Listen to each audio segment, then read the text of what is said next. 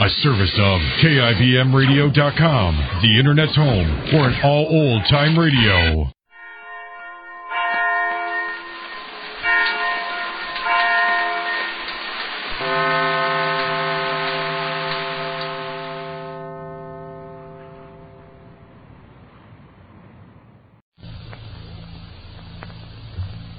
And now, the Goldbergs. Molly Goldberg has had the experience of knowing people who were motivated by misunderstanding, by jealousy and love.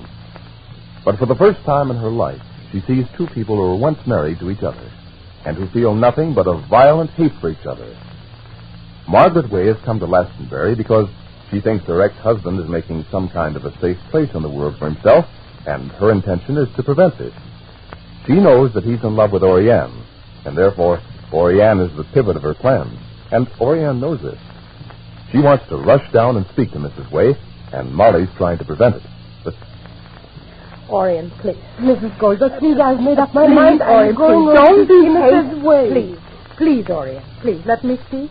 Please. I'm not 2 years old, huh? I'm a little bit more, please, if you don't mind.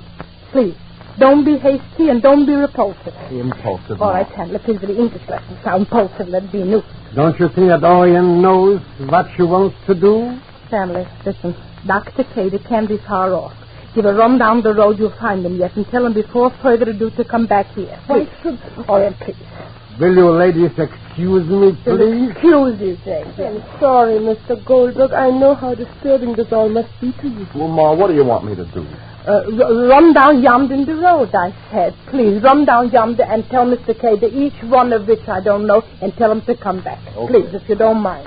Why should Dr. Cady... Orianne, please. Before you go, Orianne, if you think you should, it's smarter to know what kind of a woman Mrs. Ray is. Now, what kind of a woman can she be? Dr. Cady's father went over. He spoke to her. Let us hear from him. Mom. Yeah? What have you got there? My skirt. I want to press the pleat. Says the priest. Well, all right. Forget the iron. I'll do it already. Don't leave David upstairs alone. I'm speaking with Orianne now, Rosalie. Please. Just put up the iron. Plug it. Orianne, David said that you told him that you were going away. Put up the iron. Rosie, David is calling you. Go. I'll fix the iron already. Here's the ironing board, Mark. Give me. Thank you very much. Thank you. Take up an apple for the child. Maybe he wants to nibble. Go, dear. All right. Orianne, I think, darling, that you're making much to do about nothing. In my eyes, Orianne, you're a very lucky person that is pushing away her good fortune not with one hand, but with two hands. How do you mean? Dr. Cade is Dr. Cade is enjoying this. It's all part of his work. You don't think I can take that man seriously, even if it was. If I permitted myself to care for him. He's not... All right. Excuse me, 1 minute. The iron shouldn't get too hot. All right. Orianne. Listen to me. Just listen to me. Take Mr. Ray, for instance. Take Mr. Ray step by step. Take him step by step. 1 plus 1 and 2 plus 2. I can't hurt Mr. Wayne. Oh, but Dr. Cady, you can hurt, huh? Mr. Wayne needs help. Maybe I know what it means. Maybe Mrs. Wayne needs help also, too? She's going about getting it the wrong way. First of all, by insulting me, by coming here and remaining. She's no longer married to Mr. Wayne. Maybe there's something... She left him and sued him for divorce when he needed help. She had enough money to pay his debts and clear him. And she didn't. Now when she thinks the poor man is finding a little comfort in living, she wants to snatch it away from him. Mrs. Goldberg, I'd marry Mr. Way myself just to show her that. I would do that. That would be very foolish. I know it. Then I have to go away. Where will you go? Molly, may I see you 1 minute, please? Yes, I'm coming. Orianne, will you just see that the iron shouldn't get too hot if you don't mind? I understand. Molly. Oh, I'm coming, Jake. I'm coming. Excuse me. How do you do that?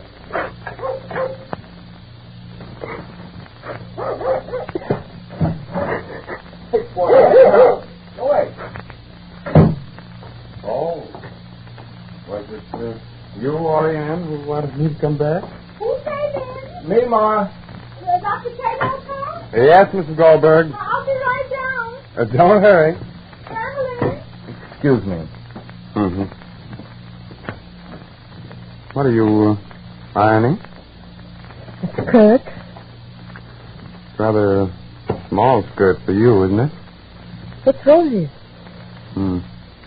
It's awfully nice of you to help out here.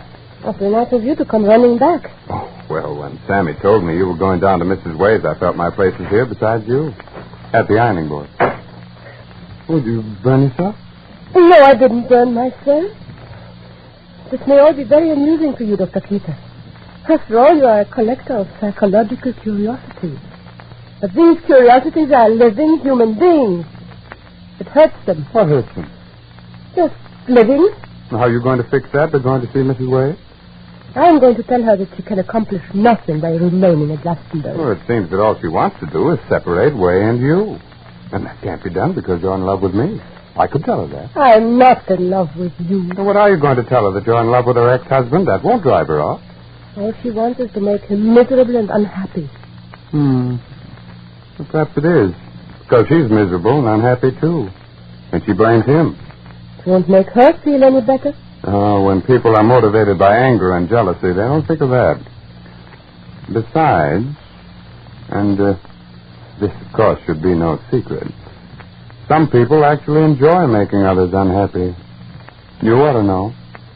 Why should I know that? Oh, come on now, Orianne. Don't be coy with me. I love you too much for that. Will you stop saying that? If you want me to. I want you to. I'll stop then. But I'll show you how altruistic I am, Orianne. If I love you and you don't love me, at least I'm willing to help. I'll go down and see Mrs. Way. What for? I'll help you have your friend, Mr. Edward Way, all to yourself. That's too noble, even for you. Now, I'm honest about all this, Orianne. I want to see you happy. If you can be happy without me as a husband, yes, I'll go down to Mrs. Way and I'll use all my subtle skill as a mastermind and get her to leave Glastonbury. How can you do that? I'll do it. But I want you to promise not to go down to see her at all, unless I ask you to. She wanted to see you anyway. I know. The whole thing is so mean and stupid. Yes, isn't it? But I'll play midwife for you and Edward Way. I'll make love to Margaret Way myself. You are quite capable of it. Only in a medical way. I don't trust you. Oh, trust me, Orianne. Trust me the way I trust you. Oh, stop it. You want me to? I'll wait to see what you can do. Thank you for the privilege. No, actually, Orianne, I'm quite interested in the character and the history of the Wades, from a doctor's point of view. They're both sick to the core. And I think I could help them. Not with your attitude. You have to be sympathetic, you know. You think I have to love them to help them? You have to have confidence in human nature. And all you have is confidence in your own. Oh, you don't understand my noble heart. There you go again. I've practiced my profession a long time, Orianne. And not because I made money at it either. Modern life has spread a great deal of private ruin through the lives of people. I'm interested in the cause and the help of it. You know, I'm supposed to be an expert in my field. Then go, and expert. I shall. If you promise me that you won't go off and marry Mr. Way until I say go, I'll guarantee to help him and his former wife. I know I can. I can help anyone who will let me. Why should I promise you that? Because I don't want my cure ruined behind my back. What makes you think I'm going to marry Mr. Way? Oh, you won't if you're in your right mind. But a woman who sympathizes with a man can do anything foolish. Promise me. I have no intention of marrying Mr. Way within the next few days. Orianne, you're not thinking I'm of me. a foolish woman. Well, he's not the man for you. But you are, I suppose. Yes, I am. Promise to warn me in advance. I promise. Why then, Orianne, darling, you're as good as married. But the brash and rather flip way that Chris uses with Orianne covers a deep than abiding interest in people and a deep and sincere love for her. The problem of seeing and filling the ways isn't an easy one. And Chris's fear that Orianne might marry Way because she pities him comes from a very real danger.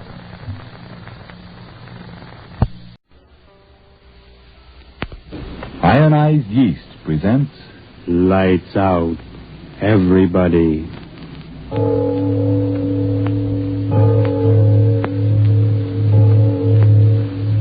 It is later than you think.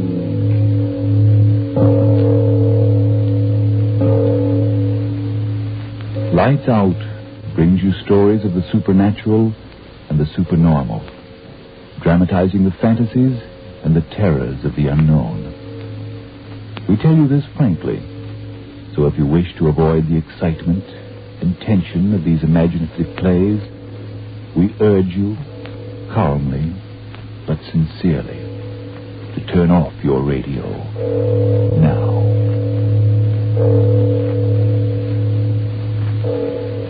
My name, Arch Oboler. Bon Voyage is the title of tonight's story. In other words, a good journey. Remember back in the days when one could go vacationing on shipboard?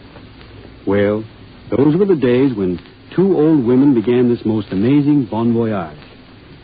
Tonight I'm very curious to see if you'll really feel as I do about the events to unfold in this extremely strange travelogue.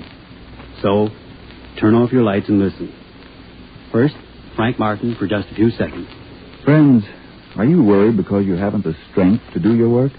Because you're so miserably thin and weak and worn out? Well, if, as with so many, it's only because you need more vitamin B and iron, get ionized yeast tablets. They work wonders for thousands who only needed more of these substances. Help them gain glorious new strength and energy in 5, 10, even more pounds, often in a few short weeks. Remember the name, ionized yeast tablets. And now? Lights out, everybody.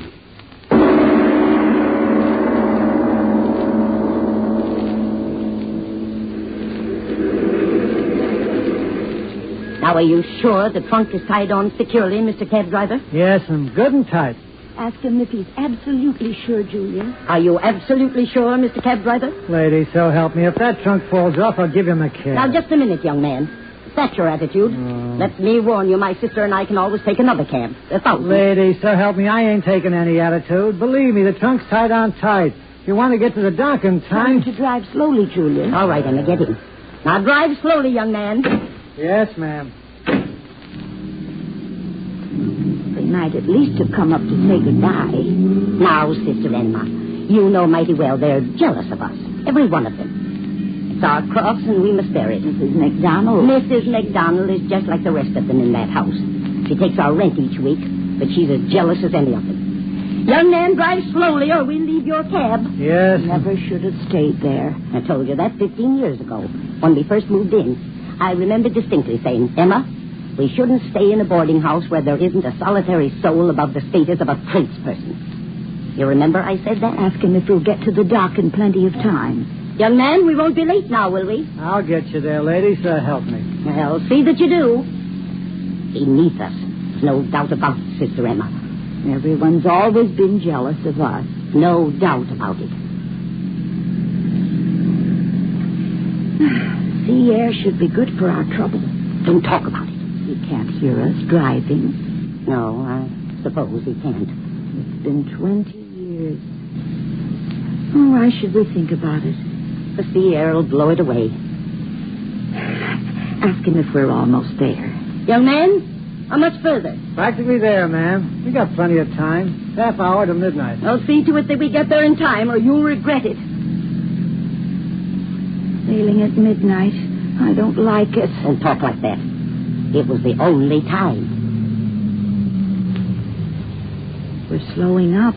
Ask him what's the matter. Young man, what's the trouble? No trouble at all, ma'am. We're at the dock. The air'll make me stop dreaming those dreams, don't you think so, Sister Julia? Tell you, don't talk about it. Here you are, ladies. Got you in plenty of time. Ask him if it's the right dock.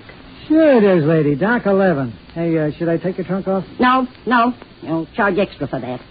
And there'll be someone from the steamship company to do that. What's your fare? There it is on the meter, ma'am. $1.25.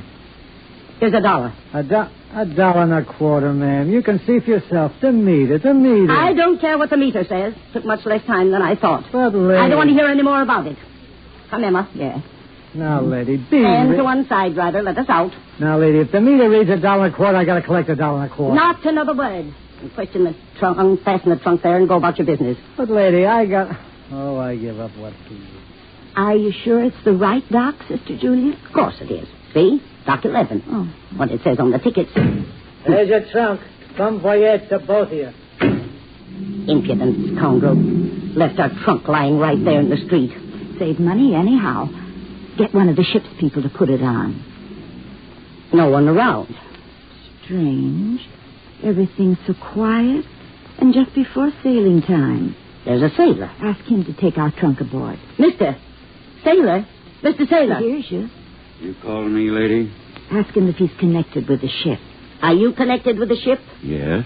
You want to go on board? We certainly do. Julia, look. People. Where did they... 1 minute there was nobody, and now so many people getting on board. Julia, ask him... Got your trunk. This way to the gangplank. Yes, of course. Come, Sister Emma. Don't have to tip on the thing, Sister Julia. Part of the service we get. I know. This way to the gangplank, lady. Oh, got your tickets ready, Sister Julia? I got them. Walk quickly. Don't want to lose sight of that man with our trunk.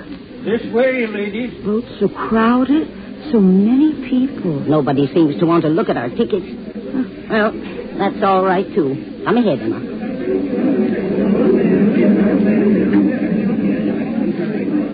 Your cabin, ladies. Ask him if it's the right one, Julia. Now, are you sure it's the right one, sailor? Your trunk's inside, ladies, all shipshape. Very well. Come ahead, Emma. All right. Now, you don't have to tip him anything, Julia. It isn't necessary at all. Well, there isn't much of a cabin. Much smaller than they told us. I'll speak to the captain. Oh, not now. After we sail. Don't leave me alone in this place. Now, Emma. Now, don't now, Emma, me. You've got the same thoughts. Don't talk about it. The sea air will do us both good that way now, won't it? Don't talk about it. There, we're starting. Yeah.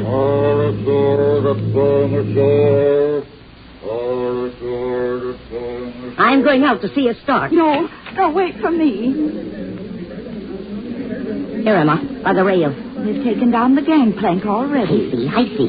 That means we're free to the land and everything on it, doesn't it, Emma? Don't talk about it. Isn't it enough that for 20 years... We're starting. Ship's moving. How fast the dock and all the people on it are fading away. Yes, they're almost out of sight. Julia. What? Did you notice all those people on the shore? They were waving handkerchiefs, but they were crying.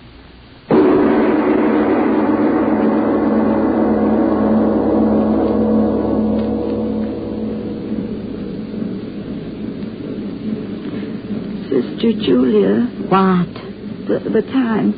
What time is it? I don't know. Reach over and turn on the light. Ship's rolling so badly. There. 20 minutes after 2. The longest night. I haven't been able to sleep a wink. Why does the ship have to go so fast? That's all right, taking us away from the cursed land. Stop saying that. Strange how for 20 years a face can come to one in the night. Stop, I tell you. I'm going up on deck. Oh, no, don't leave me here. I'll go with you. Come ahead, but keep your mouth closed. Are you going to get dressed? No, just a coat. Fine, like slippers. Might be cold. Then stay here. No, I'll go with you. I got my coat already. Don't leave me. Come ahead. So quiet. Those must be the engines. Everyone's asleep. It's good to be getting away from the land. Here, up these stairs. Huh? Well, can't you see the sign, promenade deck? Oh, yes, the deck. That'll be nice. And now, don't fall.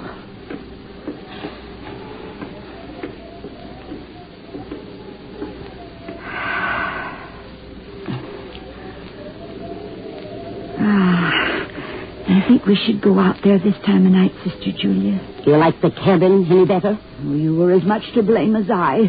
The blood, Stop you it. said. Stop it. Come out here. The wind. You wanted to come out here. Where will we walk? Where does one walk on shipboard? Come. They drive the ship so fast. It's frightening. Then go below. No. Julia. Walk faster. I want to keep walking. Julia. But what is it? We've been all around the deck. Well? And we haven't seen anyone. It's the middle of the night. But no one. What do you expect at 3 a.m, a brass band? There should be someone. Go down to the room. Julia, did you hear that? Nothing but the wind. No, something else. Nothing. Julia. What's the matter? Over the side of the ship. A hand. No. No, it isn't. Oh, Julia, come back. Come back. No, you're crazy. There's nothing. But I saw. Nothing. I went to the rail. There was nothing. Oh, we shouldn't have killed him, Julia. Oh, no. If I talk about it, maybe I'll find a little rest from the crazy thoughts that have been in my head for 20 years. Stop talking. Stop, you fool. Ever since that night, Julia, they've been tearing at me. Crazy thoughts. You're a fool. Fool. Not such a fool. The thought of it's made you an old woman, too. I'm all right. You, too, Julia. All these years, you've been afraid, too. Will you ever stop talking? At night, sometimes I hear you cry out in your sleep. No, I don't. You do, Julia, you do. You do in fear of him. Here? Why should I be frightened? You helped me carry him down the steps to the basement, Julia, remember? Stop it. I'm not afraid. His bones, they're dust by now. Worms took care of that. You are frightened. You are. Tell me that you are. You know you are. No, get away from me and stop talking to me. Yes, you Nothing are. to be frightened of.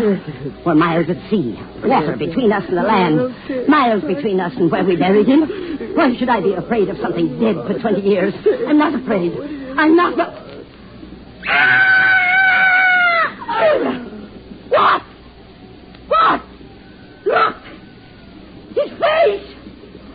His face in the sky!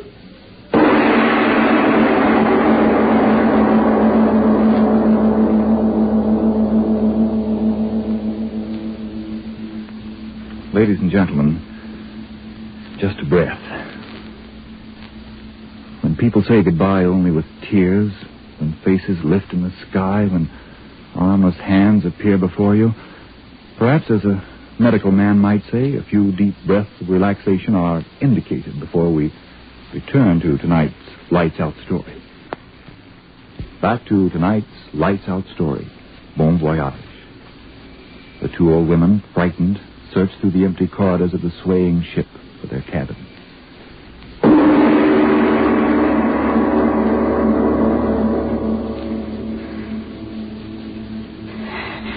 Faster, Emma. Walk faster. Is this the right corridor? Oh, get out of my way. Cabin. Got to get to the cabin. Close the door. Lock it. Yes, lock it. Can't hurt us if we're behind a locked door. It wasn't locked before. Oh, but that isn't our cabin, Julia. What are you talking about? Of course it is. No. I tell you it is. Julia, no. This cabin. Here. Oh, it's locked, too. Got to get in. Got to get inside.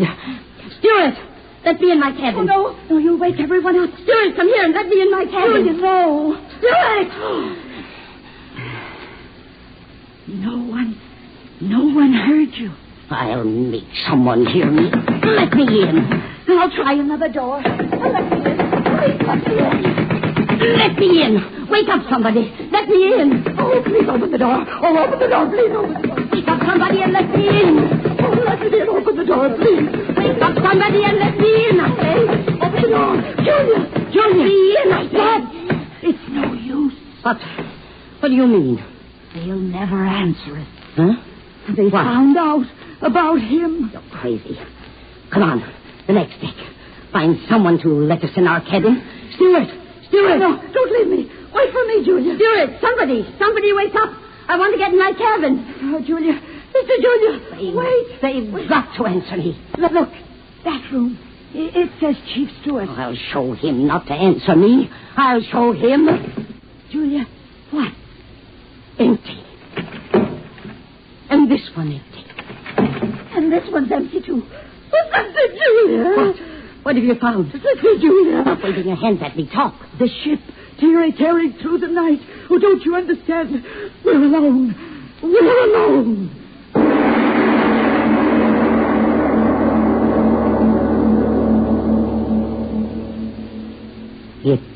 It doesn't seem possible. We've been all over the ship. But what makes it go? Oh, stop, you fool. Stop. Trying to drive me crazy as you are. I can't stand it out here.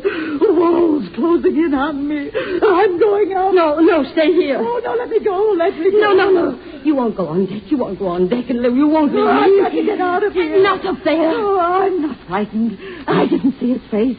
You did. Stay here, or I'll choke the tongue out of you. Oh, my neck. That's the way you killed him. That's the way. No, you killed him. You. I only held his neck.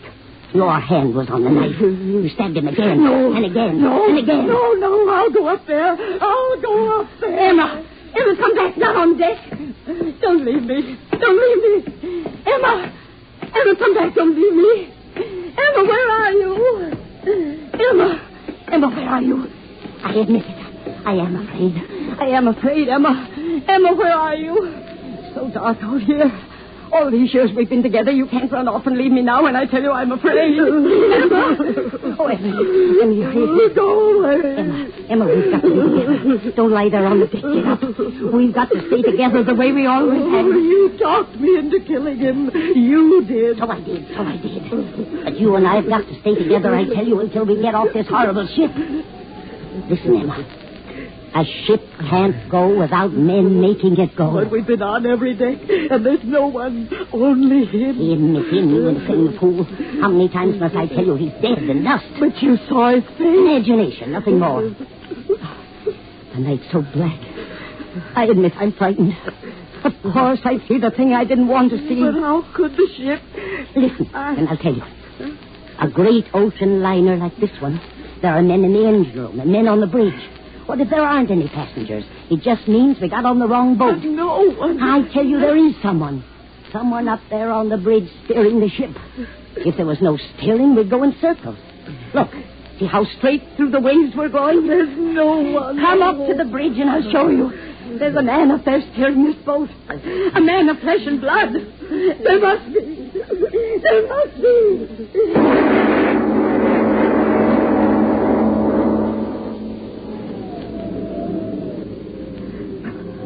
I'm afraid to climb. But how can you know? A man must steer this ship. If there's no one there. So dark. I can't see. Yes. This is up where the steering thing should be. No, I'm afraid. In there. The wheelhouse, they call it. Yes, that's it. There's windows around. You see someone in there? No, the wheel? No. There must be someone there. Come close, Emma. Look. Windows covered with mist. Look in there, Emma. Your eyes are better than mine. Tell me there's someone steering. No. Oh, no. Get out of the way. Let me. To the window. I'll see. Steering wheel. Emma. We are alone. I told you. No, stop the ship. Stop. Where are you taking me? Stop. No use, Emma. No use. Judge us for our sin. The ship won't stop till we confess. I confess. Yes, I confess. I killed a man. We killed a man. For his money. 20 years ago. We did it together. We needed money. He had so much. Stabbed him. I did. Cut him up. And we buried him in the basement. And no one ever knew. There. Confess. Now stop.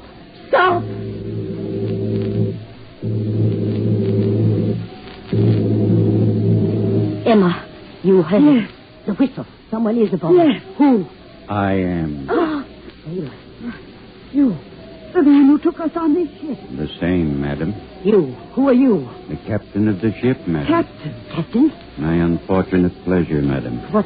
Where? If you will excuse me, madam, I must go in there. It is time to take the wheel. But there's no one. How could the ship... You will excuse me. It is time. You've got to tell us. You will step into the wheelhouse this way. I will set the course. You've got to tell us. Yes. What is this ship? Where is everyone? Then why did you bring us here? North by east. Aye, that's the course. Will you answer me? Julia, make him tell us. I'll go crazy. Hey, look, Captain, whatever you are, tell us where we are. Tell us where we're going. We've got to. Where you are? Yes. On my ship, my lady. But what ship?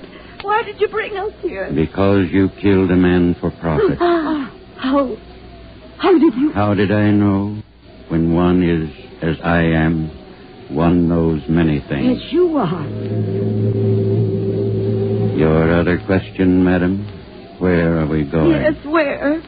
You go to your doom. The man's insane, Emma, that's it. We're on a ship with a madman. No, madam. A dead man.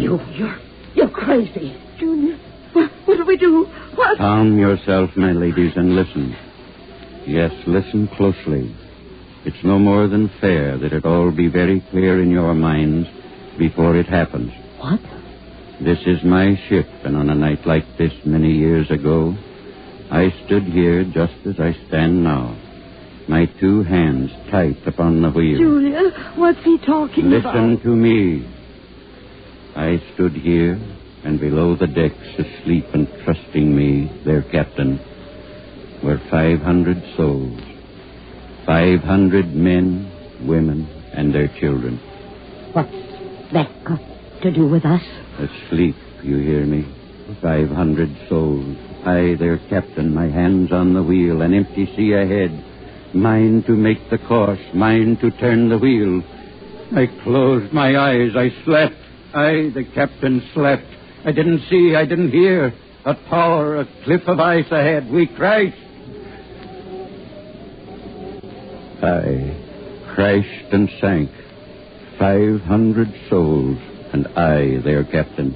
He is crazy. So the captain lost his ship and lost his life, and 500 lives with it. And so we sail again tonight.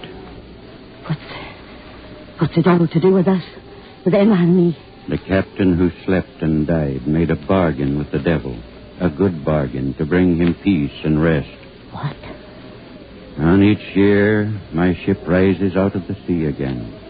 Once each year, I sail it. Oh, Julia, why is he talking like that? I set the course the same as I set it on that very night. The wind, it blows the same, but with me now, not 500 souls, but two.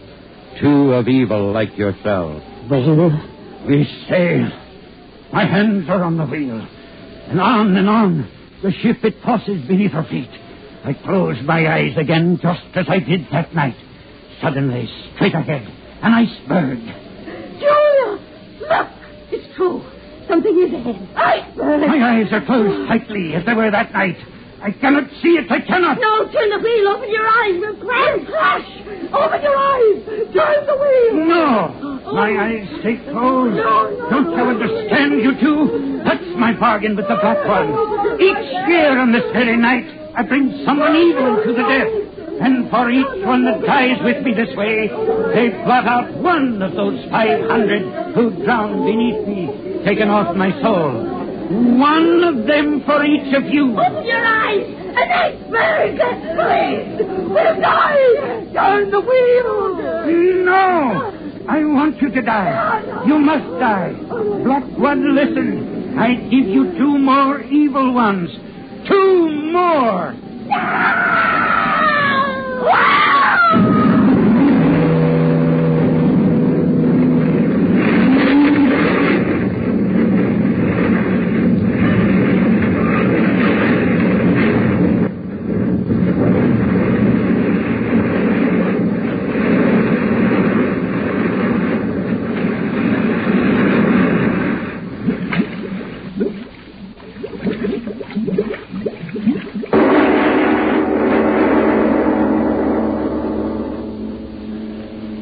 Mr. Oboler, whatever gave you the idea of such a story is Bon Voyage? Well, Frank, some of our stories are based on fact. Some are a mixture of scientific fact and fiction. And others are ghost stories founded upon unexplainable but nevertheless apparently real happenings to real people. I think Bon Voyage shows what can happen in the minds of people who have an overpowering sense of guilt. Some say that there is an inevitable law of compensation. Who knows? Well, they're all certainly intriguing entertainment, but what about next week? Well, before I tell you about next week's story, and I hope you'll like it as much as I enjoyed dreaming it up, first, a minute for you. What? Friends, it's a rather difficult transition from the out-of-the-world story we've just listened to the cold realities of right now. And it's even more difficult after all the words you've heard about buying war bonds to say anything that hasn't been said. And yet, why look for originality in speaking about something that's as real and as close to us as this war? The second front is open. None of us know how long the road is to victory, but we do know that by putting every extra dollar, quarter, and dime that we have into war bonds, we're helping defeat Mr. Schicklgruber and Mr. Hirohito and company and help make a stable America when peace comes. To win the war and to hasten a fair peace, there is no better use for that paper and silver in your pockets. Certainly, cheer the boys in the second front, but do something about it, with work and with purchases of war bonds. And now, Mr. Oboler, what about next week? Well, come to the bank. No, that's not an order. It's the title of next week's Lights Out presentation. Supposing a woman came up to you, a small, mousy little woman, and said, please come to the bank. Would you laugh? Would you run? But find out what one man did next week. Yes, tune in next Tuesday again for Arch Oboler's eerie story of Come to the Bank. And if you need more vitamin B and the big letters IY on the package and on each tablet.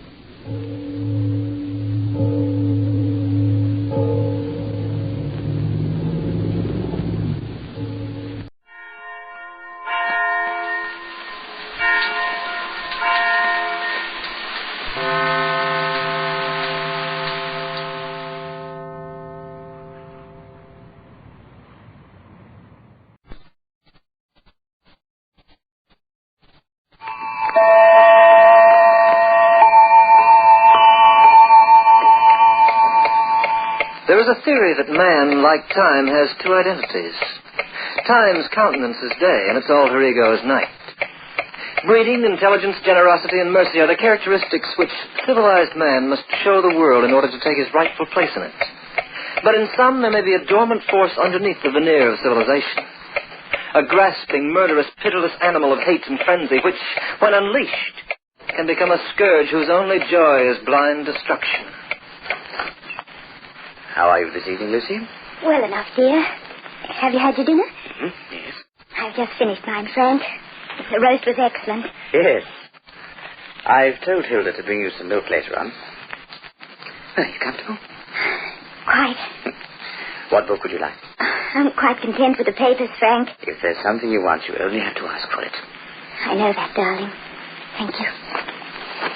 I've been reading the account of the new research foundation. I'm very proud of my husband. Now, Lucy. When your name's in the newspapers, I can never get enough of it. You're so appreciated, loved by so many. Oh, the papers overdo it, Lucy. All I've done is donate a little money to a worthy cause. You've spent your whole life with worthy causes, Frank. You'd have been a multi-millionaire by now if you hadn't given so much away to charity. Well, I've still got enough to get by on. And I've made certain you have a handsome income for life if anything happens to me. Oh, Frank, please don't talk that way. Nothing's going to happen to you. You never know. Oh, no, you've got to live, Frank, for a long, long time. The world would find it hard to do without you. I think you're prejudiced. Thousands of people have you to thank for a new start in life. And even with everything you've done, you've always found time to bother with me. Oh, now, darling. If only I could be of some help to you. If only I weren't a hopeless invalid lying here in bed day after day. Lucy, please, I don't like to hear you speak like that. All right. But you could make me less self-conscious of it. If you would. How do you mean that? Well, Frank, darling, you never go out unless it's connected with business or charity. You never have any fun. I appreciate my home. I don't enjoy leaving it. You mean you feel guilty about leaving me alone? Now, Lucy. It happens every day. You deny yourself because of me. I overheard you talking to Frederick Walsh before you refused his invitation. That's just the sort of thing I don't want you to do. Oh, I can do without cocktail parties. Friends, you're still young, darling. I want you to get some pleasure out of life. But I do, Lucy. Darling, don't you see it's easier for me when I know you're not making additional sacrifices? You'd feel better if I went out occasionally? Oh, yes, much better. Well, we'll see about it. No, I want you to start right now, tonight. I want you to go to Frederick's party. Oh, it'll probably be a bore. No, it won't, Frank. He's always had such interesting people for friends. I'm sure you'll enjoy yourself. Well, to be perfectly honest with you, Lucy, I did rather fancy the idea for a moment. There now. That's all I wanted to know. Now, you get yourself dressed and go to that party. And give my best to Fred. You sure you won't mind? Why should I? Well, all right, then. I'll run over for a couple of hours. Good. Well, what are you waiting for? For a moment, I had a feeling that I'd forget about it. I don't know why. I'm being rather silly, aren't I? I don't know why I said that. Oh, well, good night, Lucy. Good night, Frank. Just make sure you come back to me when the party's over.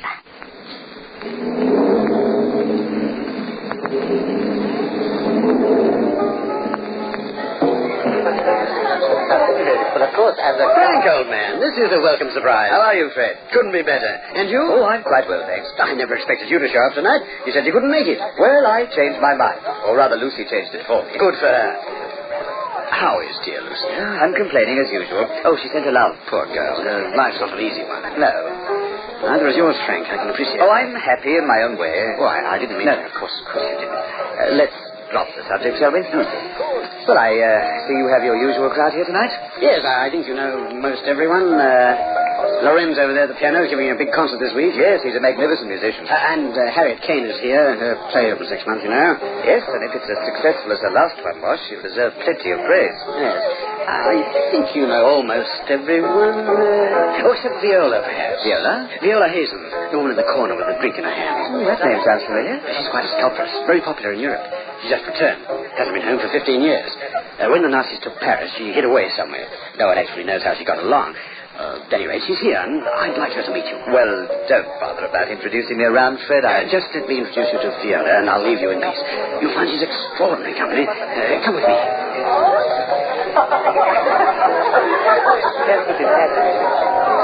Viola, my dear. This is a charming party, Frederick. I'm glad you're enjoying yourself. I want you to meet a very good friend of mine, Frank Cameron. Viola Hazen, Frank. How do you do? How do you do? You must have heard of Frank. He's the modern Santa Claus. Plays Mr. Moneybags to every worthwhile project. Now, Fred. Oh, yes, Mr. Cameron's reputation has preceded him. I'm very impressed. I wouldn't pay any attention to Frederick. I believe he's a disappointed press agent. Oh, coming right over, Bob. Will you excuse me, please? Of course. Drink? Oh, yes, thank you. Here's one on the tray. Thank you. Shall we propose a toast? Yes, if you like.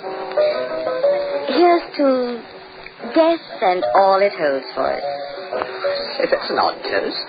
I'm a very odd person, Mr. Cameron. You look just as I imagined you'd look. Oh? I've heard and read about you often. Frank Cameron, heaven's gift to the underprivileged. You sound disapproving. I don't have very much use for philanthropy. It's a hypocritical pastime. That's not quite fair. Chacun a son goût. Your French is clearer than your philosophy, Miss Hazen. Oh, call me very exemplar. Why do you feel a philanthropist is a hypocrite? A man who gives his money away is trying to cover some inner feeling of guilt. Oh, right then, I'm a potential murderer. You may be, one never knows. Viola, I think you've had too much to drink. On the contrary, I know what I'm talking about. On the surface, you're respectable, generous, home-loving. I take it you have a home. Yes, and a wife. Oh, she probably thinks you're wonderful. You're undoubtedly beginning to think so yourself. No, I'm not quite that conceited. But underneath all that veneer... Well, underneath it, what am I? I'd find out if I made a sculpture of you. You mean these inner trays I have would show up in your work? When I carve, I don't see my subject from the surface. Something happens to me when I work. I only see what the subject is really like beneath his layer of flesh. Oh. Well, I'm sorry I don't have time enough to let you make the experiment, Viola. You mean you're sorry you don't have enough nerve? Now, really, you're going a little too far. Oh, the outraged male. Well, if you ever feel you have courage enough to learn what you really look like underneath, you might drop in and see me. The experiment might be amusing. I can always find a little time to be amused. I suggest you don't count on it. Oh, but I will. You men are all alike. You're more curious than women. You drop around and I'll be waiting for you. Just look me up. I'm in the phone book. I shall be looking forward to you very soon.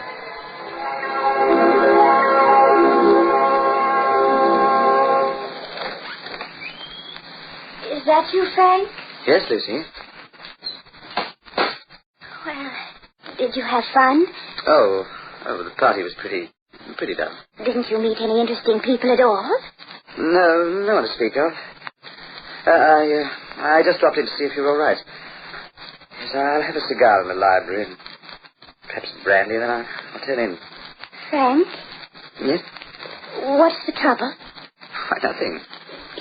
You sound uneasy. Ah, it's just your imagination, dear. Put the light on and let me look at you. Well, you satisfied? You're sure you're not worried about anything? Quite sure. Now you go to sleep. I'm sorry I disturbed you. Oh, by the way, John Wilkins called while you were out. Huh? What for? He wanted to remind you of that conference tomorrow at noon. Oh, yes, I'd forgotten. You're going, aren't you? Well, there was something I was thinking of doing. Then you'd better call him in the morning and tell him. Yes, I will. As a matter of fact, I believe I'll see him after all. That other thing I mentioned was something silly, and I've changed my mind about it. Yes, I've changed my mind. Good night, Lucy, dear.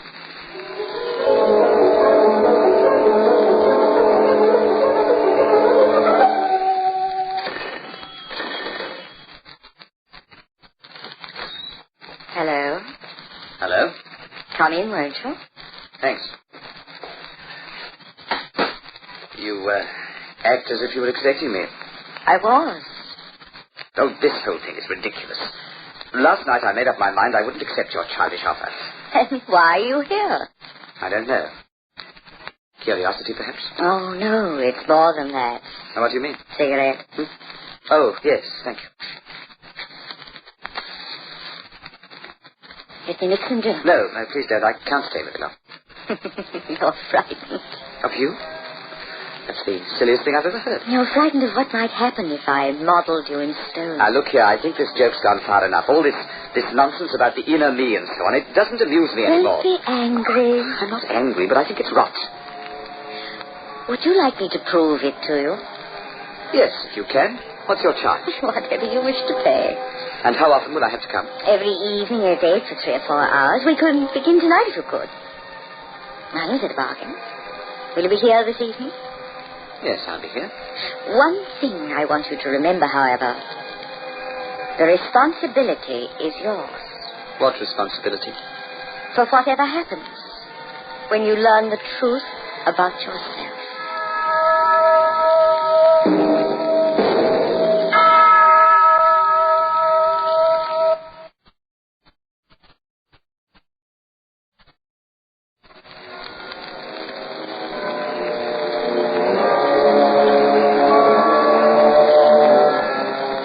Man has been on this earth for many years, and in the course of time he has risen from the primates to his present status as the most intelligent of animals. But there are a few who have not come quite so far, and who continue to teeter upon the narrow perch that divides civilization from aboriginal chaos. How much longer, Viola? Just a second, and you can take a break. All right, relax. Why do you always cover the statue after you finish? Because I don't want you to see it yet. It's been 5 days, and I'm getting curious. You'll see it when it's finished. It's been rather nice being here in the evenings. You seem to have a lot more time to spare than you thought you'd have. Well, I've managed to arrange my affairs so that... So that your wife wouldn't know? That's stupid, Viola. But it's true, isn't it? Haven't you been keeping this from her? Well, what if I have? Nothing, it just amuses me, that's all. Sometimes I think you have no heart. And what's so funny? You're so naive. Don't make fun of me. Are you falling in love, Frank? What? With me? Why, that's ridiculous. Isn't it? Stop it. What kind of a woman are you, anyway? Don't you have any sensitivity at all? Come here, Frank, and I'll show you how sensitive I am. Come on, come in. Well? I don't think we should have. Before you what? I didn't mean that. I'm sorry. Oh, so you can be angry and barbaric. I was right. Yes, well, perhaps it is time for you to see what I've done. I'm not finished, but I'd like you to tell me what you think of it so far. You want me to uncover the statue? Yes, go ahead. Don't know if I should. Frightened? Go on, Frank, go on. See yourself as I see you. All right.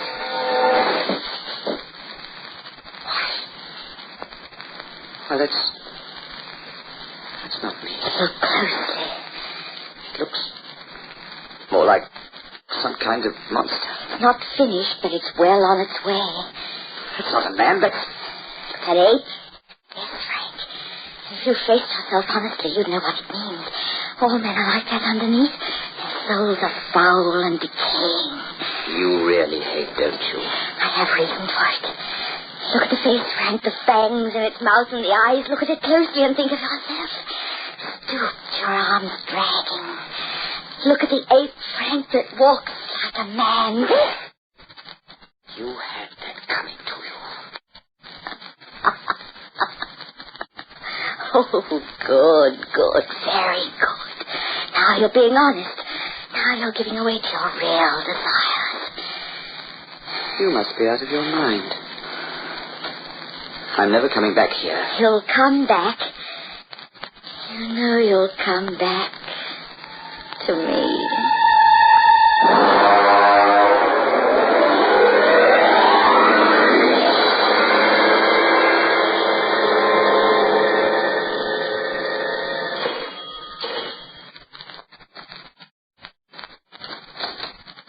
Welcome home. I thought you were never coming back. I came for that statue. Why? I'm going to destroy it. I won't. I'm going to get rid of it. No. Not until it's finished. I've been working on it. Let me see. It's 2 weeks since you left here. Do you know what they've been for me? Do you know how I've suffered because of you? No, not because of me, Frank. Because of yourself. It's rather difficult to admit what we really are to ourselves. It's hard to believe that anyone could do to me what you've done.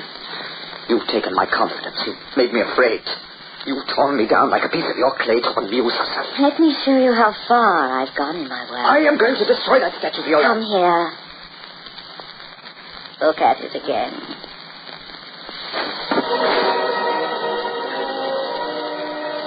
It's horrible. It's the most frightful thing I've ever seen. I have a name for it, Frank. You know what it is? No, and I don't want to hear. I'm calling it the Ape Man. I'll smash it to pieces. Frank? Why don't you face the facts? What facts? You know you hate the life you've been leading, and you know you hate your wife. No. She's like an anchor around your neck. Your whole life has been like that. You've repressed your inner feelings. You're made out to be something that you're not. Why don't you be as strong like I am? Why don't you admit that you come from the jungles, and that's where you want to return? No, you're completely insane. You must be. Take me in your arms, Frank. Kiss me. You want to kiss? I could kill you. Frank!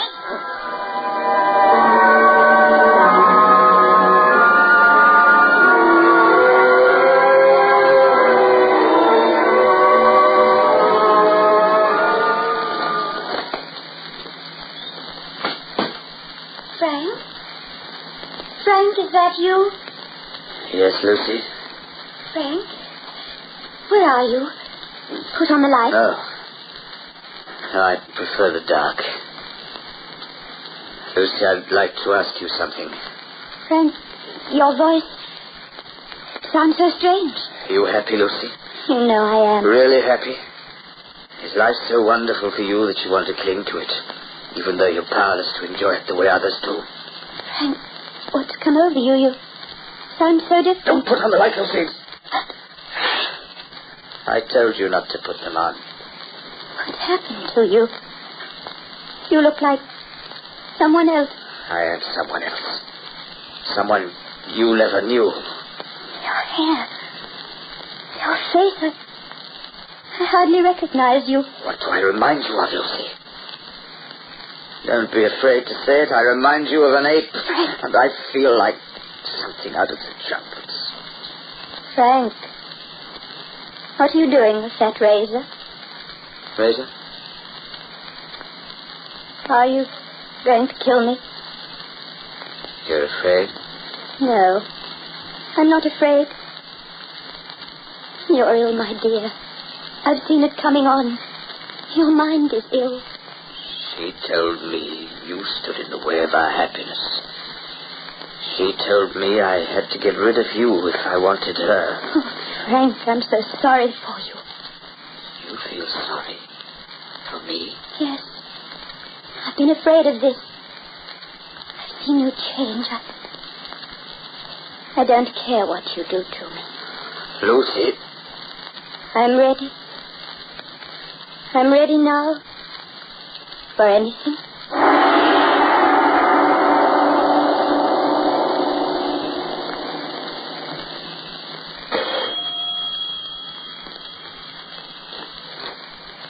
You're back. Yes, I'm back. Well? You still want me, Viola? I told you how I wanted you. Yes, providing I got rid of her. You wanted me to kill her. I never used that word. But you inferred it. If you have murder in your heart, it must come to the surface. You have murder in your heart. Have I? Murder and hate. Yes, you're right. I have real hate. I loved once, and he was a fiend, a German fiend, a goose-stepping, hiling, rotten fiend. I loved him, and I believed in what he said, and then he left me. And that's how you lived in Europe, Viola. Why not? What difference does it make as long as I had everything I wanted? I can love again, Frank. I can love you. Me and my money. Yes, you and everything you call your own. Frank. Well? Did you kill her? No. What happened? Why didn't you go through it? Because the job you did wasn't perfect. She deserves to live much more than you. Frank, what are you doing with that animal?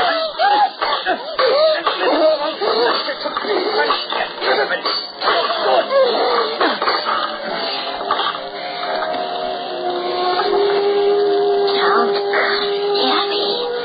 You wanted to make a murderer of me, didn't you? Frank, don't be a fool. It was all a joke. Was it? No, I wasn't serious. You know it. Why did you open the window? Come here, Viola. No. Come here. No. Let go of me. Down, Viola. We're 13 stories above the sea. Look how much shine down there in civilization. Let go of me, please. Let go People of down me. there, Viola. Good people, not people like us, not animals, apes who belong in the jungle. If you love me, Frank, you let me go. You know you love me. I can't love you. Now I can only hate. You made me that way, you. Frank. Lino. Through the window. No. Lino. No. Look down. Would you like to join the others in the street? Would you like to join the civilized ones? You're forcing me over the thing. You can join them down there, but first you must purify yourself. You can join them, Viola, and they'll have you. In death. Oh, don't do it, no. Go to them, Viola. Go to them. Go with you.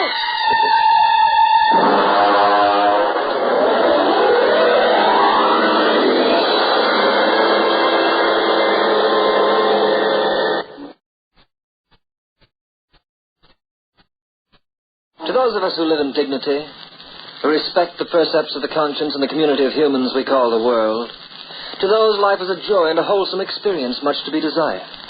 But to the others, the very few others whose feet are molded in clay, it is a tale told by an idiot, full of sound and fury, signifying nothing.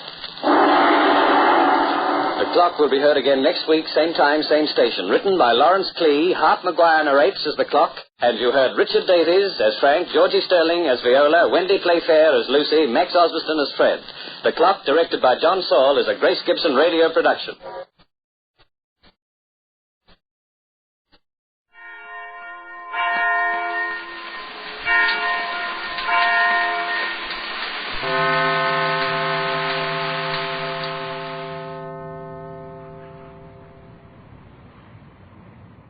The Signal Oil Program, The Whistler.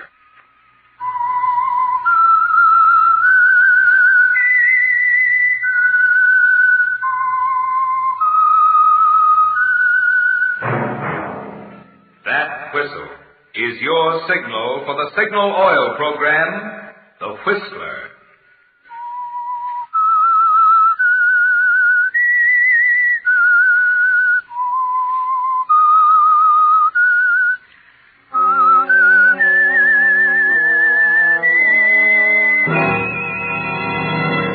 I am the Whistler, and I know many things, for I walk by night. I know many strange tales hidden in the hearts of men and women who have stepped into the shadows. Yes, I know the nameless terrors of which they dare not speak.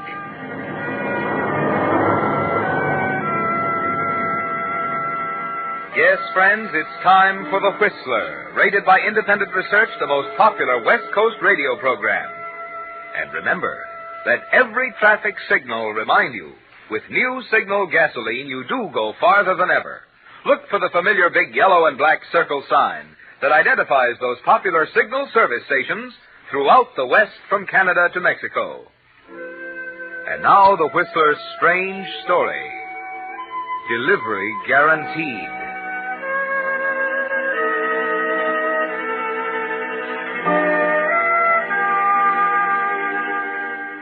The hot afternoon sun wilted his stiff collar, and the sidewalk sizzled under his feet. Dark stains of perspiration blotted his gray Palm Beach suit. But Philip Linden didn't notice the heat. Tomorrow he would be 500 miles away from the city, sitting high in the cool Sierras beside a mountain stream, alone with Kathy, away from everything and everyone. They'd be able to make a fresh start. There wouldn't be that continual bickering, those hours of torture when Kathy threatened to leave him. She couldn't leave him. He wouldn't let her. The next 2 weeks would bring her back to him. Humming softly to himself, Philip turned down a flower-bordered path to the white stucco bungalow and fitted his key into the lock.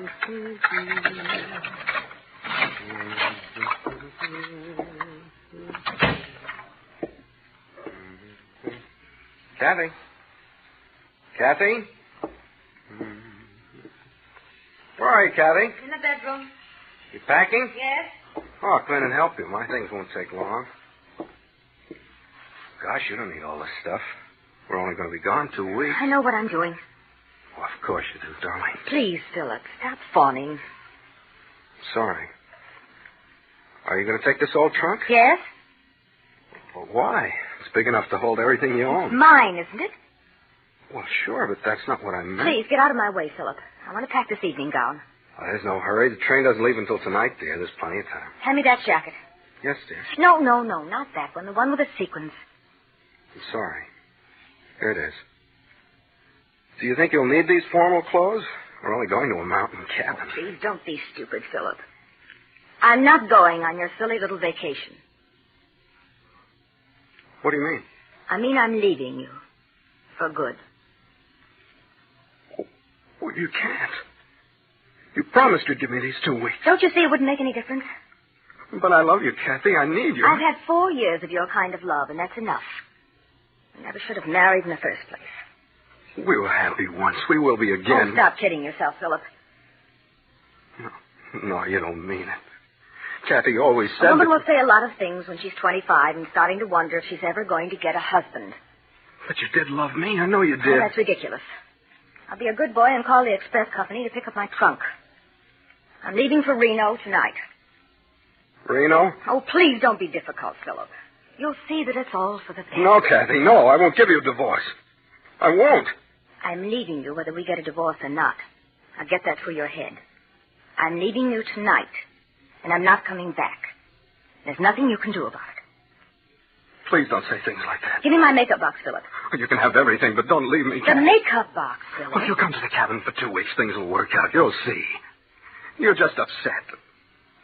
I don't blame you, dear. It's been so terribly hot I'm today. ready for this suitcase. Will you lock it? You've got to listen to reason, Kathy, darling. Don't touch me, Philip. What do you mean? Oh, can't you understand? I don't want you near me. I don't ever want to see you again. I never want to hear your sniveling voice again as long as I live. I won't let you leave me. Now get away from that door. I want to phone the express company. I won't let you out of this room. Get out of my way, Philip. Now get out of my way. No, I won't let you get out of this. Kathy. I'm sorry I had to slap you. Maybe now you'll stop acting like a baby. I'd rather see you dead. Philip, let go of me. Philip! Philip, don't you drag me. You shouldn't say things like that to me, Kathy. Please. You No, shouldn't Philip, say no. I won't leave you. You shouldn't say it. I'll stay. You shouldn't. You shouldn't. You shouldn't say those things to me, Kathy. You shouldn't say it. You shouldn't say those things.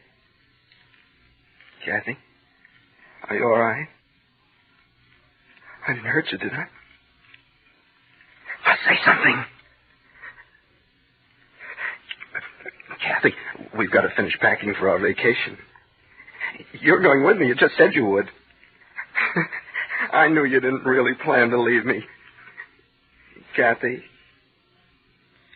Kathy.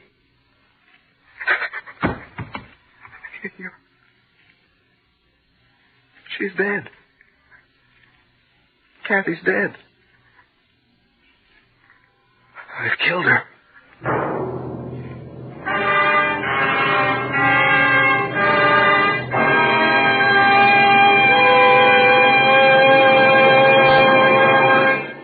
With the prologue of Delivery Guaranteed, the Signal Oil Company brings you another strange tale by The Whistler. If you've done any touring throughout the West this summer, from Canada to Mexico, you've passed Signal billboards that say, "You now go farther than ever with new Signal gasoline." But unfortunately, there isn't room on those billboards to tell the rest of the story, to tell you about the performance features in new Signal gasoline that make this improved mileage possible. Here's what I mean. Science actually rearranged the atoms in gasoline molecules to give Signal gasoline quicker starting, faster pickup, and quieter, higher anti-knock.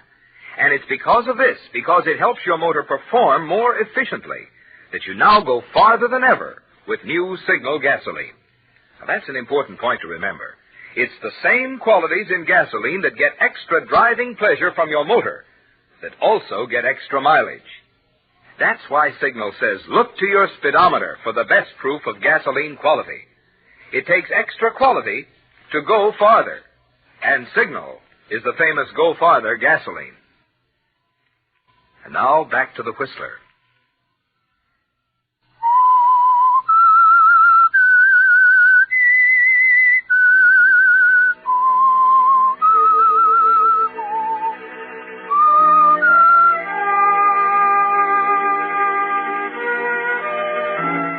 Well, Philip, Kathy won't divorce you now. She can't. But she'll never come back to you. And sitting there crying won't bring her back. You didn't mean to kill her, but that won't make any difference to the police. They'll call it murder just the same. So you sit there, your head in your hands, wondering what to do. Wishing you could run away and lose yourself in the quiet green Sierras. Then it comes to you. If you had Kathy's body up in the mountains, you could drop it off a cliff. Tell them she disappeared while she was out hiking. You're standing up now, tense, the blood pounding in your temples. You're thinking now, looking at the trunk still open in the corner of the room. The trunk. It ought to be easy. No, call the express company first. I'll have to leave tonight. Let's see. Electricians, engineers, express. Yeah, here's the number.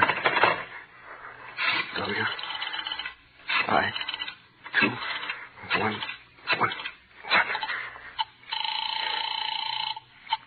Good afternoon, Express Company. Hello? Hello, this is the Express Company. May I help you?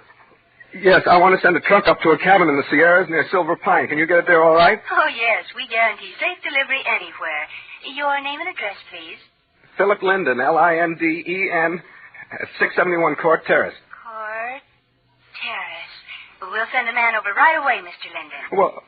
Well, the trunk isn't quite packed yet. Well, it'll be about 20 minutes before a man can get there. Will that give you enough time? Yes. Yes, I'm sure it will.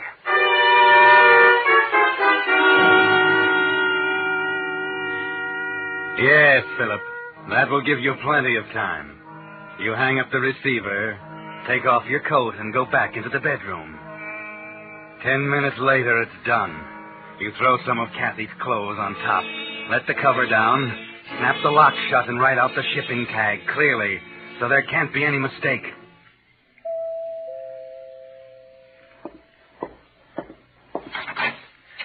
Mr. Linden? Yes? Away from the express company. You got a trunk you want shipped? That's right, in here.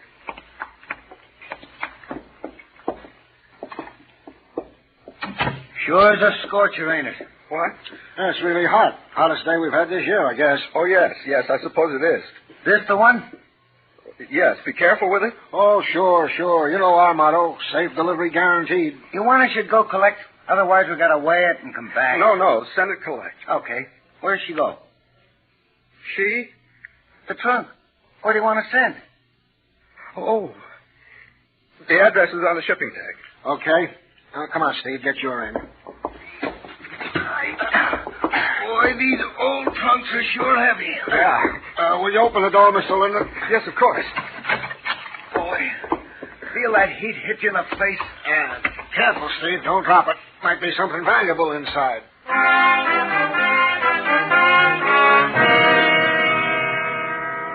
Well, they're driving away now, Philip, taking Kathy with them. There's nothing more to worry about.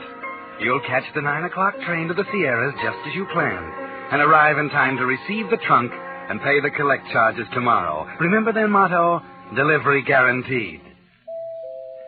The door. Someone's at the front door. What? Did something go wrong, Philip? Did you slip up somewhere? Did somebody see you through the window? Who sent for the police? What? What is it, officer? Well, Phil, don't you recognize me? What? Oh, Charlie Cooper.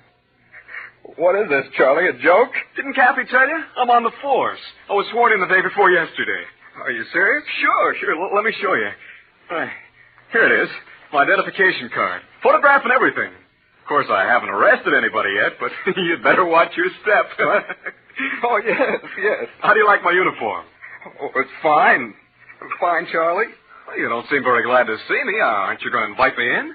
You're not afraid of a cop, are you? No, of course not. Come on inside. Well, that's more like it. You know, someday you may be glad to have a policeman for your next-door neighbor. Why do you say that? Well, might come in handy. Fix up a parking ticket or something like that. Where's Kathy? Kathy? Oh, she's out.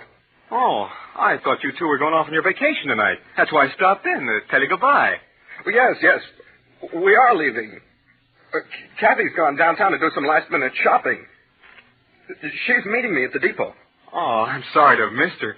What time's your train leave? 9 o'clock. Well, fine. I'm on duty then. I'll drop over and see you all. No, don't do that. Why? Don't you want me? Well, yes, of course, Charlie. Only, I don't want you to get into any trouble. And, well, if you're on duty, would your superiors approve? I mean, you're new on the job and all that? I guess you're right. The depot's not really on my beat anyway. Say goodbye to Kathy for me, huh? Yes, I'll do that, Charlie. I'll tell her goodbye for you. And I'm glad you stopped in, Charlie. And it's nice that you got such a good job. Oh, I'm just an ordinary cop, but I hope to work up. You know, I'm not so dumb. One of these days I'll stumble onto something big, and then they'll make me a detective. You'll see. Yes. I'm sure they will, Charlie. I'm sure you'll make a fine detective. Well, aren't you going to answer the door? What? Oh, yes, the door. Oh, it's probably a salesman. He'll go away. I'll get it on my way out. I got to run along anyway. All right. Mr. Linden in, officer? I'm from the express company. Yeah, sure. Phil, it's for you. Okay. Well, so long, fella. Hope you and Kathy have a swell trip. Goodbye, Charlie. Did you want to see me? Yeah, Mr. Linden. That trunk of yours... What about it? It's not packed right. We hit a bump on Oak Street, and I think it's coming apart. What do you mean? Just like I say, it's coming apart. It ought to be repacked. The weight's distributed all wrong. And then it ought to be roped. I can't be sure to get there this way. Too much risk. All right. Bring it inside. I'll take care of it later. You don't want to go all that trouble yourself. We got expert packers. Only costs you $2 more, and they do a dandy job. Take everything out and put it back in just the way it should be. It's really worth the extra money, believe me. I want to do it myself. I couldn't. I prefer to do my own packing. Why, you can trust us. We're all bonded. It's safe to let us pack anything. I understand, but I want to do this myself. Bring the trunk inside. Okay, but if it was me on a hot day Bring like the trunk inside. Okay, you're the boss. Joe, he wants the trunk. Well, I'll help you. All right. Well, please be careful. I wouldn't want any. Here it is, Mr. Linden. What do you want? Any place. This is your trunk, isn't it? Yes, of course. Well, you better put on a new shipping tag. I don't see the old one. I guess it came off. All right, I will. And you really ought to be more careful, Mr. Linden. Here, look here at the end. See there where that corner's cracked? I can get my finger right through the hole. Hey, want me to show you? No. Huh? Never mind. Oh, well, you see what I mean? You can almost look inside. Don't bother, gentlemen. I'll take care of it and call you as soon as it's ready. Yes, Philip, you'll repack the trunk yourself. Wait until the expressmen leave. They're driving away now. And you're all alone, just you and Kathy. You bend over the trunk, hesitate for a moment, and then stand up sharply. The key. I don't have the key. But you can't open the trunk without a key, Philip. You can't repack it. You can't send it to Silver Pine. You've got to find the key. Kathy must have had it, yes. Look in her pocketbook. No, not on the bed. Try the dresser. Which purse did she have? Green or brown? Blue alligator? Wait a minute. She was wearing a coat. She always carried her keys in the pocket. Where did you put her coat? Philip, where did you put Kathy's coat? You packed it, didn't you? You packed the key inside the trunk.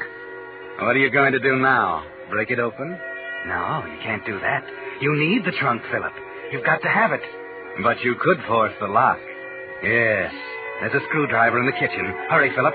You haven't much time. The express company will close soon. That's it.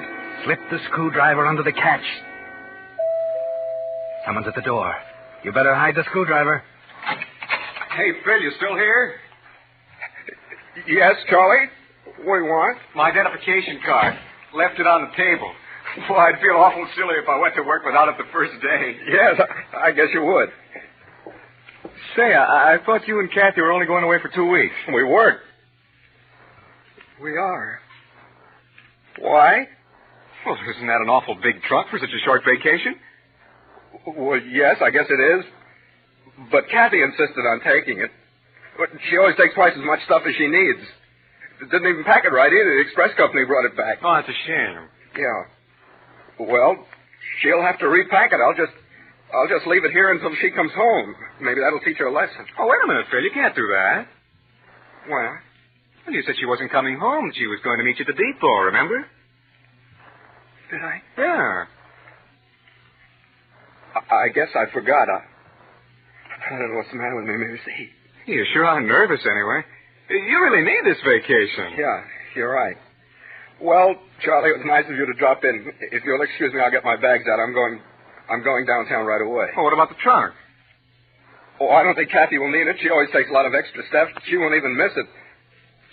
I'll just leave the trunk here. Serve her right. Oh, you can't do that. She'd never forgive you. You know how women are. She's probably got a lot of important things in there. Well, Charlie, I really haven't got time to bother with it. I'm not very good at packing. Come on, I'll help you. I'm an expert packer from way back. Helen says that's why she's married me. No, Charlie, I don't want to take your time. Don't you have to go on duty? No, not for a couple of hours. This will only take 10 minutes. Where's your key? I don't know. I think Kathy's got it. Yeah, that's right. She took all the luggage keys with her. Ah. Well, I guess we'll have to let it go then. Yeah. Thanks anyway, Charlie. What's that? A screwdriver. What are you carrying that around for? Well, I was going to pry the trunk open, but I was afraid I'd ruin the lock. Well, let me take a crack at it. Oh, let it go. How about a drink, Charlie? It's so warm. There's cold beer in the icebox. Oh, sorry, Phil. I'm on duty tonight. No alcohol. It's against the rules. Now, let's see how this lock works. Well, some grape juice. That sounds good, doesn't it? There's some in the kitchen. Come on out. Now, you go ahead. I want to work on this lock a minute. But please don't bother. I'll get the grape juice. Why, this is an old piece of luggage. Hey, how long have you had it? I don't know. Quite a while. It was Kathy's before we were married. Don't worry about it, Charlie. Here, I got something to wet our whistle. I wish I had a bigger screwdriver. Here you are, Charlie. Not exactly champagne, but it's cold. Here, take one, Charlie. Well, I'll be darned. Phil, we're sure a couple of saps. What? The trunk isn't even locked. See? All you have to do is push this little button and drop the hasp like this, flip these catches, and lift the lid right up. No! Holy mackerel, what's the matter with you, Phil? The tray slipped. My hands were wet, see?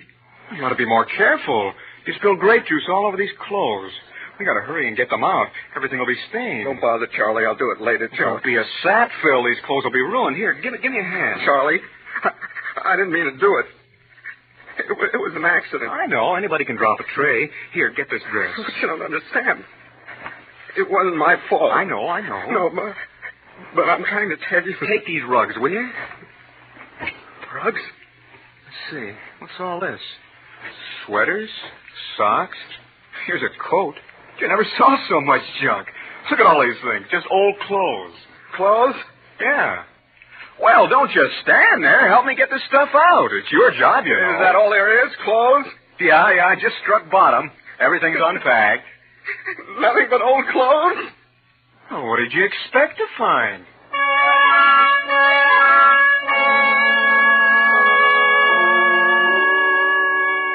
Yes, Philip. It wasn't exactly what you expected, was it? Kathy's gone. You put her in the trunk. You know you did, and now she's gone. Where could she be? It doesn't matter. You're safe for a while.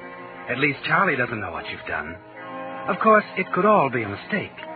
They may have brought the wrong trunk back. Then you wouldn't have anything to worry about.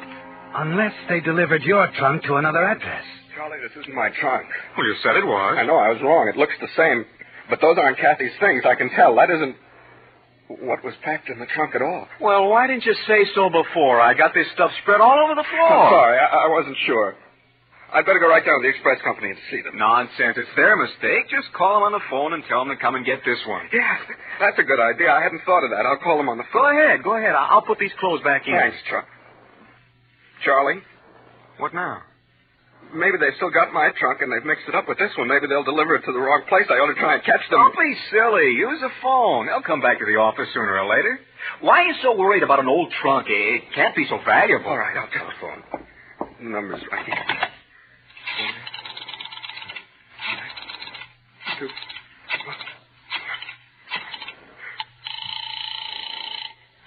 Good afternoon, Express Company. This is Philip Linden. You've got to help me. Yes, Mr. Linden. My trunk, I was shipping it to Silver Pine, you remember? Yes, haven't the men come yet? Well, they've been here all right, but they brought the trunk back. They said it had to be repacked. I see. Do you want us to pick it up now? No. I mean, yes. I mean, it isn't my trunk. They sent back the wrong one. Oh, that's odd. They don't usually make mistakes. What kind of a trunk was it, Mr. Linden? It was an old-fashioned wardroom style. It was black with brass fittings. Just a moment. The truck's driving in now. I'll ask the boy. All right, thanks. Yeah, they got your truck down there, too? I don't know. They're looking for it now. They've got to find it, Charlie. They've got to find it. Don't get so excited, Phil. It's not a matter of life and death. Hello, Mr. Linden? Yes, hello. Yes, we do have another trunk here that answers that description exactly. They picked up 2 of them out your way. Oh, that must be mine, then. They got them confused, that's all. I'm sure it is. But the shipping tag on this one's been lost. We'll have to check the contents to be absolutely certain. Don't do that. Besides, it's locked. You can't look in it. We have master keys here from all the trunk companies. It'll take just a minute. No trouble. Please don't trouble. Oh, it's no trouble at all. Steve, open up that trunk, will you? The man's waiting on the phone. He'll have it open in a moment, sir. Now, for identification purposes, would you please describe some of the contents? Did they find your trunk, Phil? Yes, they did. Charlie, there's something I better tell you. They'll know anyway, as soon as they open the trunk. Kathy's dead, Charlie. I killed her.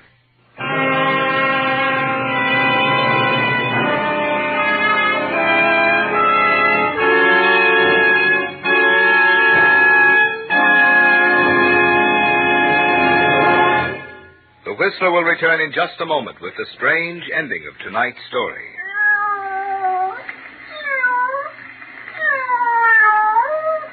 Hear that? Just a sound effect. But in your imagination, didn't you picture a cat meowing? All right, now try this one on your imagination. See if you can picture in your mind the trademark of my sponsor, your neighborhood Signal gasoline dealer. I'll give you 2 seconds. You were right if you visualized a big circle sign with yellow letters on a black background spelling out the word Signal gasoline. And in the center, a traffic signal. Which is why we say let every traffic signal remind you, you do go farther with Signal gasoline. Incidentally, wherever you see that signal sign, there you'll also find that great new Signal Premium Motor Oil that keeps motors 6 times cleaner, reduces cylinder wear 1/3. And by no means least, conscientious Signal service by experienced dealers who are more eager to please you because they're in business for themselves. Added up, that's just today's best recipe for longer car life. So let Signal's yellow and black circle sign be your signal for the surer protection your car needs today to help it run better and last longer. And now back to the Whistler.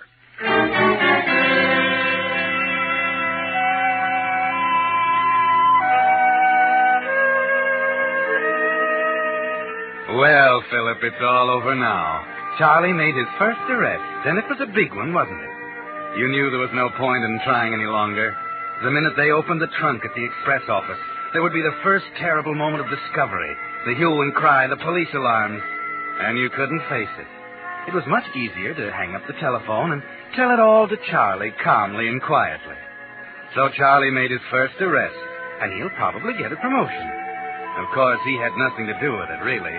It was the express company, and that nice girl clerk you talked to on the telephone. Hello? Hello? Oh, gosh, Stevie's hung up. Well, what'll I do now? How should I know? Well, I don't know either. Nothing like this has ever happened before. Well, think of something. Don't get so excited, Betty. Said he didn't want us to open the trunk. You know how people are about their private property. And then he got mad and hung up. Well, he'll probably complain to the boss. Well, we didn't open it, did we? I found the shipping tag on the bottom. We didn't have to open it. Yes, but what'll we do? Send that trunk on up to Silver Pine. But he got so excited. There must be something valuable in it. So it's valuable. It's addressed to Silver Pine. That's where he wants it to go. We've got to send it. You know our motto. Delivery guaranteed.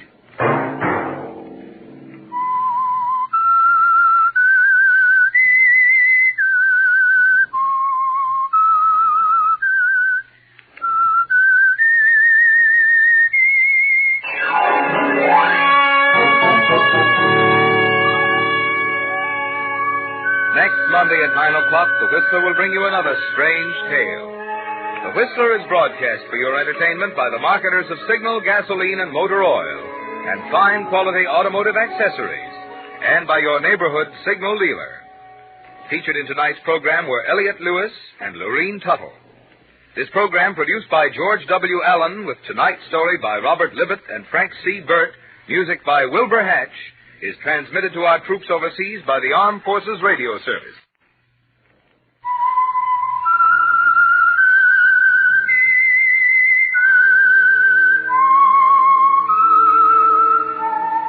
That whistle is your signal for the Signal Oil program, The Whistler. This is Marvin Miller speaking, reminding you to look for those familiar yellow and black circle signs that identify those popular Signal Oil stations throughout the West from Canada to Mexico. This is CBS, the Columbia Broadcasting System.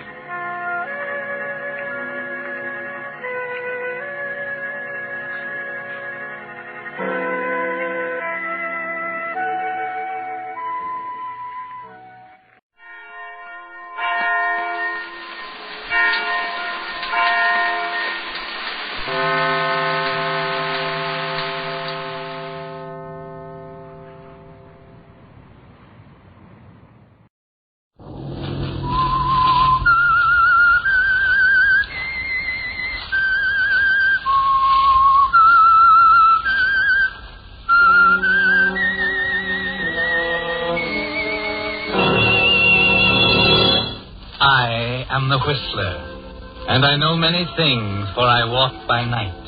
I know many strange tales hidden in the hearts of men and women who have stepped into the shadows. Yes, I know the nameless terrors of which they dare not speak.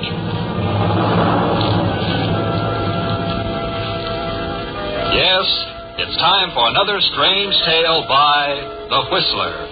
Each Wednesday evening at this same time, The Whistler brings you an unusual story of conflict and emotion. Tonight, The Broken Chain.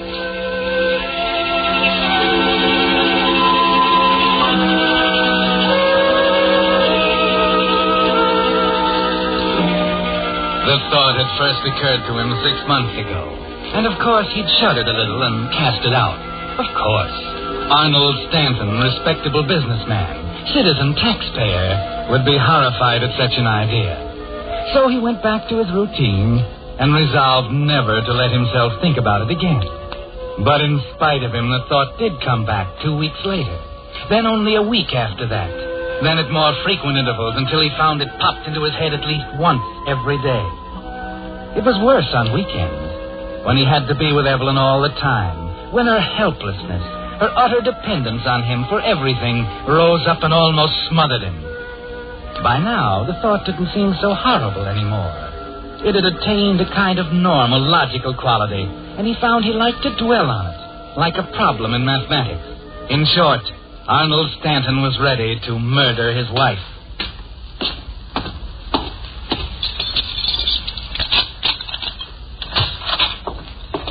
Is that you, Arnold? Yes, Evelyn. You're a little late tonight, dear. Did you miss the bus? Sam Moore drove me home. Oh, of course. It is Monday. Yes, Evelyn, it's Monday. Oh, you look so tired, darling. I think you've been working too hard. Kiss? Of course. That's better.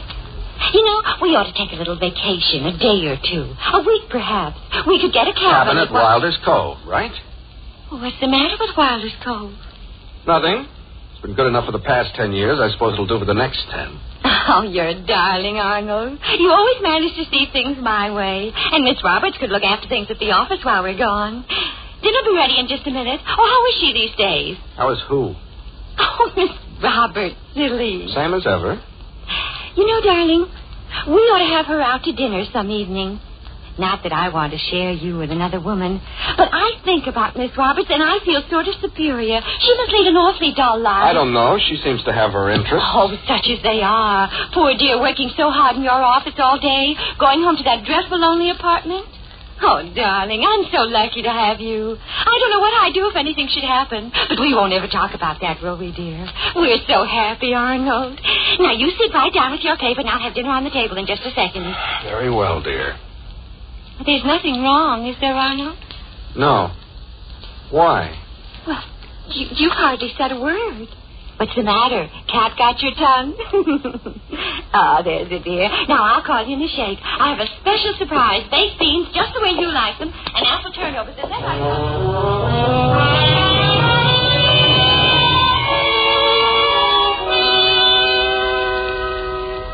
Yes, Arnold, this Monday night is different from all the rest. 6 months ago, it was just a vagrant, horrifying idea. Now it's an obsession, isn't it? It's a terrible decision, Arnold. And there's no one to talk it out with. No one in whom you can confide. You sit there staring at the newspaper without seeing it. Thinking how you hate her and the senseless prattle you've had to listen to for 10 years across the dinner table. But you can't walk out, Arnold. That's the strange part of it. You've decided it would be too cruel to walk out. She leans on you. She's dependent on you for everything. No, Arnold, you can't walk out. Arnold, come on, darling. The beans are on the table. Yes, dear. Coming. It's odd, isn't it, Arnold? How a random thought like the one that struck you 6 months ago can take hold and grow and finally solidify into something very real. As evening after evening of Evelyn's nonsensical prattle drives you closer and closer to it. Yes, you've decided it has to be tonight, haven't you, Arnold? And you're smart enough to realize that most murderers are tripped up by their own cleverness, that the plan surest of success is the simple one. As usual, you help Evelyn with the dinner dishes. But tonight your mind isn't on your work. That's my best Haviland china. I don't know why, but it struck me tonight that there's no use letting it gather dust in the closet. We almost never use it, and I said to myself, there's no use having nice things if you can't enjoy them. I think that's right, don't you, Arnold? Don't you think that's right? Arnold, aren't you listening to me? Oh, sorry, dear. Yes, of course. Oh. Well, here's your casserole. Be careful, dear. I was saying about using Haviland for every day. Yes, there's no use having nice things if you can't enjoy them. Well, I hope you don't think it's wrong, Arnold.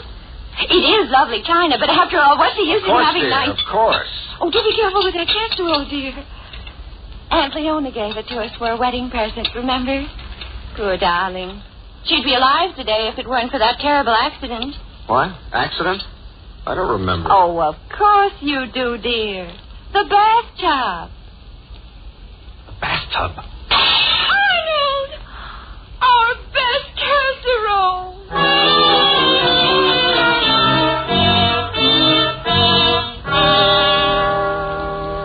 You try and comfort Evelyn, but she's heartbroken. Her best casserole, Arnold. You do feel sorry for her, don't you? It's clear now that you could never leave her. Why, that would be more cruel than the other way. So there's going to be an accident, isn't there, Arnold? A simple, ordinary accident. Like Aunt Leona's in the bathtub tomorrow morning. Everyone knows she sleeps late. That you always have breakfast in town. That you're at the office working before she gets up. 10 o'clock, dear. Time we were in bed. I suppose so. I'm awfully sorry about the casserole, dear. You probably think I'm being silly about it, Arnold.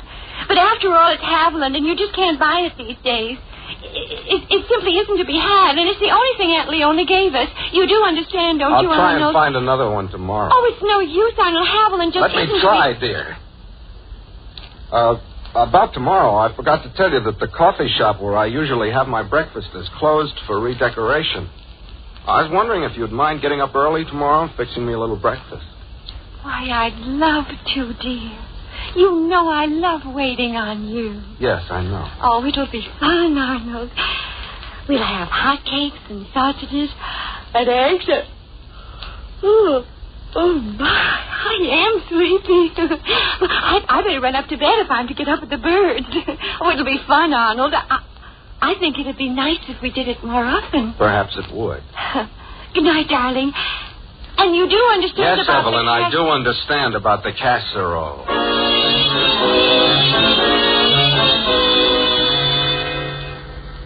It's a long night, isn't it, Arnold? The longest night you ever spent in your life. You lie there wide awake, looking up at the ceiling, at the shadow of the chandelier in the moonlight, the black silhouette of its chain against the pale gray of the ceiling. Yes, Arnold, a chain. That's what you're going to do tomorrow morning, isn't it? Break the chain. Smash it into 1,000 pieces. Huh? Oh, Evelyn. Are you awake, Evelyn? She's gone. She's downstairs. I'm too late. I should have known she...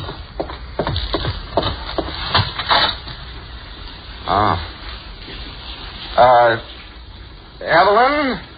Is that you, darling? You see, I didn't forget.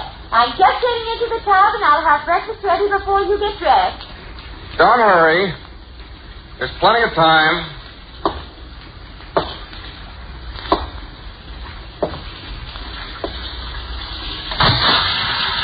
Excuse me, dear. There's just one thing before I go downstairs.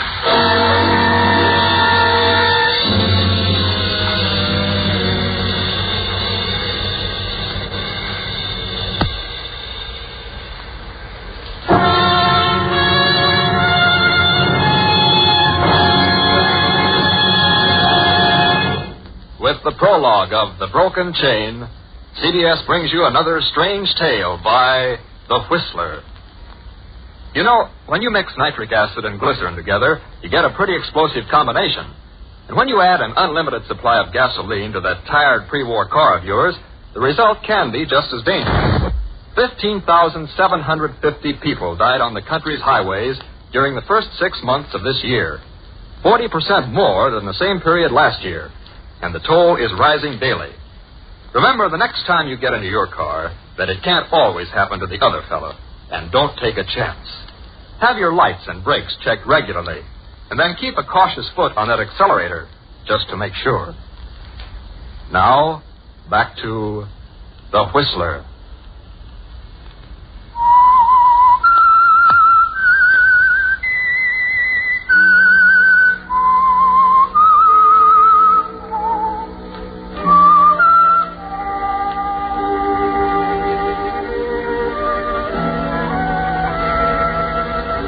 So the chain is broken, Arnold, after 12 years. And Evelyn lies dead where you left her, of an accidental fall in the bathtub. There won't be many questions. There can't be. There were no questions about Aunt Leona, were there? Lots of people fall in bathtubs, hit their heads, and drown. And it's so simple, Arnold. You take the 7:13 bus, as usual. Drop into the coffee shop for breakfast, as usual.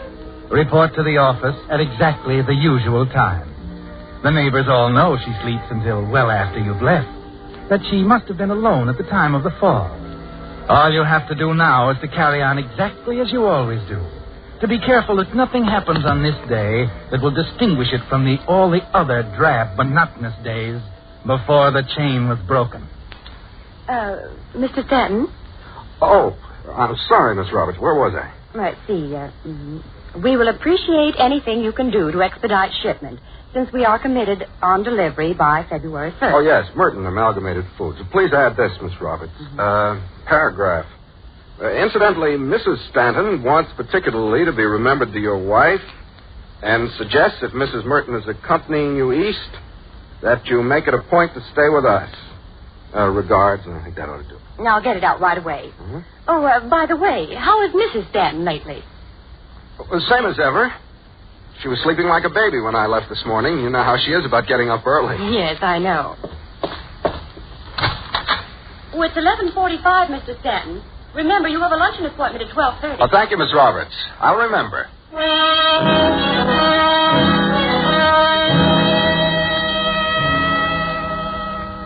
11:45, Arnold. Business as usual.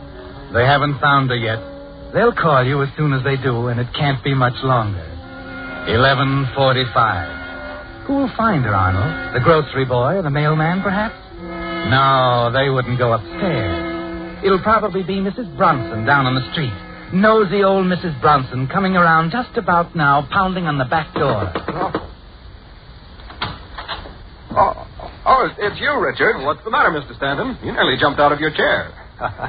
Tuesday, you know, our day to go over the accounts. Oh, yes, the accounts.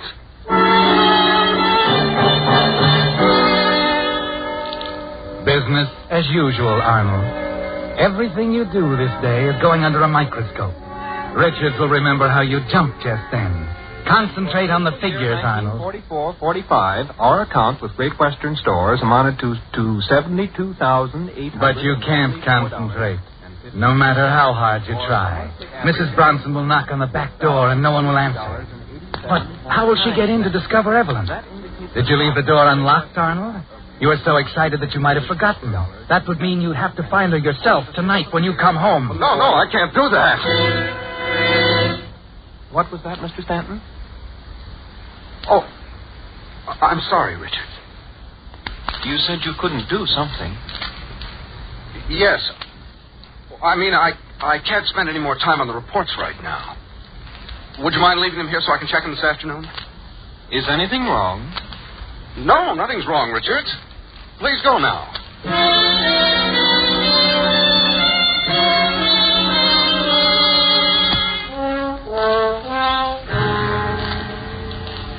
There was a Mr. Weston Haverhill to see you while you were out to lunch, Mr. Stanton. Haverhill?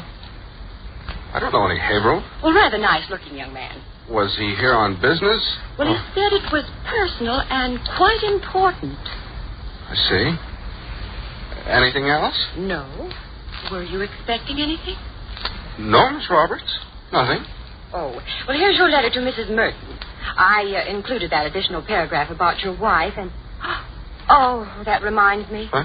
Reminds you of what? Oh, I'm sorry. There was another message while you were out to lunch, and I don't know how I could have overlooked it. It was right on my pad. What was it, Miss Roberts? Well, it was nothing urgent or anything like that. What was the message? It was from your wife. She said she's playing bridge at Mrs. Bronson's and may be late getting home this evening. She didn't want you to worry about her. That's all. Don't faint now, Arnold. You don't want Miss Roberts to see you faint. What she said wasn't so remarkable, just an ordinary telephone call. Business as usual, Arnold. Wait until she gets out of the room. You better say something, anything. Thank you, Miss Roberts. Oh, not at all. If you'll sign the letter. Yes, of course. There you are. Thank you.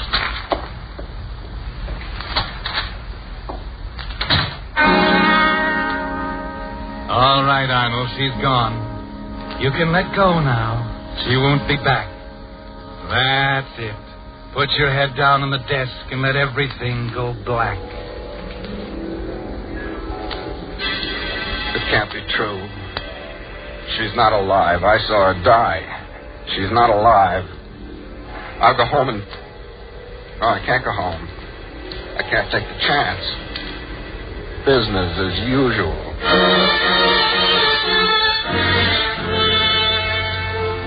Miss Roberts might have made a mistake, Arnold. Perhaps the message came in yesterday, a week ago. Perhaps she looked at the wrong page of her book by mistake. Yes, Mr. Stanton? Miss Roberts, Yes, sir?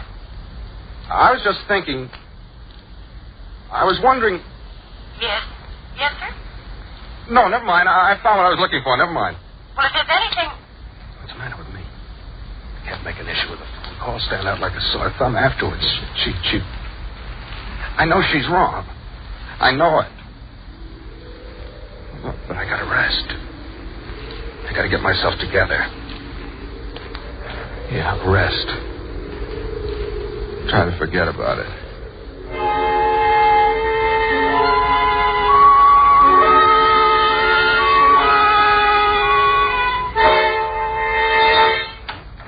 Why, Mr. Stanton. What? Are you still here? It's after 5. Oh, I must have dozed off. I've been working a little too hard lately. Mr. Stanton, is something wrong? No, why? Well, you've acted so strangely all What's day. so strange about a man getting tired and falling asleep? Well, I don't know, Mr. Stanton. I'm sorry. I'm sorry, too, Miss Roberts. It's late now. It's after 5. You better run along.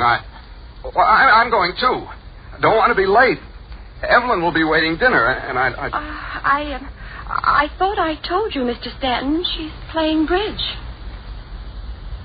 Oh, yes, that's right. I forgot. By the way, Miss Robert. Yes? Were there any other calls this afternoon? Oh, I'm glad you reminded me. Mr. Averill called again and said not to disturb you, that he'd see you tonight at home.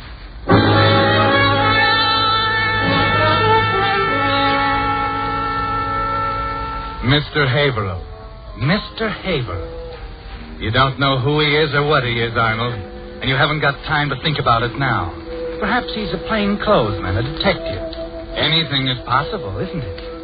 You've been such an awful failure. Business as usual, Arnold. Nothing you've done today was usual. Barking at your secretary, jumping at open doors, falling asleep exhausted for 4 hours this afternoon. And they'll remember everything when the time comes, Arnold. But still, you can't run out now. You've got to go through with it. You've got to go home and find out once and for all.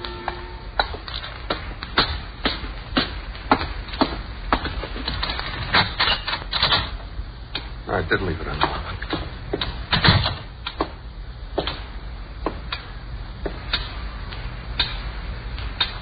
Evelyn? Are you there, Evelyn?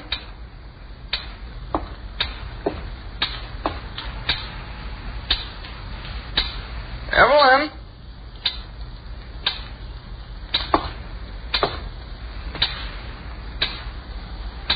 Evelyn?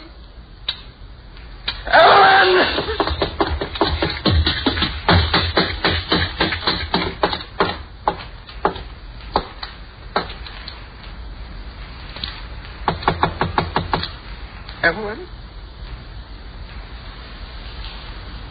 Evelyn, dear?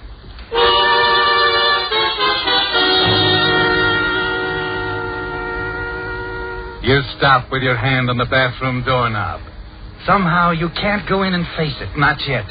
Not until you're sure, Arnold. The answer is just inside the door on the right. But you can't take it right now. You stand there for a minute, not thinking, not moving, feeling the pulse pound in your temples. And then you find yourself fumbling for a cigarette. Take it easy. Cigarette. You tear it to pieces, trying to get it out of the package. And then find you have no matches, so you skip the cigarette for the time being.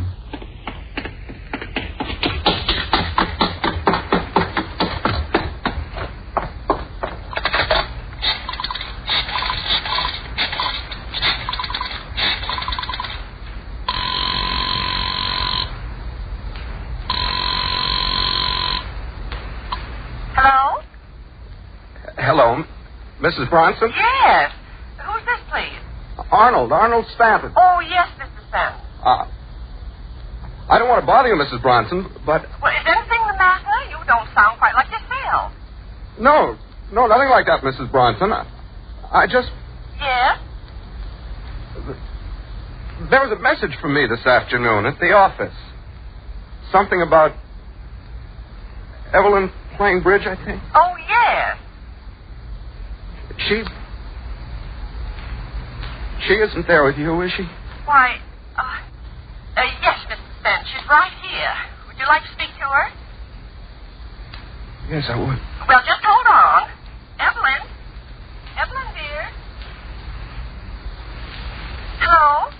Evelyn. What's the matter with you? Evelyn, I don't understand. Wait a minute, Mr. Stanton. This is Mrs. Bronson again. Evelyn isn't here after all. I'm terribly sorry. She must have left while I was talking to you. Probably on her way home now. Ought to be there.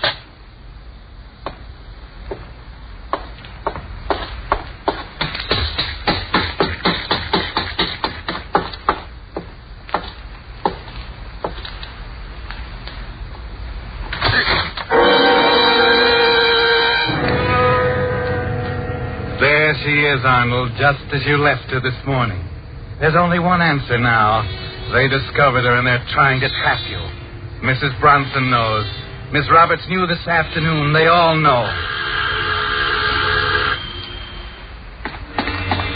You run to the window at the end of the hall and look down onto the porch. A tall, serious young man is waiting at the front door. You know who he is, don't you, Arnold?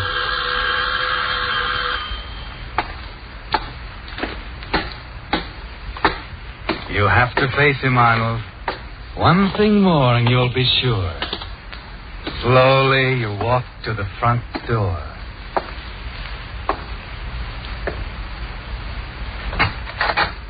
What is it? What do you want? I'm sorry, Mr. Stanton. Get it over with. What do you want? My name's Haverhill. I've come to talk to you about your wife. I thought so. It's a rather serious proposition, you know. Well, can't you come back later? No, I want to... Listen. Just give me 5 minutes. That's all I want. Just 5 minutes. Now, wait a minute, Mr. Stanton. Go away. Come back later. Go away. Go away.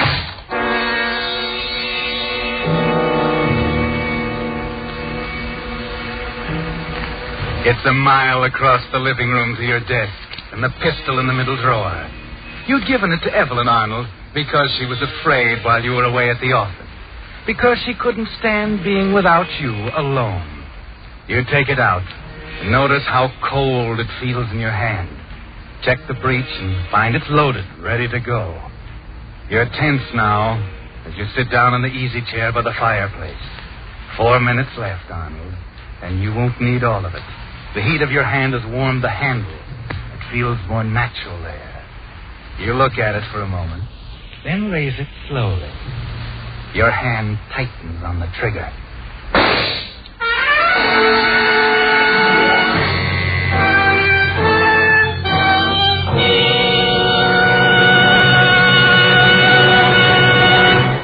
Whistler will return in just a moment with the strange ending of tonight's story. You know, it's beginning to look like all predictions about summer travel this year are being topped by the actual figures. Mr. and Mrs. America are bundling the suitcases and the kids into the family car and taking to the woods for the biggest vacation season since '41. And, of course, we have it coming. But please remember this. Be careful with fire. Don't throw tobacco or matches from your car, even if you're sure they're out. Use the ashtrays instead. Build campfires only in areas where they're permitted, and make doubly sure they're extinguished before you leave. The forests are ours to enjoy, but they're our responsibility, too. So remember these simple rules, and do your part in helping to prevent forest fires. Now, back to The Whistler.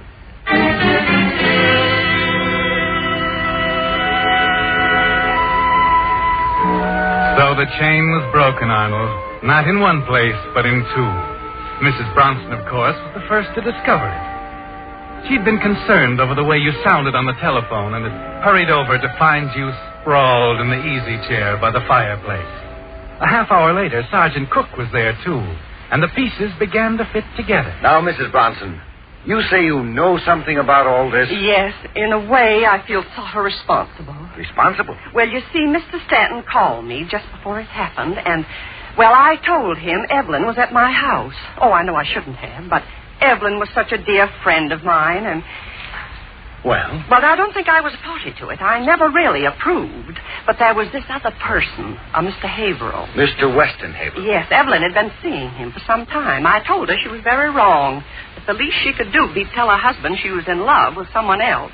But she felt so sorry for Arnold. Said he was so dependent on her. Yes? Mr. Haverhill wanted to have it all out with Arnold, to be above board about the whole thing. But Evelyn couldn't face it. So I covered up for her. What do you mean, covered up for her? Well, Evelyn and Mr. Haverhill were going to spend the day together, something special. And I called Mr. Stanton's office and pretended I was Evelyn. Said she was at my house playing bridge. Then when he got home, found she wasn't there, he called me to check up on her. And you told him the same thing? Yes, I told him she just left. What else could I do? It must have been a terrible shock when he found her there in the bathroom. Yes. Arnold couldn't stand it, poor man. He just had to be with her. You know, Huh? It makes sort of a perfect ending. He never would have been happy without her. He loved her so.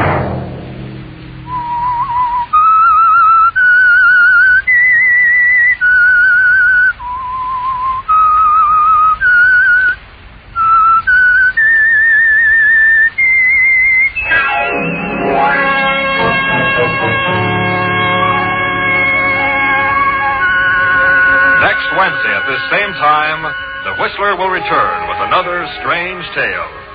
Featured in tonight's production were Elliott Lewis and B. Benaderet. This program is a featured production of the Columbia Broadcasting System and was directed by George W. Allen, with tonight's story by Robert Libet and Frank C. Burt. Music by Wilbur Hatch. The Whistler is transmitted to our troops overseas by the Armed Forces Radio Service.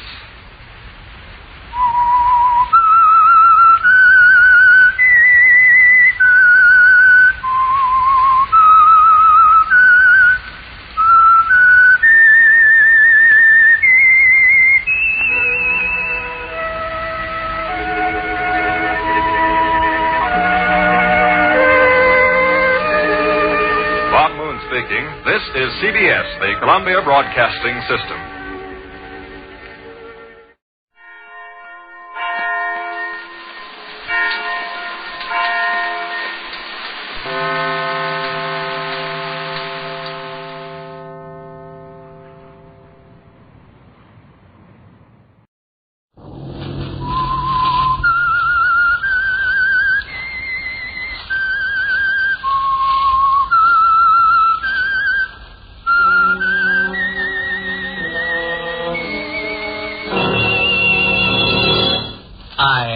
The Whistler, and I know many things, for I walk by night. I know many strange tales hidden in the hearts of men and women who have stepped into the shadows. Yes, I know the nameless terrors of which they dare not speak.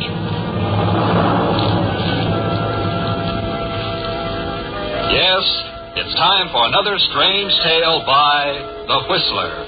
Each Wednesday evening at this same time, The Whistler brings you an unusual story of conflict and emotion. Tonight, The Broken Chain.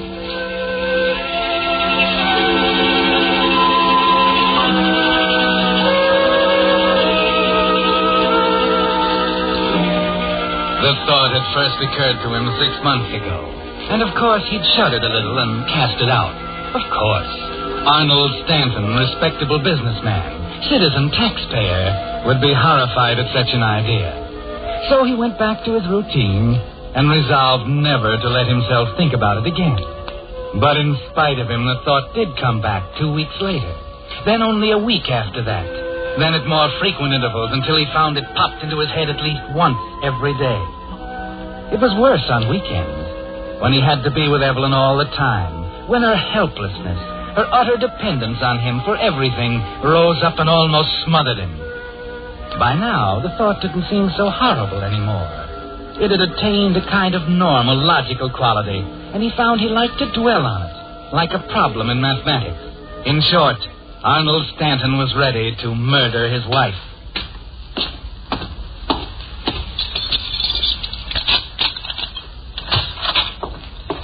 Is that you, Arnold? Yes, Evelyn. You're a little late tonight, dear. Did you miss the bus? Sam Moore drove me home. Oh, of course. It is Monday. Yes, Evelyn, it's Monday. Oh, you look so tired, darling. I think you've been working too hard. Kiss? Of course. That's better. You know, we ought to take a little vacation, a day or two. A week, perhaps. We could get a cabin Cabin at Wilder's Cove, right? What's the matter with Wilder's Cove? Nothing. It's been good enough for the past 10 years. I suppose it'll do for the next 10. Oh, you're a darling, Arnold. You always manage to see things my way. And Miss Roberts could look after things at the office while we're gone. Dinner'll be ready in just a minute. Oh, how is she these days? How is who? Oh, Miss Roberts, silly. Same as ever. You know, darling, we ought to have her out to dinner some evening. Not that I want to share you with another woman, but I think about Miss Roberts, and I feel sort of superior. She must lead an awfully dull life. I don't know. She seems to have her interests. Oh, such as they are. Poor dear, working so hard in your office all day, going home to that dreadful lonely apartment. Oh, darling, I'm so lucky to have you. I don't know what I'd do if anything should happen, but we won't ever talk about that, will we, dear? We're so happy, Arnold. Now, you sit right down with your paper, and I'll have dinner on the table in just a second. Very well, dear. There's nothing wrong, is there, Arnold? No. Why? Well, you hardly said a word. What's the matter? Cat got your tongue? Oh, there's it, dear. Now, I'll call you in a shake. I have a special surprise. Baked beans, just the way you like them, and apple turnovers. Is that right?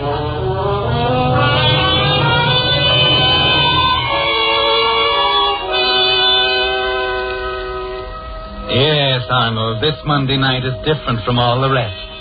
6 months ago, it was just a vagrant, horrifying idea. Now it's an obsession, isn't it? It's a terrible decision, Arnold. And there's no one to talk it out with. No one in whom you can confide. You sit there staring at the newspaper without seeing it. Thinking how you hate her and the senseless prattle you've had to listen to for 10 years across the dinner table. But you can't walk out, Arnold. That's the strange part of it. You've decided it would be too cruel to walk out. She leans on you. She's dependent on you for everything. No, Arnold, you can't walk out. Arnold, come on, darling. The beans are on the table. Yes, dear. Coming. It's odd, isn't it, Arnold? How a random thought like the one that struck you 6 months ago can take hold and grow and finally solidify into something very real. As evening after evening of Evelyn's nonsensical prattle drives you closer and closer to it. Yes, you've decided it has to be tonight, haven't you, Arnold? And you're smart enough to realize that most murderers are tripped up by their own cleverness, that the plan surest of success is the simple one. As usual, you help Evelyn with the dinner dishes, but tonight your mind isn't on your work. That's my best Haviland china. I don't know why, but it struck me tonight that there's no use letting it gather dust in the closet. We almost never use it, and I said to myself, there's no use having nice things if you can't enjoy them. I think that's right, don't you, Arnold? Don't you think that's right? Arnold, aren't you listening to me? Oh, sorry, dear. Yes, of course. Oh. Well, here's the casserole. Be careful, dear. I was saying about using Haviland for every day. Yes, there's no use having nice things if you can't enjoy them. Well, I hope you don't think it's wrong, Arnold. It is lovely china, but after all, what's the use in having dear, nice... Of course. Oh, do be careful with that casserole, dear. Aunt Leona gave it to us for a wedding present, remember? Poor darling. She'd be alive today if it weren't for that terrible accident. What? Accident? I don't remember. Oh, of course you do, dear. The bathtub. Bathtub? Arnold! Our best casserole!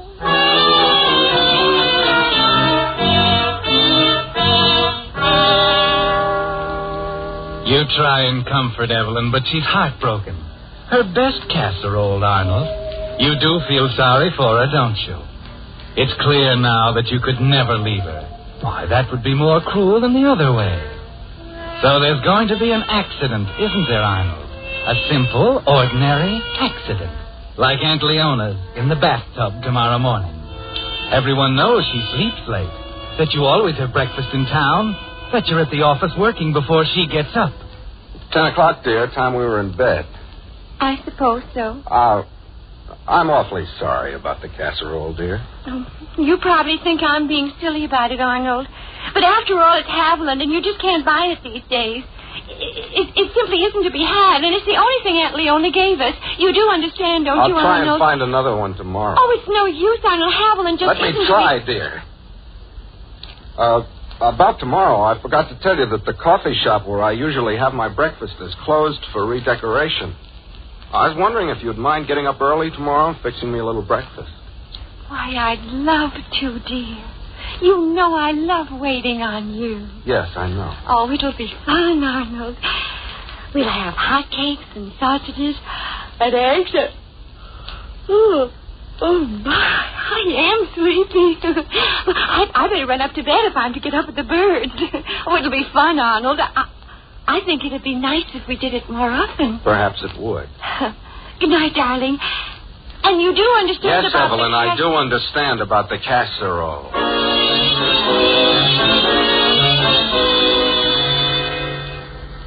It's a long night, isn't it, Arnold? The longest night you ever spent in your life.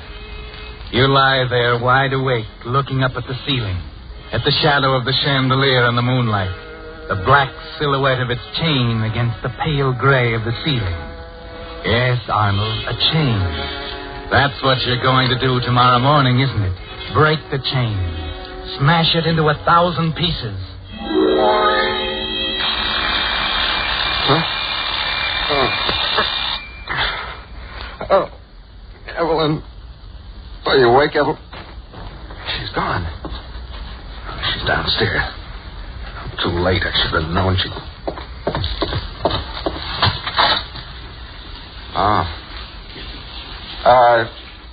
Evelyn? Is that you, darling? You see, I didn't forget. I'm just getting into the tub, and I'll have breakfast ready before you get dressed. Don't hurry. There's plenty of time.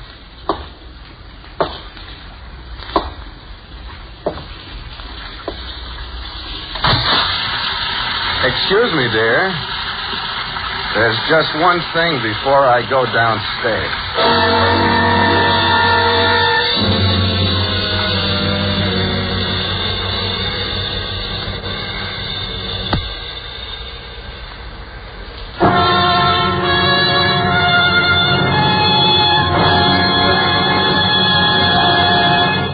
With the prologue of The Broken Chain, CBS brings you another strange tale by The Whistler.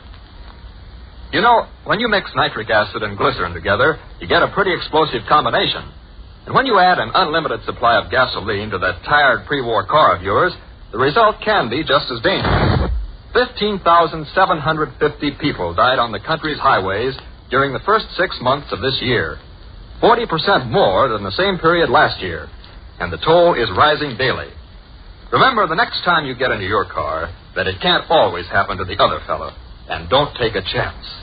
Have your lights and brakes checked regularly. And then keep a cautious foot on that accelerator, just to make sure. Now, back to The Whistler.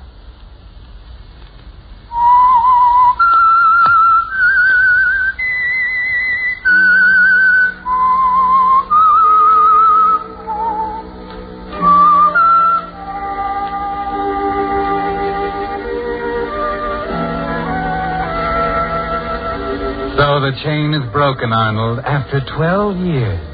And Evelyn lies dead where you left her, of an accidental fall in the bathtub. There won't be many questions. There can't be. There were no questions about Aunt Leona, were there? Lots of people fall in bathtubs, hit their heads, and drown. And it's so simple, Arnold. You take the 7:13 bus as usual, drop into the coffee shop for breakfast as usual, report to the office at exactly the usual time. The neighbors all know she sleeps until well after you've left, that she must have been alone at the time of the fall. All you have to do now is to carry on exactly as you always do.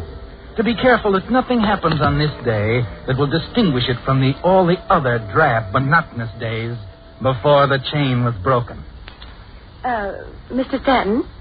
Oh, I'm sorry, Miss Roberts. Where was I? Let's see. We will appreciate anything you can do to expedite shipment, since we are committed on delivery by February 1st. Oh, yes, Merton Amalgamated Foods. Please add this, Miss Roberts. Paragraph. Incidentally, Mrs. Stanton wants particularly to be remembered to your wife and suggests if Mrs. Merton is accompanying you east, that you make it a point to stay with us. Regards, and I think that ought to do it. Now, I'll get it out right away. Mm-hmm. Oh, by the way, how is Mrs. Stanton lately? Well, same as ever. She was sleeping like a baby when I left this morning. You know how she is about getting up early. Yes, I know. Oh, it's 11:45, Mr. Stanton. Remember, you have a luncheon appointment at 12:30. Oh, thank you, Miss Roberts. I'll remember.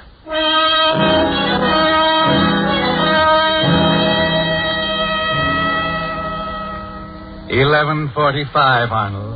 Business as usual. They haven't found her yet. They'll call you as soon as they do, and it can't be much longer. 11:45. Who will find her, Arnold? The grocery boy or the mailman, perhaps? No, they wouldn't go upstairs. It'll probably be Mrs. Bronson down on the street. Nosy old Mrs. Bronson coming around just about now, pounding on the back door. Oh, it's you, Richard. What's the matter, Mr. Stanton? You nearly jumped out of your chair. Tuesday, you know, our day to go over the accounts. Oh, yes, the accounts.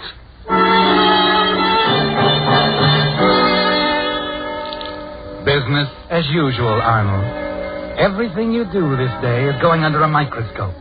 Richards will remember how you jumped just then. Concentrate on the figures, Arnold.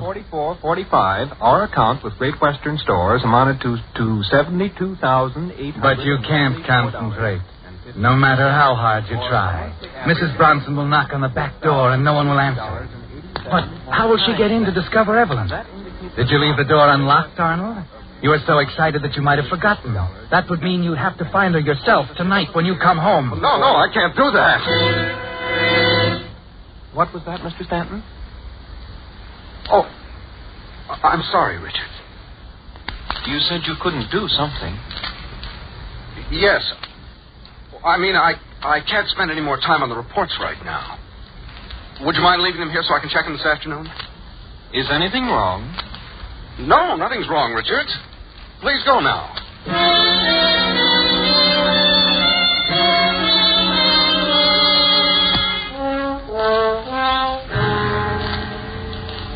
There was a Mr. Weston Haverhill to see you while you were out to lunch, Mr. Stanton. Haverhill?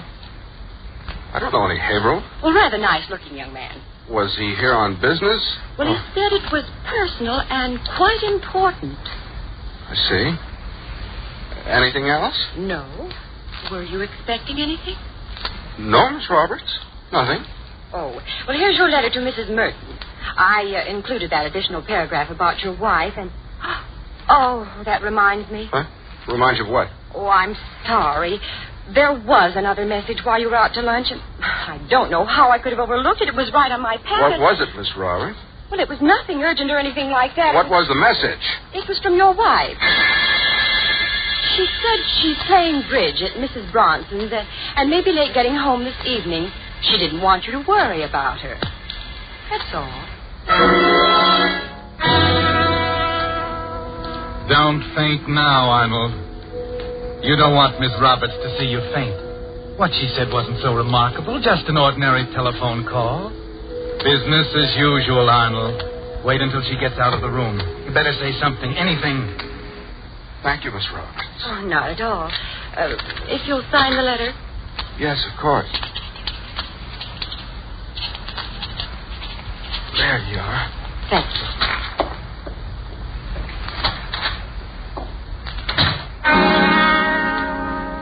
All right, Arnold, she's gone. You can let go now. She won't be back. That's it. Put your head down on the desk and let everything go black. It can't be true. She's not alive. I saw her die. She's not alive. I'll go home and... Oh, I can't go home. I can't take the chance. Business as usual.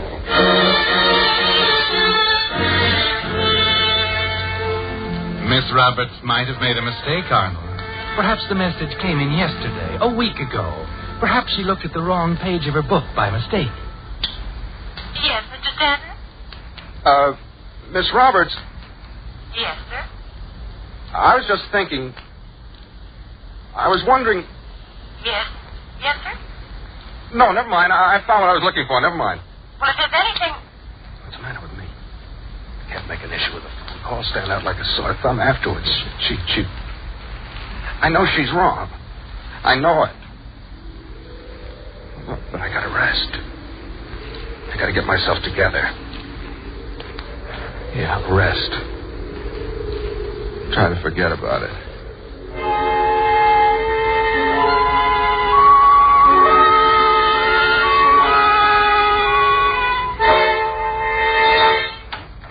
Why, Mr. Stanton. What? Are you still here? It's after 5. Oh, I must have dozed off. I've been working a little too hard lately.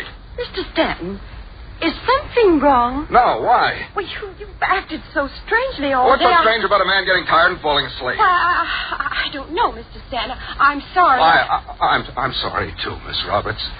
It's late now. It's after 5. You better run along. I'm going, too. Don't want to be late.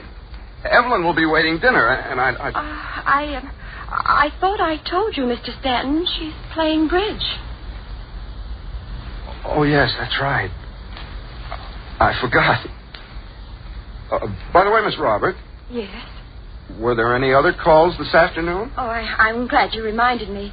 Mr. Averill called again and said not to disturb you, that he'd see you tonight at home.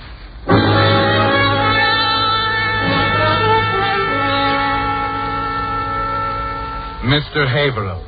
Mr. Haverhill. You don't know who he is or what he is, Arnold, and you haven't got time to think about it now. Perhaps he's a plainclothesman, a detective. Anything is possible, isn't it? You've been such an awful failure.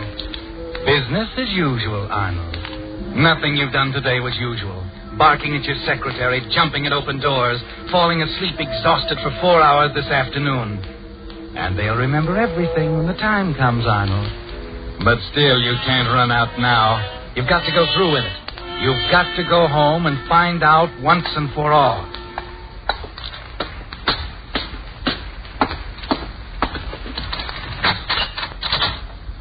I did leave it unlocked.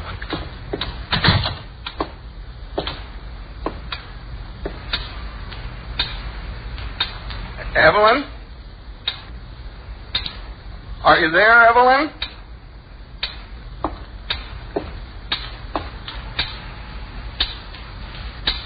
Evelyn?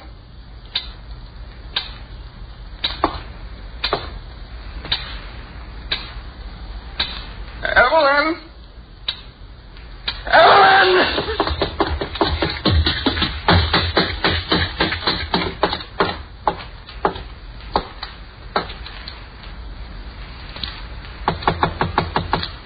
Evelyn? Evelyn, dear?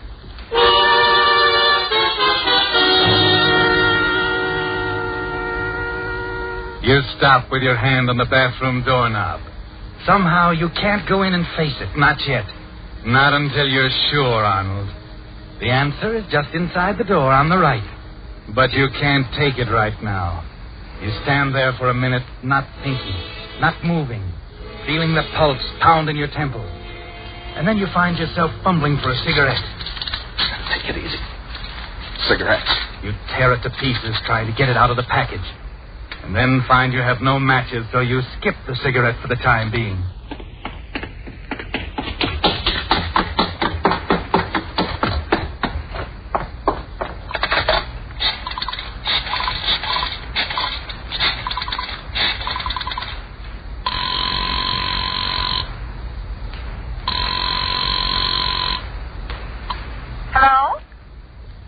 Hello, Mrs. Bronson? Yes.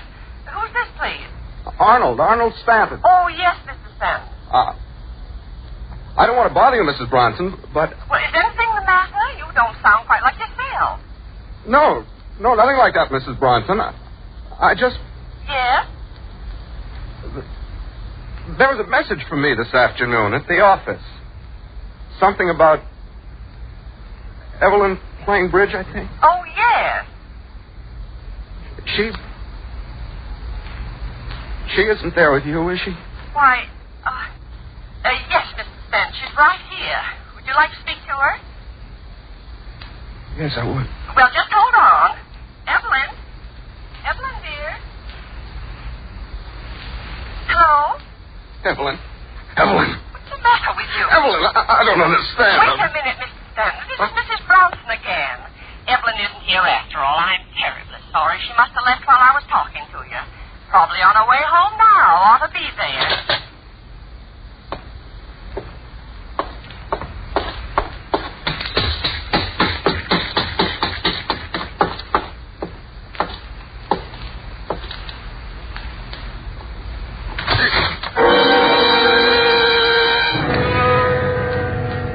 There she is, Arnold, just as you left her this morning.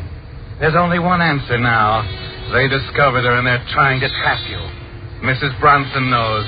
Miss Roberts knew this afternoon. They all know. You run to the window at the end of the hall and look down onto the porch. A tall, serious young man is waiting at the front door. You know who he is, don't you, Arnold?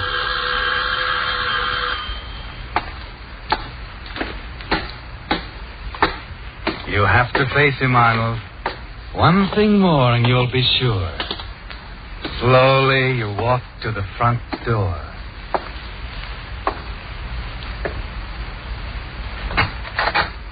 What is it? What do you want? I'm sorry, Mr. Stanton. Get over with. What do you want? My name's Haverhill. I've come to talk to you about your wife. I thought so. It's a rather serious proposition, you know. Well, can't you come back later? No, I want to... Listen. Just give me 5 minutes. That's all I want. Just 5 minutes. Now, wait a minute, Mr. Stanton. Go away. Come back later. Go away. Go away.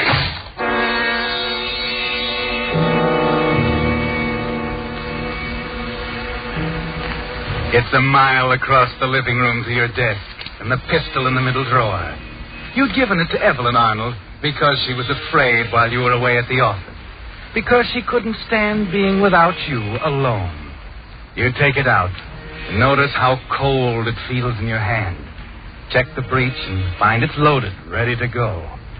You're tense now as you sit down in the easy chair by the fireplace. 4 minutes left, Arnold, and you won't need all of it. The heat of your hand has warmed the handle. It feels more natural there. You look at it for a moment, then raise it slowly. Your hand tightens on the trigger.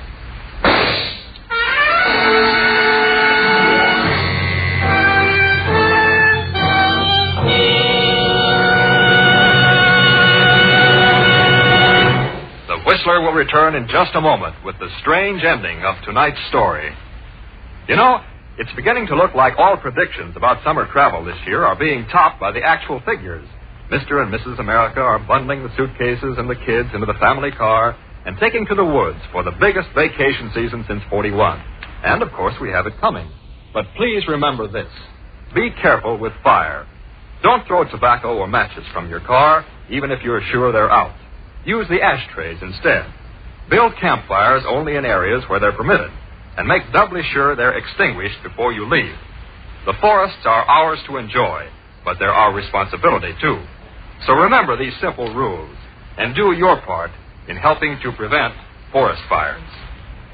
Now, back to The Whistler.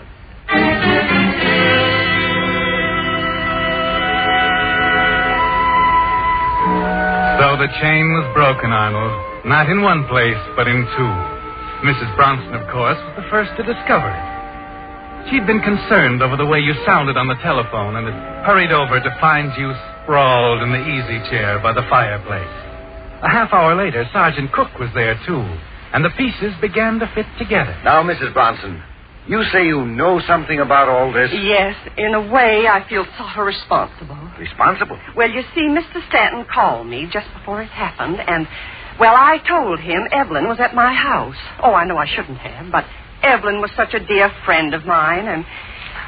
Well? But I don't think I was party to it. I never really approved. But there was this other person, Mr. Haverhill. Mr. Weston Haverhill? Yes, Evelyn had been seeing him for some time. I told her she was very wrong. That the least she could do would be tell her husband she was in love with someone else. But she felt so sorry for Arnold. Said he was so dependent on her. Yes? Mr. Haverhill wanted to have it all out with Arnold, to be above board about the whole thing. But Evelyn couldn't face it. So I covered up for her. What do you mean, covered up for her? Well, Evelyn and Mr. Haverhill were going to spend the day together, something special. And I called Mr. Stanton's office and pretended I was Evelyn. Said she was at my house playing bridge. Then, when he got home, found she wasn't there, he called me to check up on her. And you told him the same thing? Yes, I told him she just left. What else could I do? It must have been a terrible shock when he found her there in the bathroom. Yeah. Arnold couldn't stand it, poor man. He just had to be with her. You know, Huh? It makes sort of a perfect ending. He never would have been happy without her. He loved her so.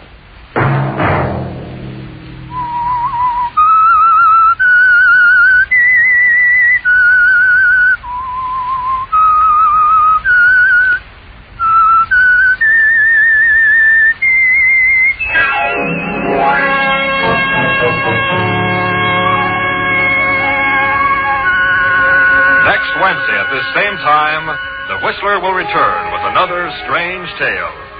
Featured in tonight's production were Elliot Lewis and B. Benaderet. This program is a featured production of the Columbia Broadcasting System and was directed by George W. Allen, with tonight's story by Robert Libet and Frank C. Burt. Music by Wilbur Hatch. The Whistler is transmitted to our troops overseas by the Armed Forces Radio Service.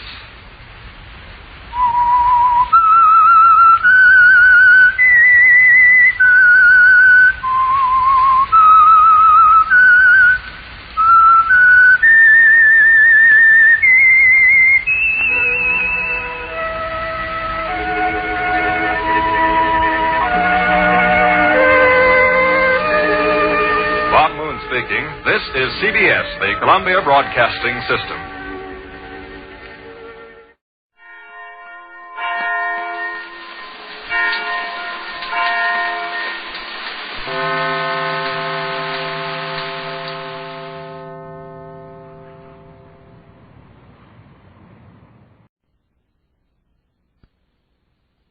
Quiet, please.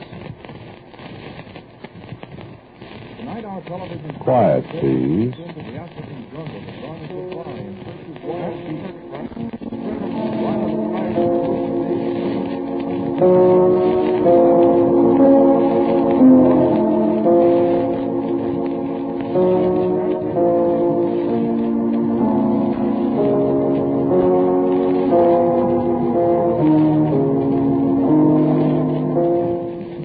The American Broadcasting Company presents Quiet, Please, which is written and directed by Willis Cooper, and which features Ernest Chappell. Quiet, Please, for today is called The Vale of Glen Cove.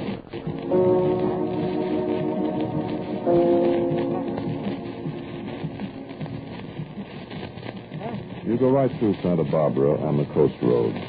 Then 6 miles later at Goleta, 150 branches off to the right, out through Gaviota Pass. Named for the seagull that Gaspar de Portola shot there in 1769. The road leads up through the Santa Ynez Mountains, up to the old mission Santa Ynez. It's been there since 1804. Then they say the cactus in the garden there was planted by old Fray Esteban Tapiz himself. Now, the way from Goleta Up over the mountains is a very pleasant way. And my mind's eye sees the great green sycamores along the ever-rising highway. And the hills above me reach for the blue bowl of the sky. And the hills are pleasant when the winter comes and the rains lay their hands on them, turning from brown to green. I would remember the road in the late winter, in February time, short afternoon. It's a good time to remember them, my friend. It's a good time to remember them. And Joe beside me as we ride around the Grove Highway to County Road with an afternoon in February. In 1944, I'd have you remember that place. I found it very important.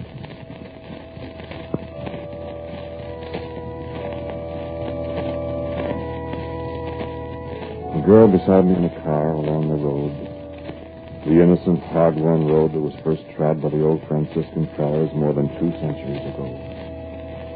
And the winter green of the hills and the blue of the sky, and an uneasiness hurting my heart. A premonition of darkness and haunted places half remembered, so that the girl felt the edges of my mood and fell silent. And after a while spoke as the shadows of the grove of sycamores slid along the length of the car, and we rode for a moment in the shade. Tired, Alan? No, not tired. Sad about something? I don't know what it is. I feel depressed. Been working too hard at the studio, maybe. Maybe. Relax. I don't seem to be able to realize. Beautiful afternoon, no worries. I know. None of my business, Alan, but could I help, maybe? I don't know what's the matter with me. Lonesome for the war? Hardly. I mean, maybe you feel strange being out of it after all that. No, I had all I wanted of that. Want to talk about it? How are the girls out in the South Pacific? Pretty? I didn't see any. Well, tell me something. How'd you get enough gas to take a trip like this with an A card? I'm a wounded hero. I get gas. I feel a little guilty riding around burning up gas like this. If you'd seen all the gas wasted that I've seen, it wouldn't bother you. Of course. Am I getting you down?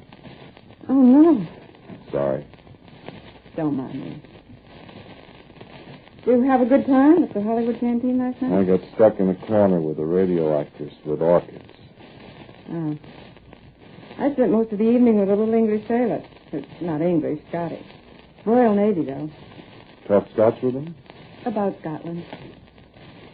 You're Scots, aren't you? Is that where you got that name? My father and mother were born there. That name? Iona? Yes, of course. Iona's a Campbell name. Island or something. An island. That's right. I remember my father used to tell me about an excursion boat that used to run out to the islands in the Firth of Clyde. Whatever that is. The name of the boat was Iona. There was a comedian on it who had a routine about buying the boat.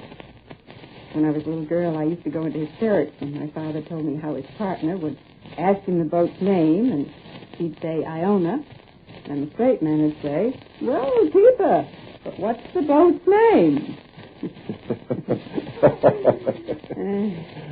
Iona. Sure. The right name of the Campbells are coming is Bila Iona Rolla. What's that mean? I haven't the slightest idea. Aren't you Scottish, too? MacDonald? Oh, sorry. All I know about Scots, though, is I go into Lucy's and ask for Glen, the finest Scotch whiskey in town. Only place in Hollywood you can get it. See? You're feeling better again. What? I said you're feeling better again. I'm sorry, I didn't hear what you said. Come on, boy, wake up. Your name is Alan McDonald, and you're driving a car along California 150, and we're going to see Santa Ynez Mission. I'm sorry. I was thinking. About what?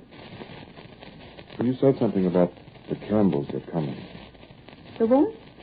The pipe music. Pipe? Oh, bagpipes. Yeah. What about bagpipes? That's in the dream, too. Look out, Alan! You're going off the road!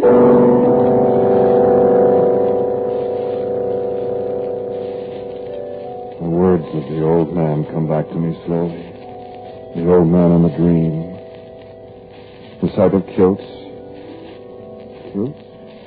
No, philibeggs of blue and green and black. The ancient patterns of the Campbells. The sound of war pipes, ribbons fluttering from the great black drones of the war pipes, and the skirl of the chanters above the sobs of the women. The sound of men's voices singing above the wails of the women. The great Argyle, he goes before, he makes the cannons and guns to war.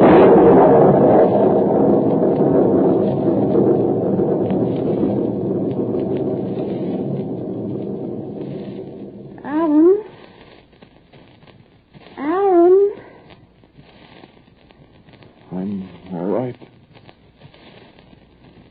What happened? Darling. You drove right off the road. I did. Look at your beautiful car. Oh. Are you hurt? Me? I'm all right. You sure? Yeah. You all right? Are you all right? I just bumped my head. Let me see. Gee. But look at your car. I smashed all the... Now what? Gee, I'm sorry, Iona. I don't know what happened. You just seemed to pass out, kind of. I don't know. You got out of the hospital too soon, Alan. I guess I must have. Well, sit down. There'll be another car along right away. I better. Here. Thanks. Okay. I'm awful sorry, Iona. Think nothing of it. What'd I do? Just black out? You just sat there with your eyes turned up. I never saw anything like it. I'm sorry. And singing. Sing? You said you didn't know anything about Scotch things. How? Where'd you learn the words to The Campbells Are Coming?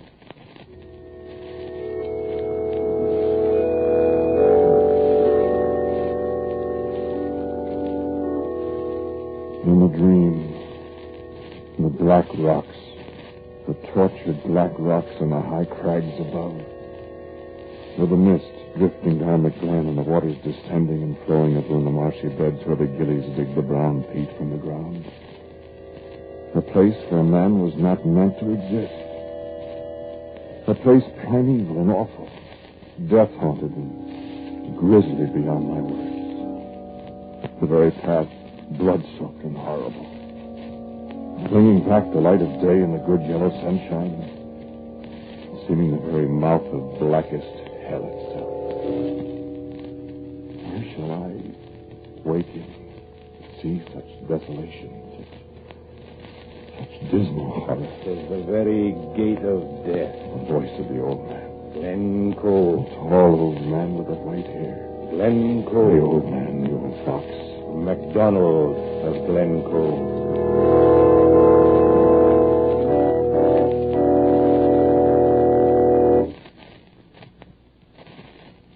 Going to get dark before long, Ellen. What time is it?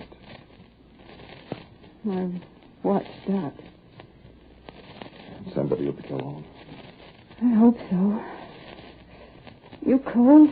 I am. Put on my coat. No, you're the sick man. I'm not sick. Where is he? I don't know what happened to me. I don't know. Head feel all right? Of course. My legs are getting stiff. Want to walk a little ways? Somebody will be along. If you feel strong enough. Oh, I'm all right. Help you up. Thanks. Which way? Well, we were going this way. As a matter of fact, I think Las Cruces post office is up the road a piece. Not far. I've never been up here. I have. Should be somebody there anyway. We can sit down. Maybe use a phone. Wait for me. Come on. Those are no shoes to go for a walk in, Iona. I didn't expect to take a walk, Dorothy. I'm so sorry. I'll forget it. Let's step out a little. I'm freezing. Come on. Don't sing that. Oh, what's the matter? I don't like it. What? Sorry. Thanks. I'm worried about you, Alan. I'm all right. I know, but... What? You're a nice guy. You're a nice girl, Iona. Thanks, man. What about that dream? Dream? Nightmare, huh? I can't remember, Iona. Can't? No. Won't. Now, look, little girl, I've been psyched by experts. Not trying to psych you. Excuse me. Ah. A little sensitive, I guess. Now, stop it. Well, guy gets his head batted in. You know, all the docs. This guy okay for sound? You know. You shouldn't have gone back to the studio so soon after getting out of the hospital. I know, but they need training films, and I'm the guy who knows how to be the big, fat, technical advisor. Only what?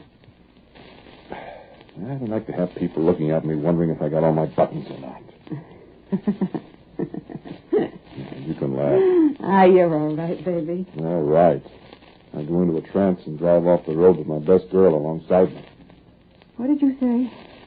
I said I go into a trance and No. No, the last part of it. Huh?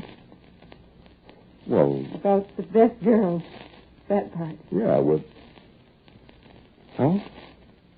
Could be you meant that, Alan? You don't think I'm off my rocker a little? Huh? I sure don't. What do you mean?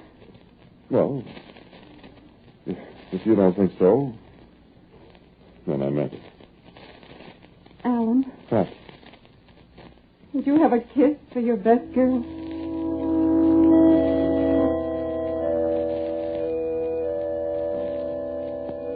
In the dream, the raw red smell of fresh spilled blood, and the smell of smoke pouring from the burning houses. In the dream, the blackness of early dawn reddened with the flames from the burning houses. In the dream, the cries of the dying, and the women, and all the men and the children. In the dream, the voice of the old one, the long dead old one, the chief, the MacDonald of Glen Cove. The winter, and the snow deep on the moors. One came from Edinburgh with the word that all the clans must sign the pledge of loyalty to William before the winter was spent. And the word came to Glencoe after all the others, for they hated the MacDonalds. I hoping the word would be too late, and we could not sign, and the Lowlanders would come and take us. Aye, mind ye. Aye, MacIan MacDonald of Glencoe. I braved all the winter snow, and I came to Fort William and said I would sign the paper. And they sent me away to the sheriff of Inverary.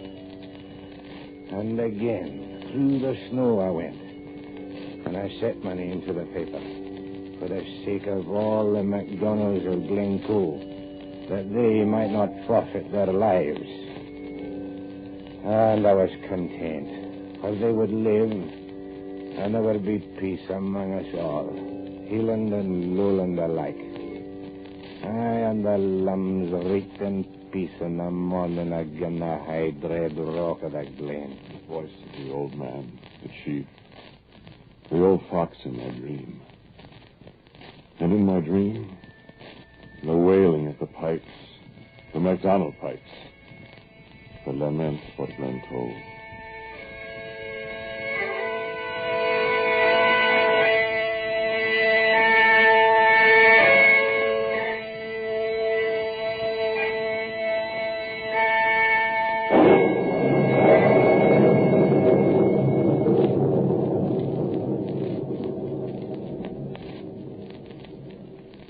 Was that thunder? Was that... Never heard thunder in Southern California before. It's going to storm. It's so dark. Oh, come on, Alan, let's run. I don't want to get caught in it. It is thunder, Iola. What's the matter with you? You've heard guns. I don't like it. You're scared? You're scared, honey? Thunder and lightning always frightened me when I was a kid back east. I guess I never got over it. You take hold of your best girl, Alan. She'll protect you. For that, I thank you. I don't see any lightning, though. You never see lightning in California. You California characters. We're all right. You're all right. Oh, listen to that. Wish we had some place to get inside. We should have stayed in the car. It's too far to start back there. Anyway, it'd be just a little uncomfortable standing on its ear in the ditch. Poor car. Poor you. We ought to be getting to that country post office you said, Las Cruces, wasn't it? Seems to be farther than I thought. Sure you know where you are. Been up here a million times. Is the road always as bad as this? It's not so bad when you're driving. I should have worn my moccasins. Why? Keep falling into the ruts with these high heels. Maybe there'll be somebody at Las Cruces and we can get a cup of coffee or something. Not a you cold, too? That breeze is fresh. Wait till the rain starts. You get good and cold then. We'll stop under a tree and build a fire. What tree? Well, you see what you mean. Trees everywhere except where we are. When it rains. Oh. What's the matter? Oh, I'm not used to walking. Want to rest? No, we'd better get along. The rain will hit any minute. It's dark. Say, maybe it's night coming on. No, it's 2 o'clock just as we came up the hill at Goleta. It's about 4 now. Ouch. What? I stepped into another one of those darned ruts. Ruts? I told you, my high heel. Oh, I heard you the first time. I thought you were kidding. Kidding? No ruts in a concrete road. Concrete? Where's concrete? Why? Hey. Don't you know where you are? Where do we get off the main road? Isn't it? We must get off it somewhere. But this is a wagon road, a dirt road. Oh, how do you like that? You and me, we're lost. Oh, no, Alan. Maybe I've really fixed you up today, haven't I? Wait. What?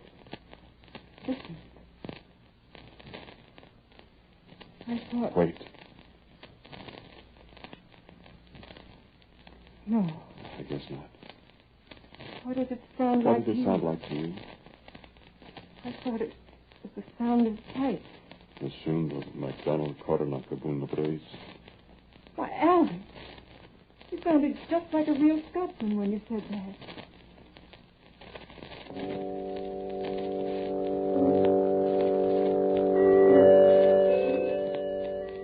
The Coronach of my dreams. The old sorrowful wail of the pipes in the dim darkness echoing through the grim gates of the Vale of Glen Cove, sorrowing for the MacDonalds who died.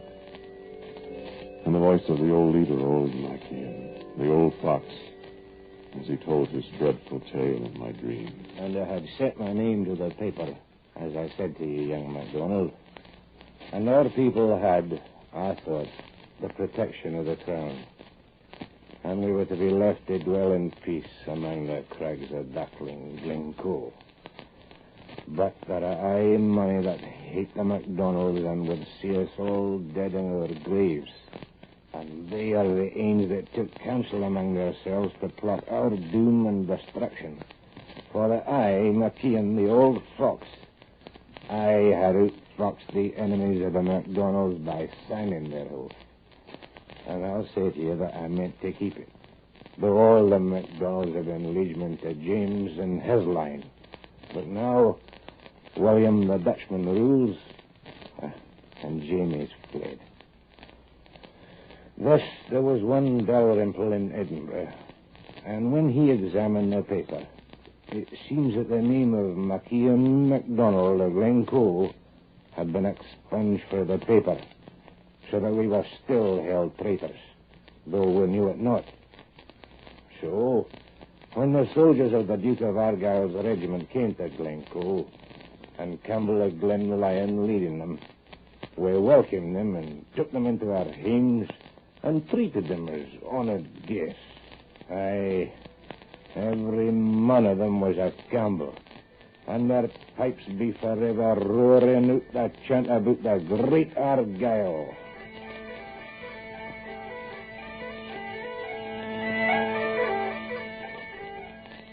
And when the MacDonald pipes skirled, it was only the old reels and the Strathspey.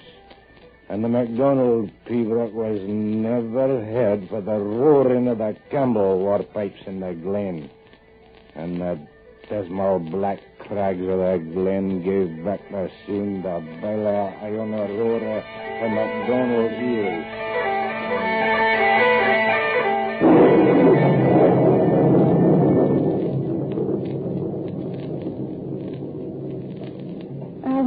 Stay close to me, darling. Lightning. I saw it. Did you see? Great, high, dismal black rocks I saw, Alan. Great, horrible, jagged crags and a stream splashing down among them. Oh, Alan. I saw it. Alan, where are we? We're lost.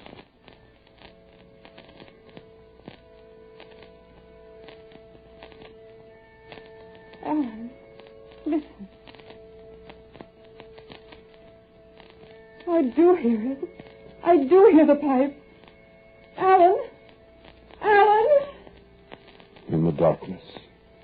In the lightning-splashed darkness and the rain and the mist, many things are revealed. The coronach of the MacDonalds, the sobbing, sorrowful music from the blackened crags. All is now clear to me. The dream returns to me, and it is the morning of a February day 2.5 centuries ago in the Vale of Glencoe. And I see the soldiers of the Campbells in the gray of the early dawn as they grope their several ways to the homes where they've been honored guests. And the glint of little lights on the naked claymore blades bodes ill for the MacDonalds.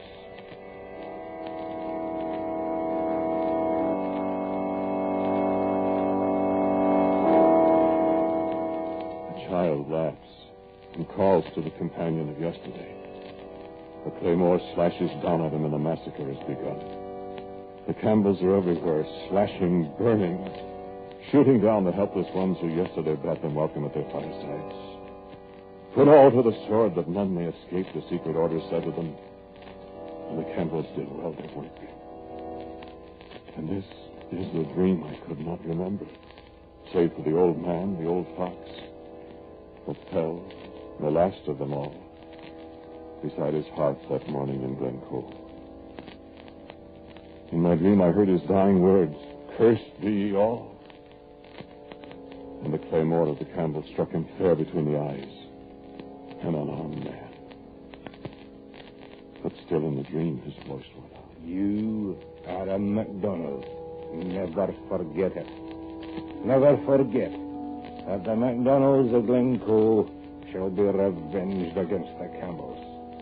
Never shall one of the name of Campbell enter the dark, the blood-haunted vale of Glencoe.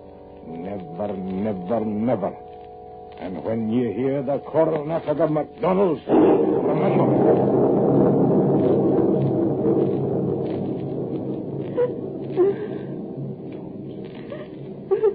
Don't cry, darling.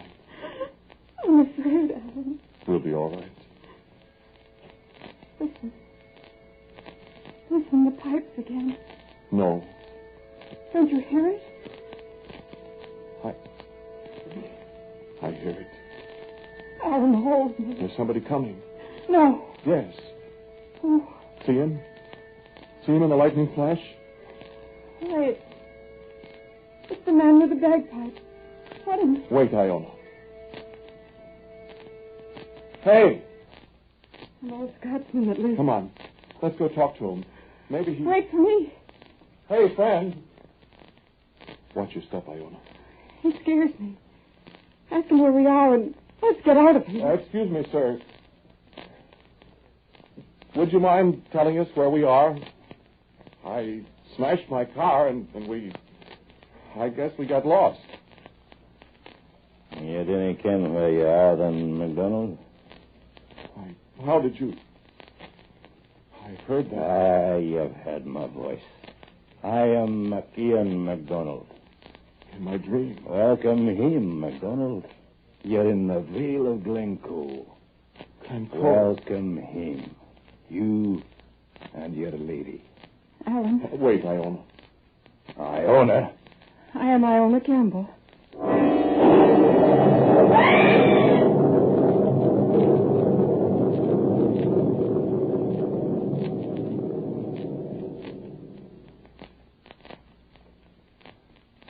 On a February morning in 1694, the Campbells marched away from Glencoe in Inverlochie, and Matt and MacDonald was left living. On a February day, 250 years after, they found me sitting beside the body of Iona Campbell, under a sycamore tree, 2 miles from Las Cruces. There is no place in all that mountain region that remotely resembles the Vale of Glencoe, where no Campbell may enter and live. Goodbye.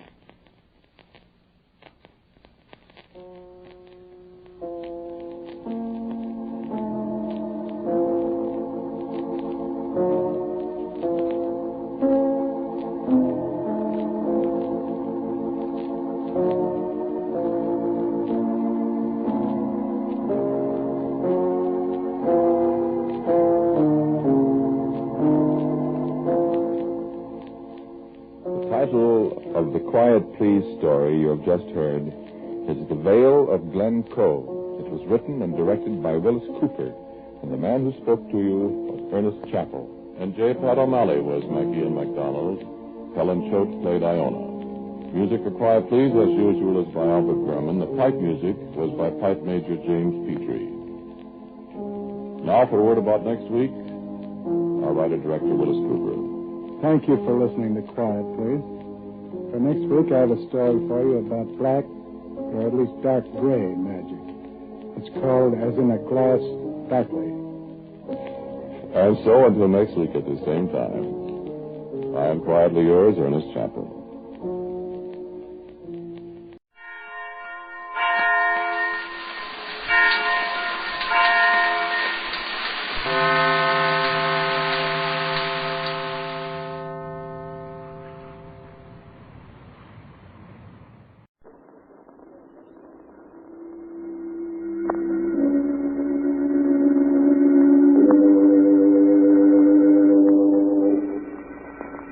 Sanctum Mysteries, brought to you by the makers of Carter's Little Liver Pills, the best friend to your sunny disposition.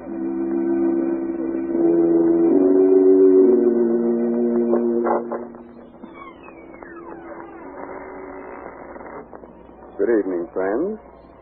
This is Raymond, your host, welcoming you again to the inner sanctum. Come in, won't you? Why am I smiling? Oh, but I always smile when I open the creaking door on Sunday night. You see, each week when I say good evening, I think to myself, a good evening for what? And, of course, there's only one answer to that question. A good evening for a murder. Tonight, Inner Sanctum Mysteries brings you The Island of Death, an original radio mystery drama written by Robert Newman and presented for your entertainment by the makers of Carter's Little Liver Pills. Friends, a pleasant disposition shouldn't be just a once-in-a-while affair. It ought to be a regular thing. See if you can't make it regular by encouraging regularity with Carter's Little Liver Pills. Let them wake up the flow of one of your most vital digestive juices and prove to yourself that Carter's Little Liver Pills are the best friend to your sunny disposition.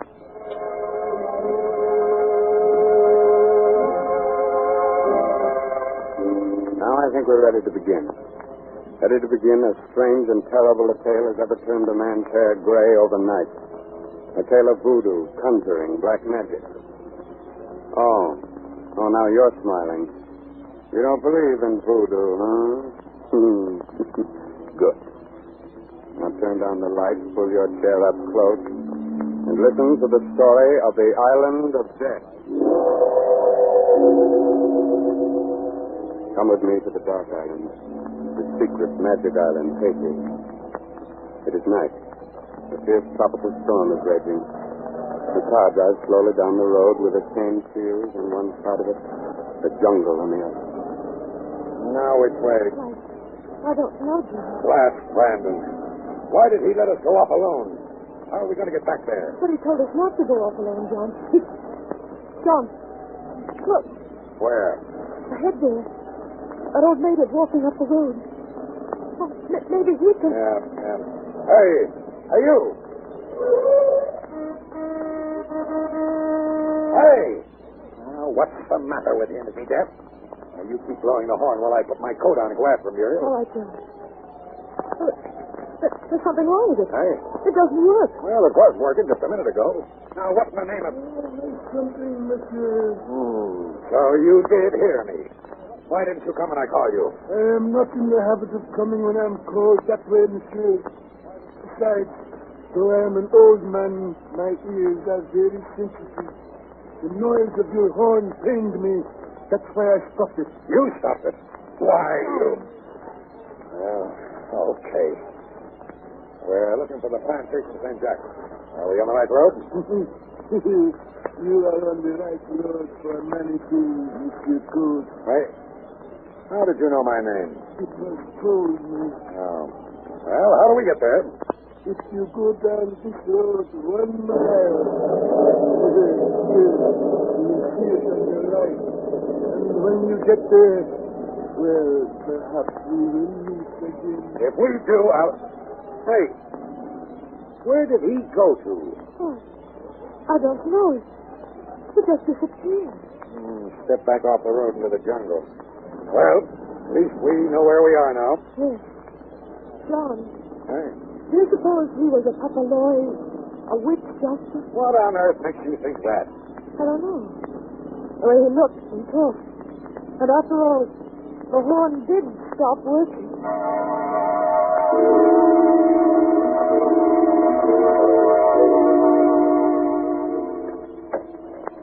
Coach? Is that you, Coach? No, Alan. It's me. Joy. I'm sorry, Mrs. Coach. Alan, you have to make things even more difficult than they are already. Would it make things any easier if I pretended that we were just old friends? It didn't matter to me that you'd married him instead of me. No, Alan, I guess not. I'm sorry, Muriel. I shouldn't say that. Hello, Alan. Order me a drink with you. Of course. Yeah, thanks, Mr. Coach. Yes, Monsieur Randall. How was it? Did you find out what was wrong with the horn? Yeah, one of the wires had come loose. Met an old native on the road, and Muriel's convinced that he was a witch doctor. But it's just that he was so strange, and, well, even though I know that there are no such things... What we know or believe isn't terribly important.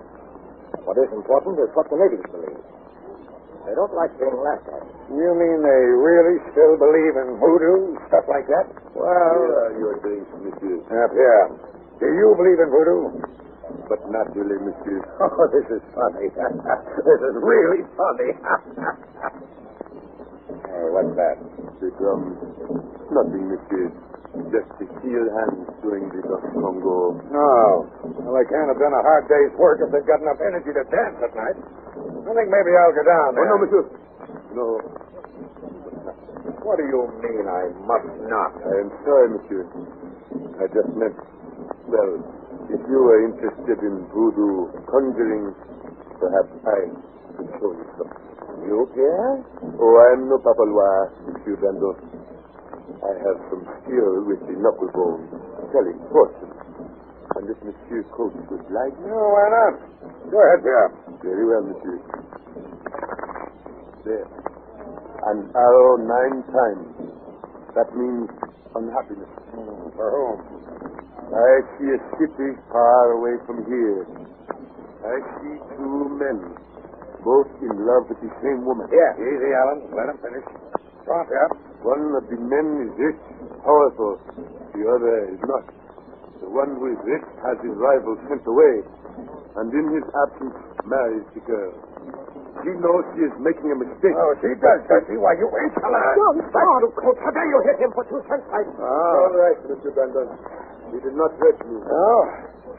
Well, I haven't even started yet. You're fired. Just a second, Coach. Oh, Brandon. I had a hunch you weren't getting as much as you could out of the natives, that you were too soft with them. Now I know it. You're fired, too. John, so that's why you insisted I come down here with you. Of course. Don't you think I know that you're still in love with him? Okay, Coach, you asked for it. No, you're not, Alan.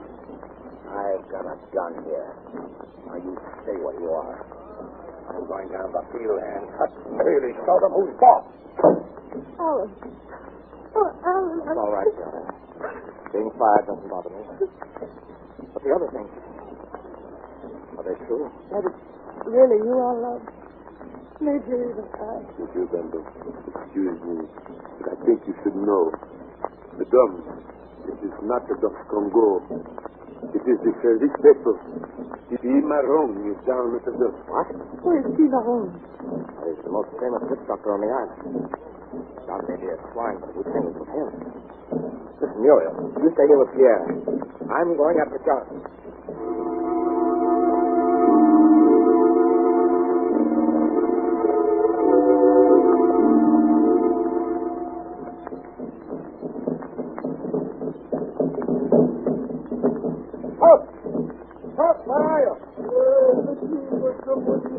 Yes, I'm looking for a man named Cimarron. You are Cimarron, aren't you? I am. Another white man came down here a few minutes ago, Cimarron. Do you know where he is? Yes, monsieur. He said he would pay well to see some voodoo. He said this petrol. He's in the Humpor, the temple. What? There's no temple here in the village. There is not. Come with me into this hut. That iron ring there, lift it up. What's that door? Now down the steps.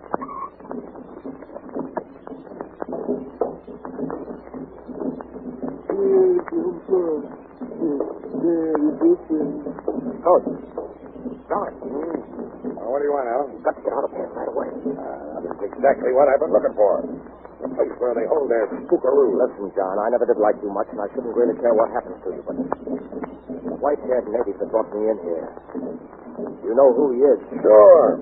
The old coot I met on the road earlier this evening. He happens to be Cimarron, the most powerful Papaloy in Haiti. Yeah? Well, when I get finished with him, he won't show his face around this plantation again in a hurry. But... We are ready to be free. Hackman, I warn you, Villamango himself will be here. And there is no telling what shape he will take. Whose body he will follow. Never mind the warning. Go ahead. Very well. Happy, come back. The drum.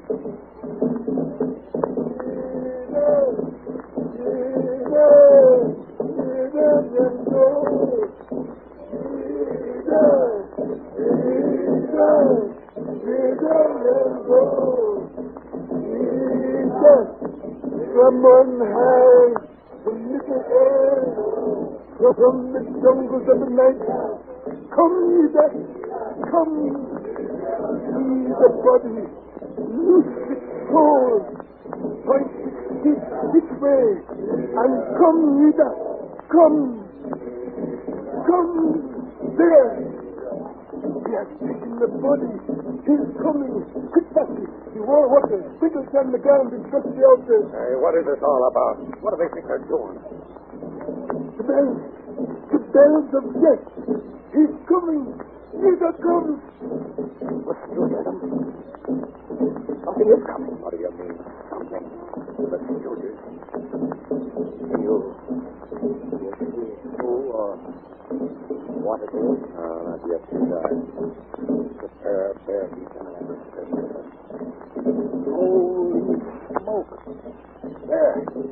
They're white. Neither younger. Come. Down. A woman. A white woman. Walking as if she were asleep or in a trance. As soon as she gets to the altar, we'll be able to see. Oh! A great Scott. It's you!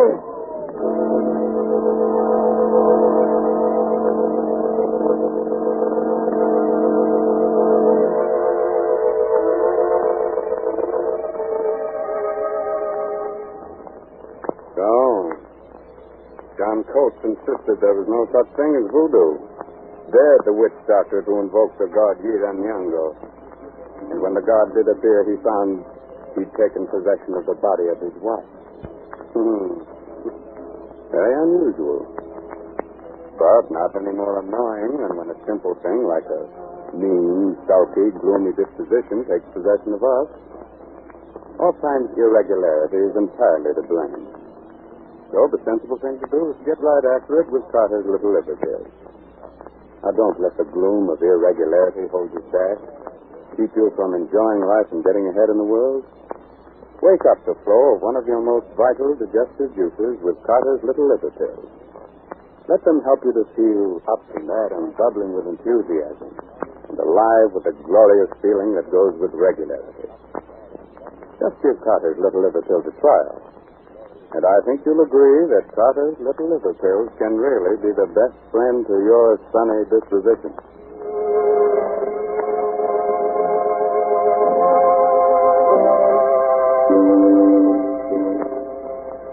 All right. Do you still think voodoo is all nonsense? Oh, you're not so sure now. But you still want me to go on with our story. Very well. Just a moment later now.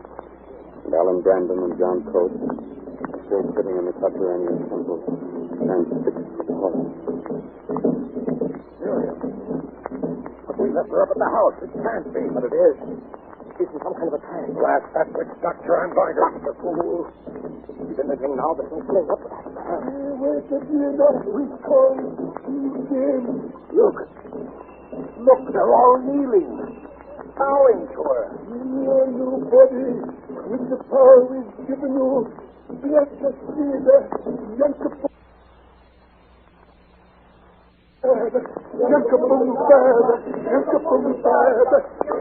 by night and by day, through the 4 seasons, as the green things grow, watch over us, O Yida, and bless us. Look, she's raising her hands. She's blessing them. And now, the image, the goat without horn, take it in your hand, Yida. Breathe your spirit into it. Look, that image. She's picking it up. Putting it to her lips. Oh, you black devil, I'll teach you. You idiot, put it down. What I should have done before. Killed him. Probably killed not only him, but Muriel, too. Look. Yeah, she's just fainted. Let's get her out of here. Back to the house now, quick.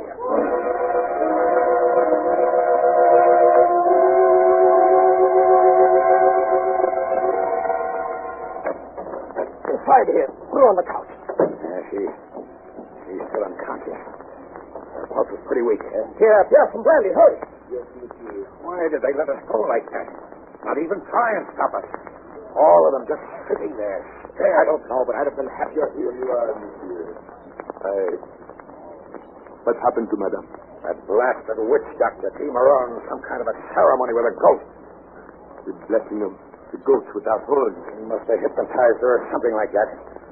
But he won't try any more of his voodoo tricks on her or anybody else. I killed him. Killed him? Killed him how? Yeah, hold her head, Bran, while I give her some of this brandy. All right? Brandy. I am afraid that will not help, monsieur. You do not give brandy to someone who is dead. Dead? What are you talking about? Her heart is still beating, yes. But she is not really alive. You see, her soul left her body. And Cimarron called to her. When you killed him, it could not find its way back. It is out there.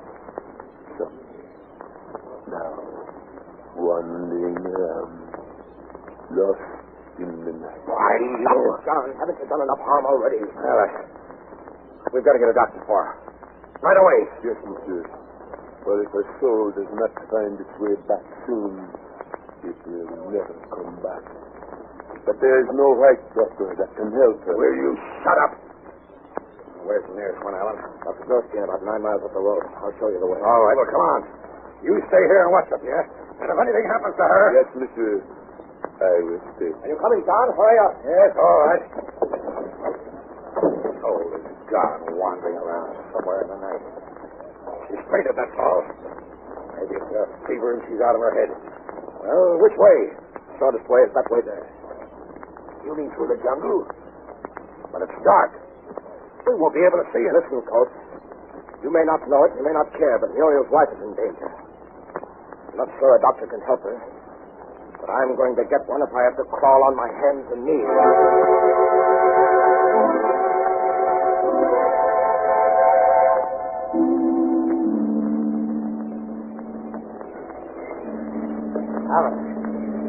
Alan.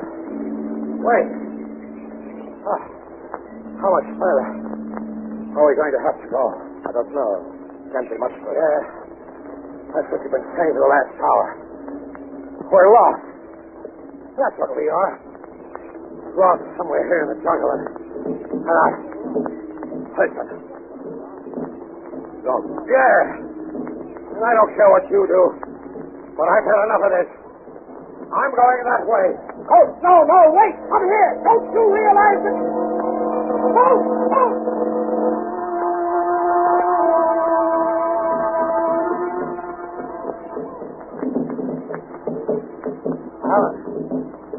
Alan, look.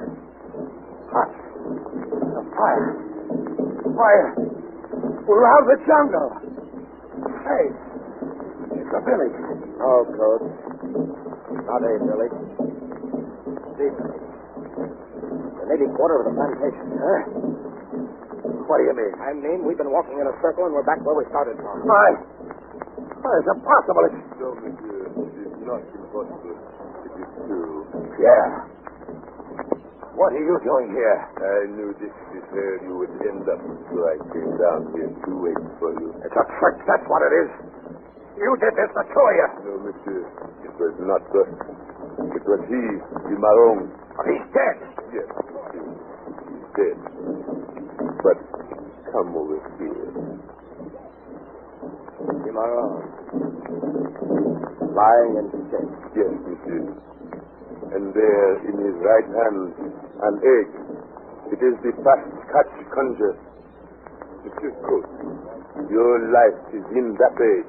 And as long as he holds it, you can never leave here. Never leave? But I've got to. I can't stand anymore.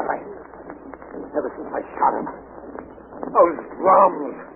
The jungle surrounding us. Waiting. Now listen, Pierre. I don't care what it costs. I don't even care about Muriel. But I gotta get away from here. But that is very easy, monsieur. The egg. If you will take the egg from Cimarron's fingers, smash it, you will be able to go. Take it? But that means that I'd have to touch him. Well, all right. I'll do it. He's holding it so tightly it almost as if... There. Here it is. Drop it. Break it. There. Now, can I go? In just a moment, monsieur. But you said that Yes, monsieur. But I would not advise you to move at just this moment. Turn around. Slowly. A snake? Bushman. Deadly snake there is. Not just a bushmaster. It is Damballa. Look well at his face, oh Damballa. Look well so you will know it again. That's the damn fella. I've had enough of this. Now I'm getting out of here and I'm taking Muriel with me. Start walking, both of you. Back to the house.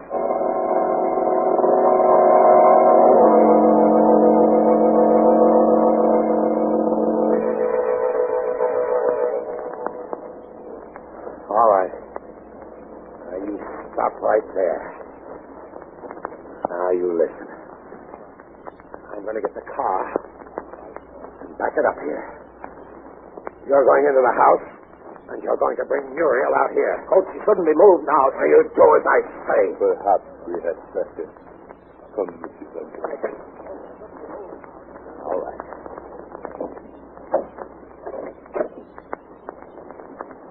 Yeah, just a second. Yes, monsieur. I'm asking you this as a friend. Isn't there anything that can be done? Any way she can be saved? You see, I love her. I know, monsieur. But you know what is written. An eye for an eye. A tooth for a tooth. A life for a life. You mean my own, but she didn't have anything to do with that. No, monsieur. That is why I think she will recover. Now that what had to be done has been done. Muriel, darling, are you all right? Yes, Helen. I just feel terribly tired and weak. Is it... What happened? You don't remember? Oh, the last thing I remember was John going down to the native quarter and you going after him. Where is John? He's outside getting the car. Should never have brought you down here with him. He's going to take you away. Away? Oh, Alan, no. After all, he is your husband. I don't care. I hate him. I hate him. Madame was not alone in hating him. And, well, I do not think she will worry about him anymore. What do you mean? Somehow, I have the feeling that... Listen. Hey there, Muriel. We'll go. Come on here. There's his car, but where is he? There he is. Yes, monsieur. John, what happened? Oh. Good Lord, he's dead. Yes, monsieur. What killed him? Look there, monsieur. Crawling back into the jungle. A bushland. The same one that... It can't be the same one he shot at. Perhaps it is the mate of the one he shot. Wait. There's only one way the snake could have bitten him. If it was in the car. How could it get him? Yeah. You did it. I? No, monsieur. The egg in Cimarron's hand. The egg with his life in it. Have you forgotten that he broke that himself?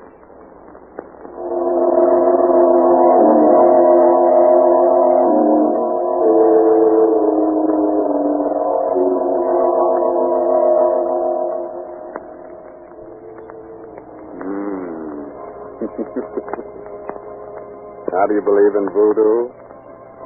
You don't? Oh, no. Come here. Come here a little closer. I'll whisper something in your ear. Neither do I. And let me whisper this in your ear, folks. There are just 15 shopping days until Christmas, full of rush, hurry, and crowds. About all you can do is face things armed with a good disposition. So don't let irregularity get you down. Get after that low-gauge, cross, irritable feeling with Carter's Little Liver Pills. Let them wake up the flow of one of your most important digestive juices and help turn those 15 shopping days into 15 topping days, full of a glorious, glad-to-be-alive feeling that goes with regularity. Remember the name, Carter's Little Liver Pills. Yes, and remember this, too.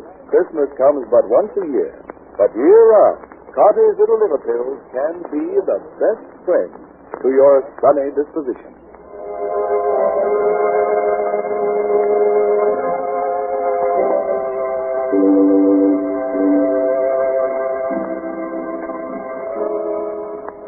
Well, this is Raymond, your host again, getting ready to close that creaking door to the inner sanctum. Until the same time next week. And don't forget, there's safety in numbers, so be sure to have all your friends listen with you. Remember, all names of characters used on the Inner Sanctum Mystery broadcast are entirely fictitious. Now, if you should happen to get into an argument with anyone about whether the dead come back from the grave, about ghosts without horns, black magic, and conjuring, whatnot, remember the old saying, voodoo unto others, as you would have them voodoo to you. Had you read this month's Inner Sanctum Mystery novel, Trial by Fury, by Craig Rice, on sale at your favorite bookstore? Good night. Sweet dreams.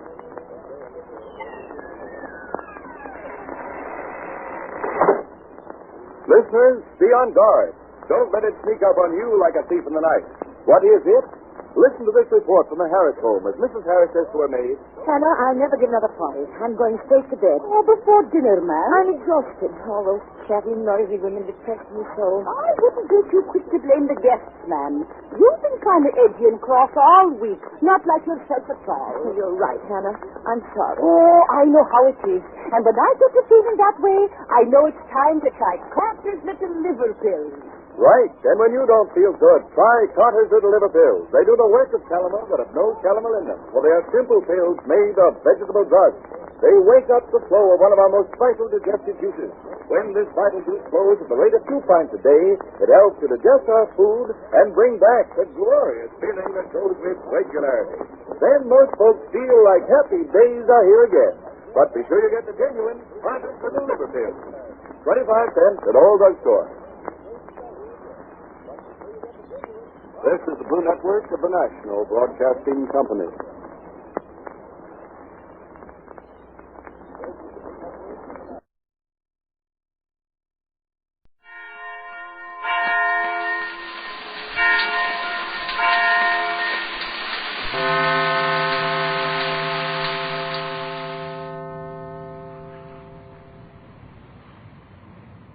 Valentine would not approve of this at all. Madame Valentine? Yes, this is her home, isn't it?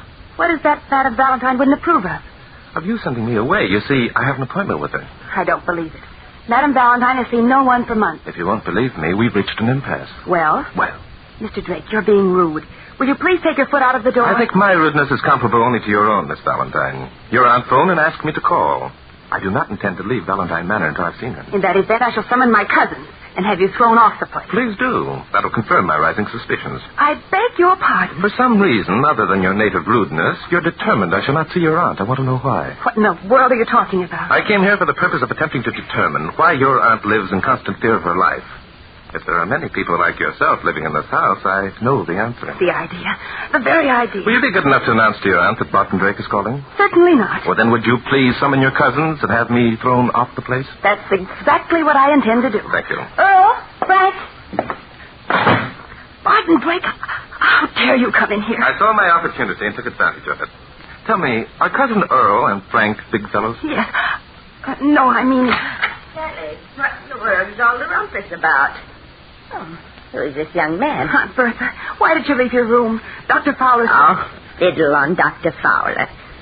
Young man, are you Barton Drake? Yes, I am. I'm sorry I couldn't convince your charming niece. My purpose was not... He's some kind of a salesman, Aunt Bertha. I told him you wanted to see no one. And what makes you think Mr. Drake is a salesman, my dear? He put his foot in the door.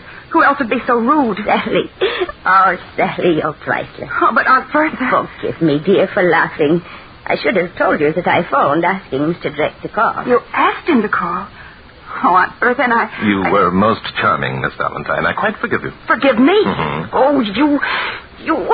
Aunt Bertha, this has been most humiliating, especially when you asked me. I'm sorry, my dear. Truly I am. I had planned to admit Mr. Drake myself without disturbing anyone. But you said yourself in view of what had happened. Yes, I know. I'll explain later. You run along now and ask Melissa to serve tea to Mr. Drake and me in the library. All right. I'll tell her. But I still think it was unfair. Your niece is a most remarkable girl, Madame Valentine. Oh, Sally's a dear. So alive and impetuous. She is. Reminds me of myself when I was a girl. You know, unfortunately, she's the only one in the household that I can trust. Oh? Come along into the library, Mr. Drake, where we can talk in private.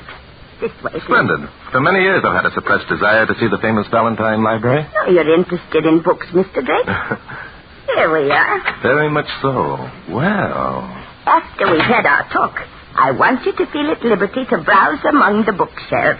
You'll find many rare and valuable first editions. I shall look forward to doing so. The books comprise no small part of the famous Valentine fortune. It is their value that has stimulated my, imaginings. Imaginings? That is what my two dear nephews, Earl and Frank Winthrop, called them. Up until yesterday, I was inclined to agree with them. And what happened yesterday, Madame Valentine? A second attempt was made on my life. A second? And when was the first? About 2 weeks ago. For a time after my husband's death, I tried living on here by myself, Mr. Drake. But you found there were too many memories? Oh, yes. I came to know what real loneliness was like, Mr. Drake. I see. And so you asked your only living relatives to come and live with you? Yes. There was a niece, whom you've already met, yes, and two nephews whose names I just mentioned. I remember the alacrity with which they all responded to your invitation. Mr. Drake, I am old enough to have few illusions left, and I pride myself on not being an alarmist. But you feel that your guests have ulterior motives in agreeing to live here? I am positive that one of them has. Why? When my three guests, as you call them, arrived, I explained to them quite clearly that I wanted companionship, that living in this musty old house would be something of a hardship for them, but that there would be a reward. You were referring, of course, to your will. Yes. They themselves witnessed the drawing up of the will, naming all three as equal heirs. Oh, so? I am a strong and robust woman, Mr. Drake, even at 60. I am afraid one of my heirs feared that I would live too long. I see. You have, of course, definite proof of this. No. 2 weeks ago at dinner, we were served mushrooms. Afterwards, I became violently ill. I'm afraid I was never closer to death. And then something else happened? Something else happened. Yesterday, I was walking on the terrace. A heavy urn, which had been resting on the balcony railing above, fell and crashed within inches of where I stood. But couldn't that have been an accident also? An accident? Yes. How? The urn weighed at least 50 pounds. It had remained in that one spot for years. I see. In that event, Madame Valentine... Oh, excuse me. Sir. That will be Melissa with our tea. Come in, Melissa. Here's your tea. You Sarah said you wanted it. Yes. Thank you, Melissa. Put it there on the coffee table, please. Yes. I guess you know you shouldn't be out of bed. They're mushrooms. Yes, I know, Melissa. You may go. Yes. Only if you ain't going to do what the doctor... You may go, Melissa. All right, I'll go. Only it ain't right for you to be out. Melissa seems solicitous of your health, Madame Valentine. Melissa's a dear. Been with us so long, she's almost one of the family. I see. Cream and sugar, Mr. Drake? Neither, thank you. You know, most men prefer neither. Being of the old school, I take both. I see you do. Well, Mr. Drake, are you convinced that I am in danger of being murdered? I'm convinced, Madame Valentine, that you... There's something wrong. I don't know. The tea... Good heavens. Here, let me... I'm afraid we're too late, Mr. Drake. Please help me. I'll call a doctor. Melissa! It's no use.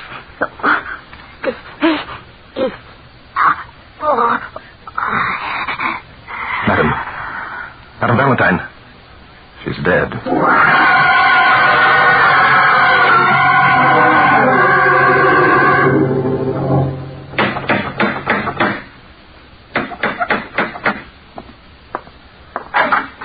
Hiya, Bart. What's doing? Come in, Noah. Glad to see you. Noah? Aren't you getting a little familiar, Bart, my boy? Awfully glad you could drop down, Noah. I've a very dear friend I want you to meet. Whoa, now, wait a minute. Look, Bart, you didn't get me down here quiet and stop acting dumb, will you? Play along with me. What? How's that, Bart? Play along? Come on down to the library, old man. She's in there waiting for us. He says I might have known. There's always a she mixed up in these deals. Here we are, Inspector. Step right in and prepare yourself for a surprise. Well, Inspector? What do you mean, well, Inspector? What are you sore at me for? What's the matter with you anyhow, Bart? Come along, I'll show you. Show me what? You see this couch? Sure, I see it. Hey, whoa. What's that under the blanket? Exactly what you think it is, Inspector. A corpse. A corpse? Whose corpse? What's it doing there? It's Madame Valentine's corpse, Inspector. She was poisoned an hour and a half ago, murdered. You don't say. Just like that, eh? How do you know she was poisoned? I saw her drink it. Saw her? You know, Bart, sometimes you give me a little bit of a headache. Now, why don't you take pity on the poor old dumb inspector and tell him what happened? I've told you what happened. Madame Valentine and I were sitting here drinking tea. Suddenly she gasped out that she'd been poisoned and died. Couldn't be any simpler, could it? You don't happen to know who put the poison in the tea, do you, Bart? No, but I expect to shortly. Oh, you do? Yes. I'm conducting a little experiment, Inspector. You see, no one but the person who put the poison in the tea knows that Madame Valentine is dead. Except me? Except you. I'm playing a waiting game, Inspector. Sooner or later, the murderer is going to reveal his hand by coming in here and inquiring about Madame's health, or revealing knowledge of her death. Kind of cute at that. You think it'll work? It'll save us a lot of trouble if it does, won't it, Inspector? Yeah. Say, Bart. Yes, Inspector. You got a good gimme call, right? But there's a couple of things wrong with it. Oh, and what are they? Well, for one thing, you should have called the doctor when the madam began to strangle on that tea. The madam was dead before I had a chance, Inspector. You sure of that? Very sure. Huh. You should have called the police, though. But I did call the police, Inspector. I called you, remember? Huh? Oh, yeah, that's so. What have you been doing all the time it took me to get down here? Reading books, Inspector. Reading books? That's right. My, just sitting here keeping watch on the corpse and reading books. But they were very rare books, Inspector. First editions. I give a good deal to own some of them. You would, eh? Hey, what's that? It sounds as though we're about to have visitors, Inspector. The murderer, eh? Or the murderers. Oh. Who are you? Who'll I tell her I am, Bart? Come in, Miss Valentine. I presume that these are your two cousins. Yes, I'm Frank Winthrop. This is my brother Earl. Are you Barton Drake? That's right. I'm glad to know you. Well, we can't say the same.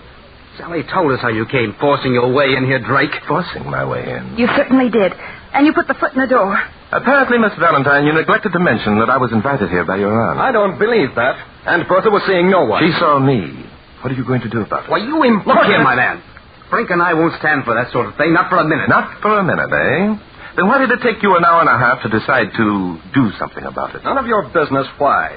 Now, you can take your father and get out of here. Father, now just a My minute. father and I will be glad to get out of here, Mr. Winthrop. But first, aren't you at all curious as to what happened to your aunt?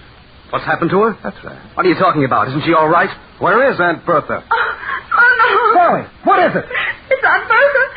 She's dead. Looks as though your plan was backfiring on you, Bart. Aunt Bertha. Good heavens, she's been poisoned. How do you know she's been poisoned, Winthrop? Never mind how I know.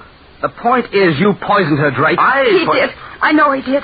He wanted the books. I heard him say so. Of course. He had the motive and the opportunity. Earl, call the police. You don't have to call the police. That man there is a policeman. Inspector Danton, I demand that you arrest Barton Drake for the murder of my aunt. Well, Officer, do your duty. Drake was the only one with her. If he didn't do it, why has he waited so long to report the crime? Funny thing, I asked him that myself. Well, are you going to make the arrest, or shall we call your superiors? This puts me in a heck of a position. All right. Barton Drake, I arrest you for the murder of Madame Bertha Valentine.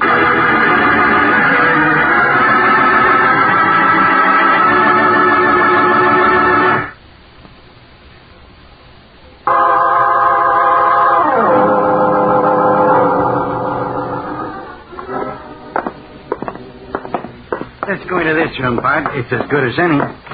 Just as you say, Inspector. I'm entirely in your hands. Yeah, in my hands. Very funny. Place is empty. Guess we can talk without being disturbed. Yes, and what is it we're going to talk about? I'm your prisoner, you know, Inspector. Yeah, you're my prisoner. So now, what do we do? I don't know.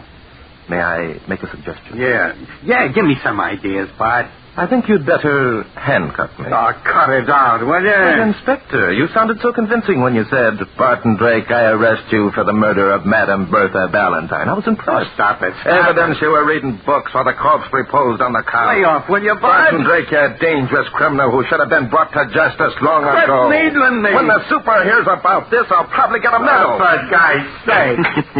Oh, well, here comes my accuser. Come in, Miss Valentine, and witness the spectacle of a prisoner being abused by his captor. Now, listen, Bart. Mr. Drake, I'm sorry. Oh, come, Miss Valentine. People should never be sorry for a murderer. I know you didn't poison Aunt Bertha. Oh, but I did. I had a bottle of arsenic in one pocket and a bottle of cyanide in another. I always carry Please, my... Mr. Drake, Well, Inspector Danton and I thought it best to pretend. Inspector Danton and you? Yes. You see, I met Inspector Danton outside the house before you saw him. You what? I heard you call him on the telephone, and I went down to the street and waited until he drove up. You see, Bart, every once in a while the old inspector gets a jump on you. Yes, I see. Very clever of you. And you too, Miss Valentine. Now that you've both succeeded in your plan, would you mind explaining the purpose behind it? Oh, don't you see, Mr. Drake? Someone murdered Aunt Bertha. And if that same someone suspects that you were aware of his identity, well, your life would be in danger, too. Get it, Bart? Arresting you for the murder will make the real murderer think he's in the clear. You don't seem to realize that now the murderer has a good, legitimate excuse for shooting me. Oh. Since I'm a prisoner, he can claim that I was attempting to escape. I never thought of that. It seems to me that neither of you thought, period. The idea. Now, don't get indignant, please, Miss Valentine. It won't help. No need to get excited. I can always announce that I've decided you're not the guilty party. That would cap the climax, Inspector. I suppose that by taking me up to this room for questioning, you realize you've given the murderer an opportunity to destroy any evidence that might have been lying around in the library? Oh, dear. And I was only trying to help. Oh, for God's sake, don't start the ball, lady. Things are bad enough as they are. Okay, Bart. What do you want us to do? That's better. I want Miss Valentine to go downstairs and keep her two cousins occupied, while you and I search the library in an effort to discover what changes have taken place since we were there before. See, that's a good idea. By golly, I knew I was making a mistake when I arrested Barton Drake. What a relief.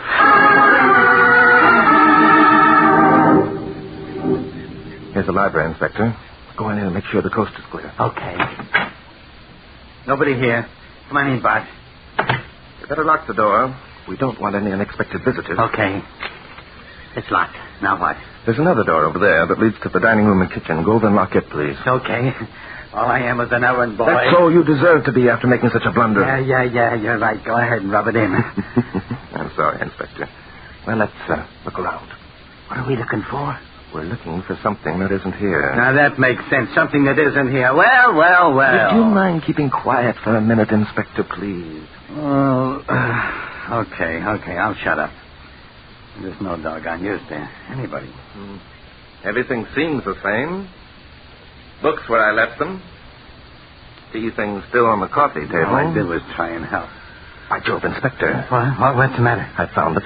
Found what? The thing that isn't here. The thing that isn't... Come along, Inspector. We're going to have a talk with Melissa. It's beginning to look as though you and Miss Valentine weren't so dumb after all.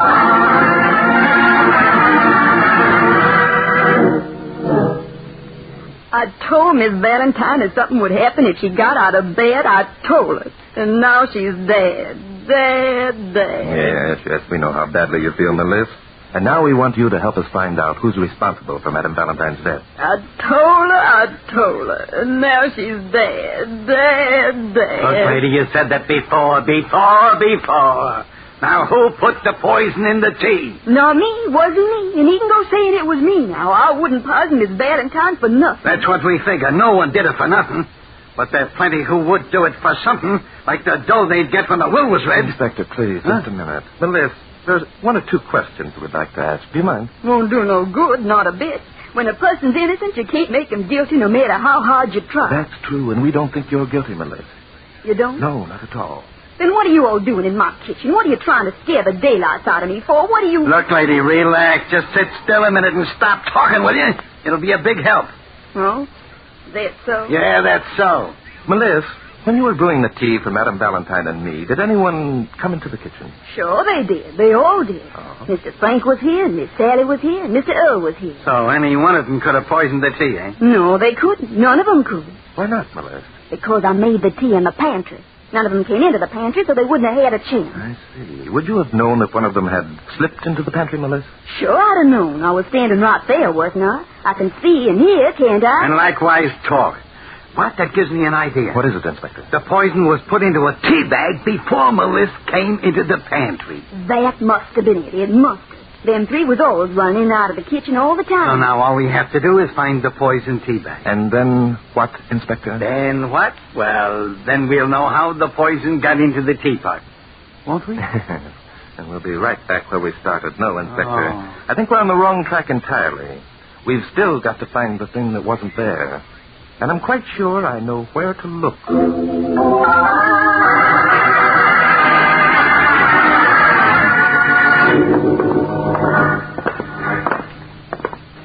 You know, Bart, the thing that gets me about these deals is that we always wind up hunting for something in somebody's room, and I never know what they're looking for. Well, this time I'm not quite sure what we're looking for myself, Inspector. Let's try this room here. You want me to go in and see if the coast is clear? No, I doubt it will be disturbed. Seems like a man's room. Marvelous. He sees a lot of men's clothes lying around, so he deduces it's a man's room. This must be the bathroom over here. Let's go take a look. The bathroom. What do you expect to find in there? A bathtub, among other things. Yes, it's a bathroom, all Sure right. it is. Look at the tub. Big enough to swim in. Too bad it isn't Saturday night. The place is rather messed up, isn't it, Inspector? Does that prove something? I'm not sure. Look at those spots on the floor. What do they look like to you, Inspector? Spots. Inspector, you kill me. Well, let's get out of here and... All right, Drake. Get your hands up. Well, Cousin Earl Winthrop. Inspector, will you... Okay, Winthrop, put the gun down. Not until you explain what you're doing in this room. Oh, yeah, now look, Bob, I'm giving the orders in this deal. Put down that gun. Sorry, Inspector. You had your chance. From now on, I'm giving the orders. You are. Hey, well, we'll see about that. I warn you, keep away from me. Careful, Inspector. Careful, my eye. No sawed-off half-pint is going to tell me how to run my business. All right, shrimp. Stand back, you fool. One more step and Go ahead. What's stopping you? I'm coming. Wait.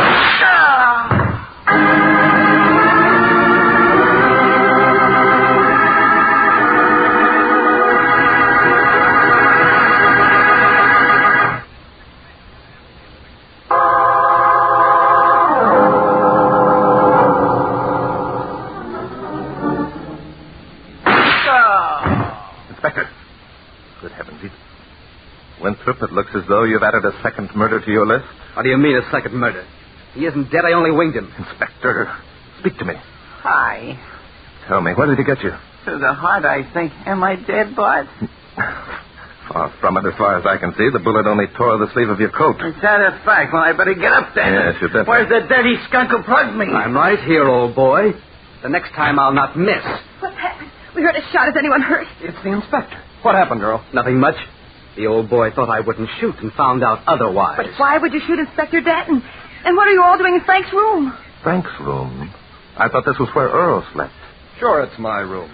What about it? A good deal about it, Frank. Inspector, if you feel up to it, will you be good enough to slip a pair of handcuffs on our friend Frank here? Hey, what is this? Go ahead, Inspector. I'll take care of Earl. Why, you stop twisting my arm. Drop the gun, Earl.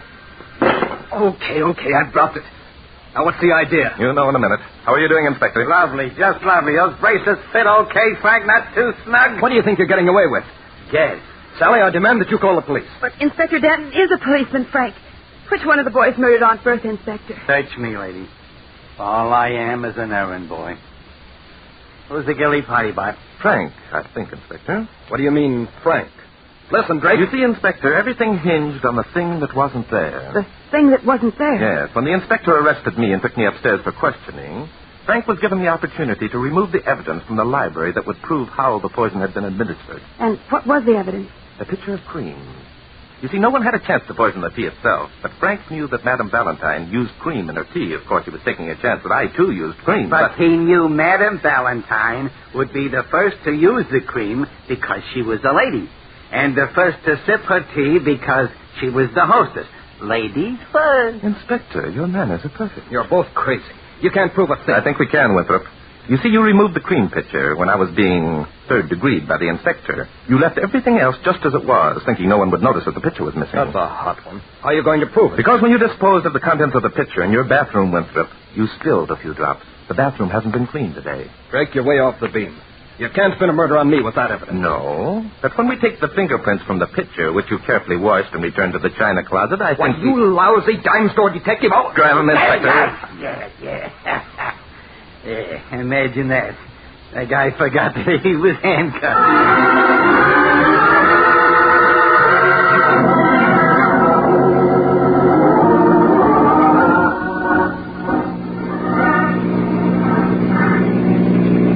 Tell me, Bart. Tell you what, Inspector? Why Madame Valentine asked you to come up and see her instead of reporting her suspicions to the police. But the answer to that is obvious, Inspector. You see, she knew that mystery is my hobby.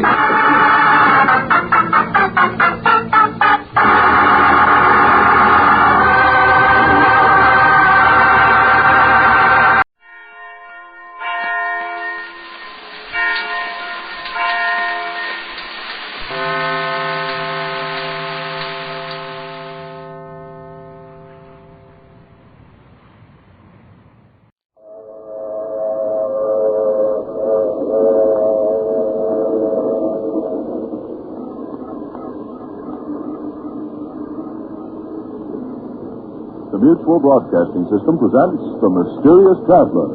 Written, produced, and directed by Robert A. Arthur and David Kogan, starring tonight two of radio's foremost personalities, Carl Weber and Inga Adams, in an original radio drama titled Queen of the Cats.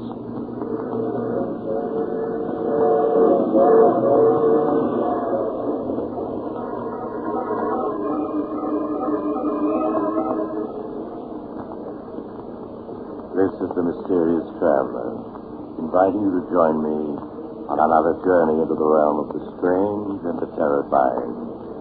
I hope you will enjoy the trip, that it will thrill you a little and chill you a little.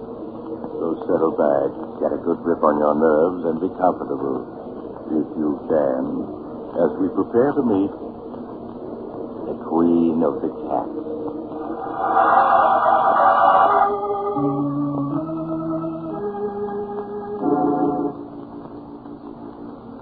Our story begins late one night in a large New England town. Jane Elliott, an attractive girl in her early 20s, hurries down a quiet and darkened residential street. Finally, she stops before a large colonial house with a nameplate on the door, Dr. George Richards. She hesitates a moment, then rushes up the few steps to the door.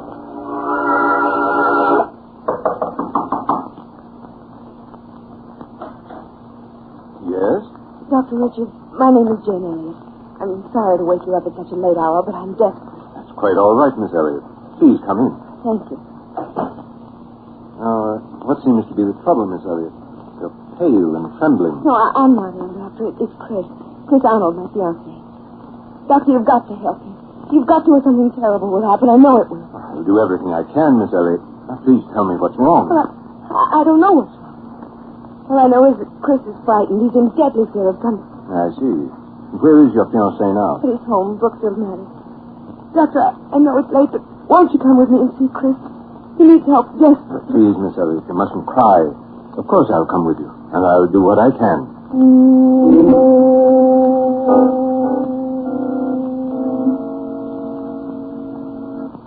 If you'll follow me, Doctor, Chris's room is this way. All right. Oh, tell me, Miss Elliott, aren't there any servants in this huge house? No, Doctor.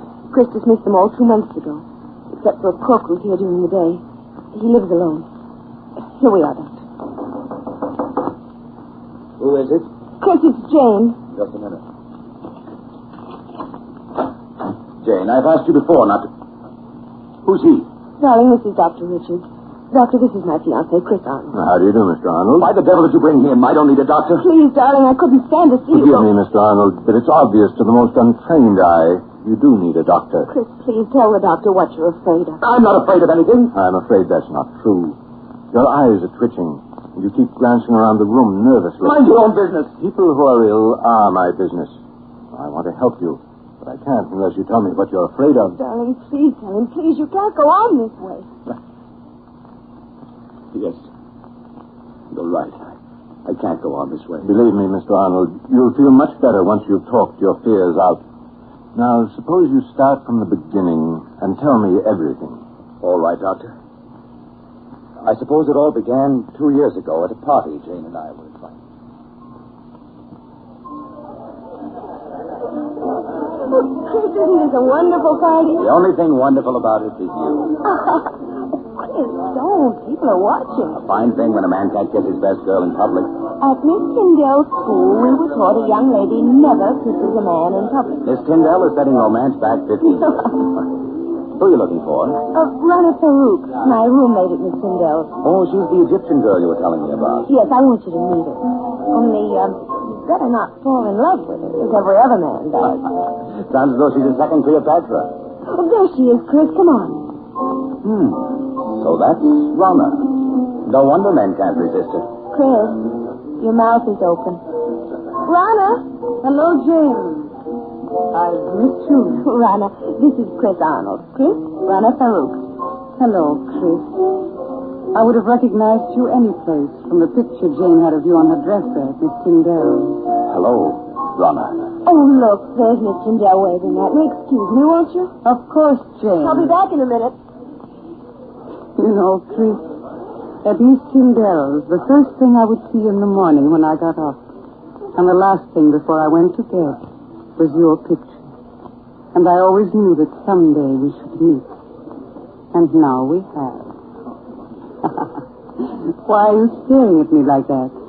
Aren't you going to say anything? I prefer just to look.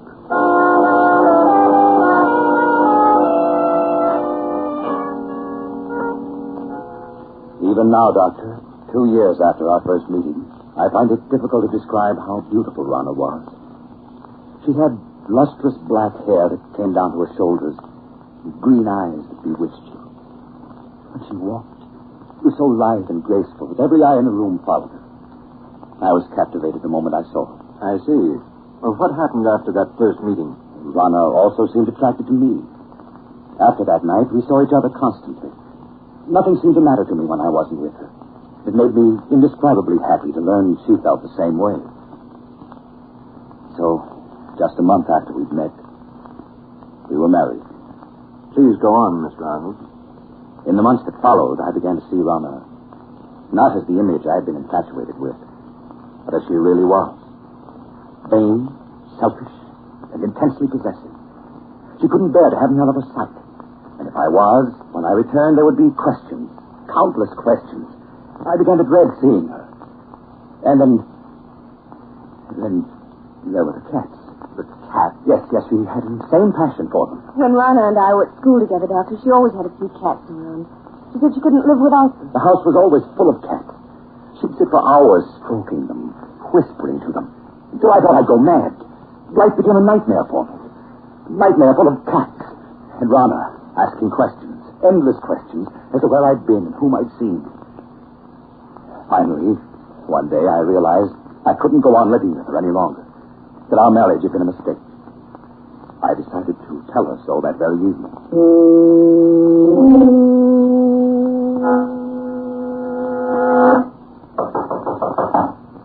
May I come in, Rana? Of course, dear. Good evening, Chris. Darling, why didn't you tell me that you'd had lunch with Mary Walker when I called you at the office this afternoon? How did you know I had lunch with her? A friend told me. Friend? Who was it? Oh, what is it, Beauty? What are you trying to say? Rana, put that cat down and answer me. Who was the friend that told you I had lunch with Mary Walker? You've never met her, darling. How is it that you always seem to know what I've been doing, who I've been seeing? It's as though you have people spying on me. Chris, what a thing to say. Now, please hurry and change, or we'll be late for the Hopkins party. There's something strange about the way you always know what I've been doing. Sometimes I suspect... Chris, look out! You stepped on Sabrina's tail. I'm sorry, but I didn't see her. I've asked you before to be more careful. Oh, poor Sabrina. Are you all right now, my beauty? If there weren't so many cats underfoot, I wouldn't have stepped on her. Why must you keep them around? Because I love cats. They're beautiful, sacred. Thousands of years ago, my ancestors worshipped cats. When you speak like that, you almost look like a cat. And why not?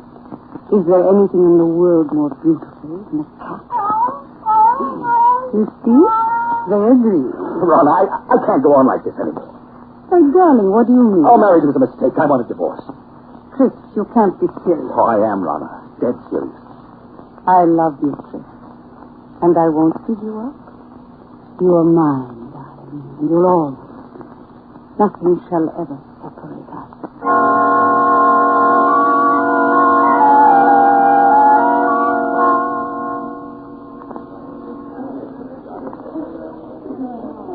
Would you care for a cocktail, sir? No, thank you. Well, even if you won't have one, Mr. Arnold, I will. Jane, it's good to see you again. Just let me look at you. It's good to see you, too, Chris. You're as lovely as ever, Jane. Chris, you're not looking well at all. You all right? I am now. Jane, can't we go someplace and talk? What about the sheriff? It's all right, Chris. Here, this door opens onto it. How is Rana? Oh, she's fine. Jane, I've made such a mess out of everything. I was a fool who mistaken infatuation for love. Jane, can you ever forgive me for the way I behaved toward you? Well, there's nothing to forgive, Chris. I must be going now. Well, Jane, this is a surprise. Donna. Really, Jane, the way you've avoided calling on us, I have suspect you're still in love with Chris. Donna, you have no right. Please, Chris. I'm afraid I'll have to be leaving. It's getting quite late. Good night. Good night, Jane. I hope I didn't interrupt anything by coming out here so unexpectedly, Chris. Yes, Rana, you did. I was about to tell Jane that I love her and that I always will. I suppose that's why you asked me for a divorce. You've been secretly seeing her. Secretly seeing her? Is it possible for me to see anyone or do anything secretly without you knowing about it? No, you're right. It isn't possible. I know everything you do. So I would forget Jane if I were you. Rhonda, how could you possibly want me, knowing how I feel about Jane? You've got to give me a divorce. I'll never give you a divorce. Never, do you hear? You're mine, and you always will be.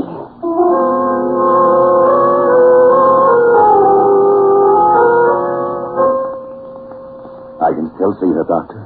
She stood there, hissing at me. Chris, you're mine, and you always will be. Suddenly I realized that she looked like a cat. An angry cat. Her green eyes, cold and murderous. Her long nails digging into my arms. Her body tense. For a moment I thought she was going to scratch my eyes out. After that night I hardly spoke to Rana. I treated her as a stranger.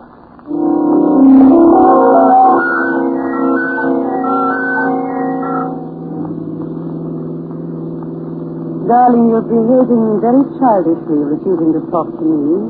It's been a month now. Why are you slowing down?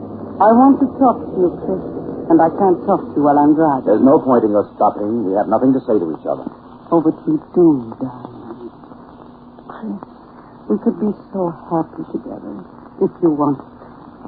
You know how much I love you. I'd do anything to make you happy. Anything. Anything?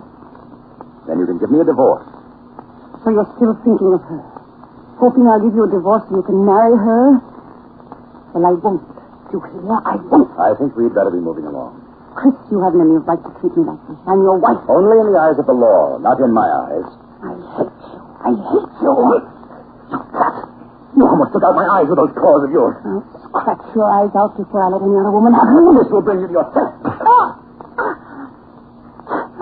Now, slide over. I'll drive. Very well, Chris.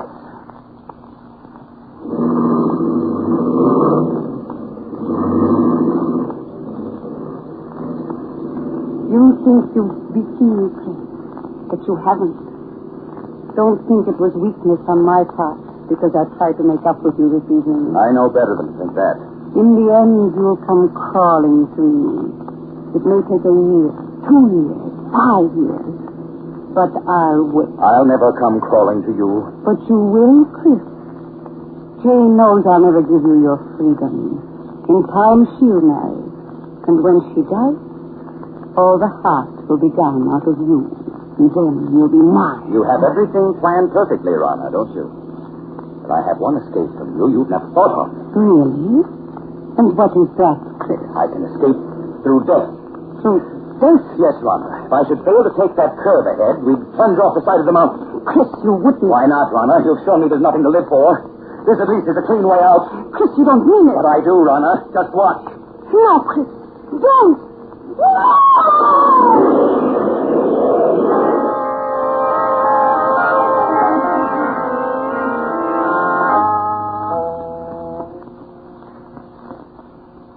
When I drove the car over the side of the mountain, Doctor, I thought Rana and I were going to our death. But fate decreed otherwise. When I recovered consciousness 48 hours later, in the hospital, I learned it was only Rana who died. Yes, I recall reading about it in the papers. It was a miracle that you survived. Yes, for weeks they despaired of saving me. But at the end of 8 months, I walked out of that hospital. It was just a week after I was discharged that I ran into Jane on the street. Chris. Oh, Chris, it is you. Jane. Chris, I heard about your accident just a few days ago when I got back from California. Jane. You always seem to pop up just when I need you most. Dear, you look so much older. These past months must have been so difficult. I don't want to look back at the past, Jane, but only to the future. The future I once hoped we'd share.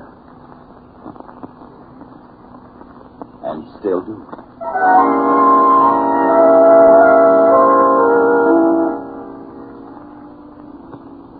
2 months ago, Doctor, Jane and I became engaged. It was just about that time that I first began to notice that everywhere I went, there always seemed to be a cat following me. So that's why you were always looking around so nervously all the time. Tell me, Miss Elliott, did you ever notice that the two of you were being followed by a cat? Well, I have seen a few cats around, but they didn't mean anything to me. Oh, but they did to me, Doctor. Was it always the same cat that followed you? Oh, no. One day it'd be one cat and another day a different one. Doctor, I know you must think I'm insane. At the time, I felt I was going mad. That is, until that night. What night, Mr. Arnold? The night I saw her. It happened in this very room 6 weeks ago. I had great difficulty in falling asleep. And when I did, I had a nightmare. A nightmare in which I was being followed by hundreds of silent cats. Then the silence was broken by the faint crying of one cat. The crying grew louder and louder. Suddenly, I awoke. With my awakening, the cry didn't cease.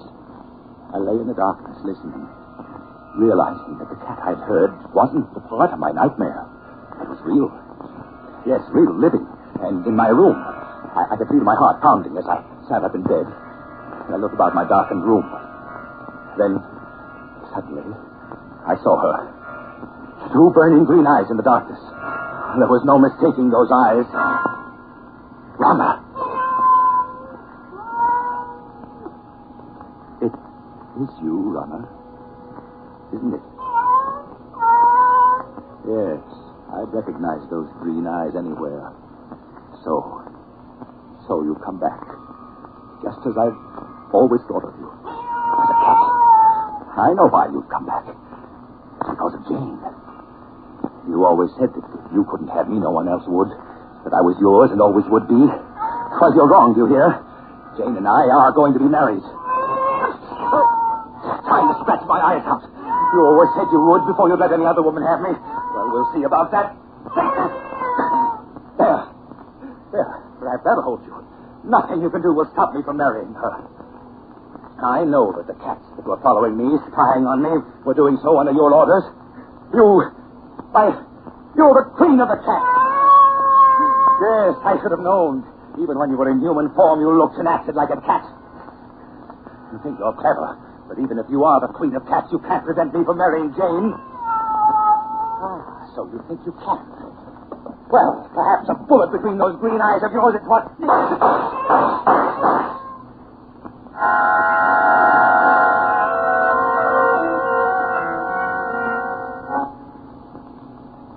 I emptied the gun at her, Doctor. Then turned on the light. There was no sign of her. She'd vanished. All that I found were 6 bullet holes in the wall. Now, Mr. Arnold, isn't it possible that you only dreamed all that actually you fired your gun in your sleep and the shots themselves awakened you? I tried to tell myself that, Doctor. But during the nights that followed, I knew it was not a dream. When I got to night, she appeared in my room.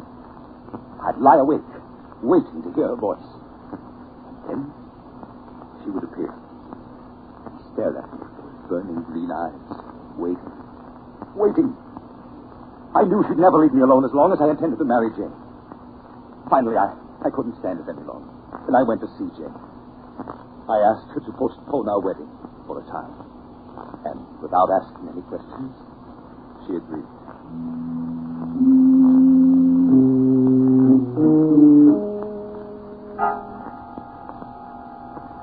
Doctor, the night I put off my marriage with Jane was the first night that Rana didn't appear.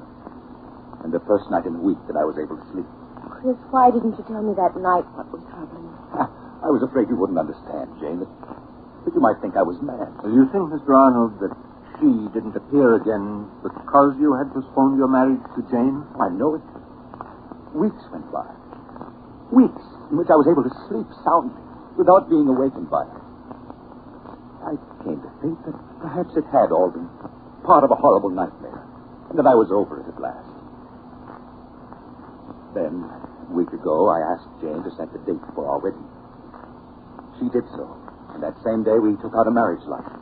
Dr. Chris looked so much better that I thought he'd gotten over what was troubling him. So did I. But the night after we'd applied for a license, she appeared again in this very room. And you've seen her every night ever since? Yes, yes. She just keeps staring at me with those green eyes. Waiting. And Doctor, I have a feeling something horrible will happen if I attempt to marry Jane. You still have the marriage license? Why? Yes. Why do you ask? Mr. Arnold, you've reached a crisis in your life. You're faced with fears that are threatening to overwhelm your sanity. If you want Jane and happiness, you must be prepared to fight. Fight? What? How, Doctor? Often when we challenge our fears, we find that they exist only in our imagination. The only way for you to challenge your fears is to go through with your marriage with Jane. Now, tonight.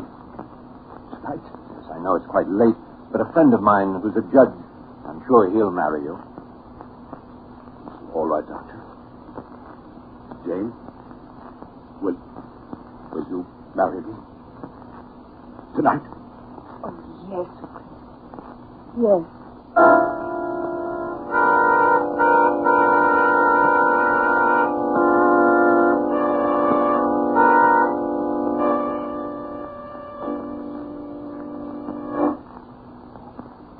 Sorry to get you up in the middle of the night, Judge, but for reasons I can't explain, it's important that these two be married tonight. That's quite all right, Doc.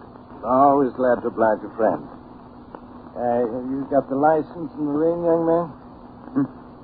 Oh, yes, sir. Here's the license. And here's the... What was that? It's only my cat, Lucifer. Never saw a fellow so nervous. Scat, Lucifer, scat. There, he won't bother us anymore. Chris, it's all right now. He's gone. What's the matter, son? Don't you like cats? No, he doesn't. Judge, would you mind getting on with the ceremony? All right, Doc. Never saw so many nervous people. Now, young man, you take her right hand. That's it. Now, shall I give the long ceremony or the short one? Oh, the short one, please. All right. You, Christopher Arnold, take this woman to be your lawful wedded wife, to love, honor, and cherish as long as you both shall live. I do. It's Runner. Where in places that cat come from? It's Scat. Chris, please, it's only a black cat. You mustn't pay any attention to it. Of course not. Now, Runner, I tell you. Look at her eyes. Why are you so afraid of cats? I told you she's trying to prevent me from marrying Jane. Well, I'll get rid of her for once and for all. Chris, what are you doing with that gun? Put it down. This time I won't miss. Oh, I missed. She's escaped. But she won't get away. No, wherever she's gone. I'll find her. I'll find her and kill her. Chris, come back.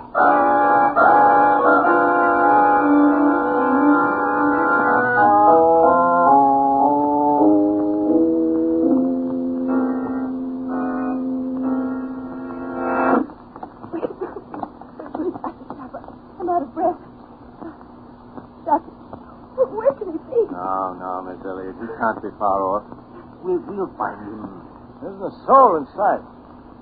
Doc, you sure he isn't crazy? Please, Judge. Well, he sure acted like he was. Pulling out that gun. Listen. Doctor, that must be Chris firing that gun. Yes. Come on.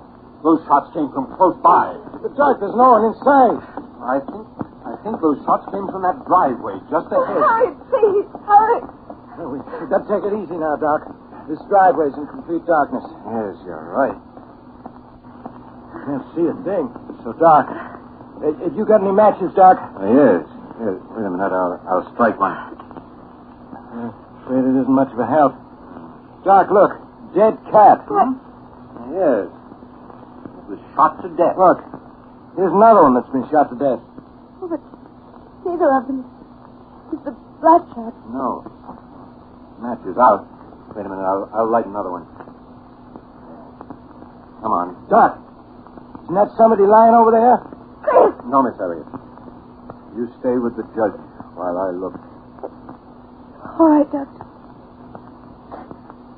It would never have happened if I hadn't agreed to marry. I was afraid. So afraid. Doc, is it Arnold? Yes, it's him. He's dead, isn't he? You can see it in your face. Yes, Miss Elliott.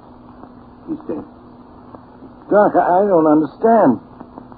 What happened to him? He's been clawed to bits, as if by hundreds of cats. His face has been torn to shreds, and his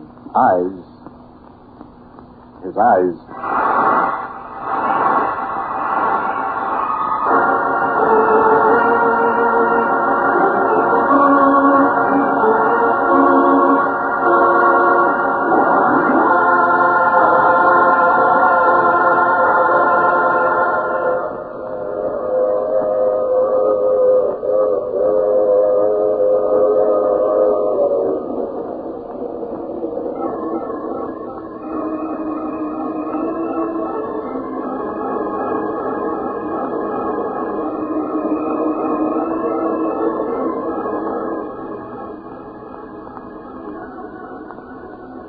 This is the mysterious traveler.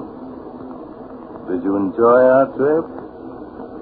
Too bad about Chris Arnold, wasn't it? Seems there just isn't any escape from a jealous woman, particularly when she's the queen of the cats. You know, strangely enough, at Chris Arnold's funeral, just as the coffin was being lowered into the grave, the mourners suddenly noticed a black cat with green eyes sitting on the edge of the grave, quietly licking its paws. That cat simply couldn't be driven off. Now, I recall another case in which two ghosts got together and decided... Oh, you have to get off, dear. I'm sorry. But I'm sure we'll meet again. I take this same train every week at the same time.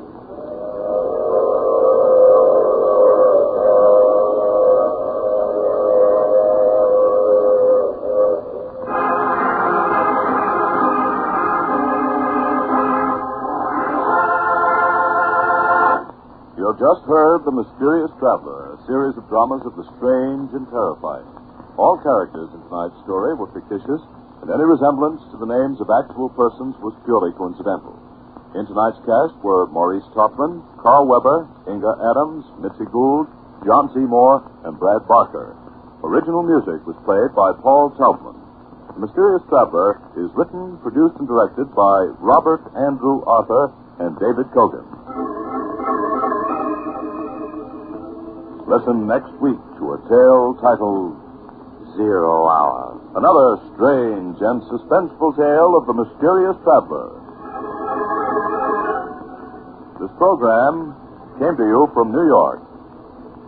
Another program of tense and dramatic action will follow in just a minute. Stay tuned to the station for Official Detective. Carl Caruso speaking. This is the Mutual Broadcasting System.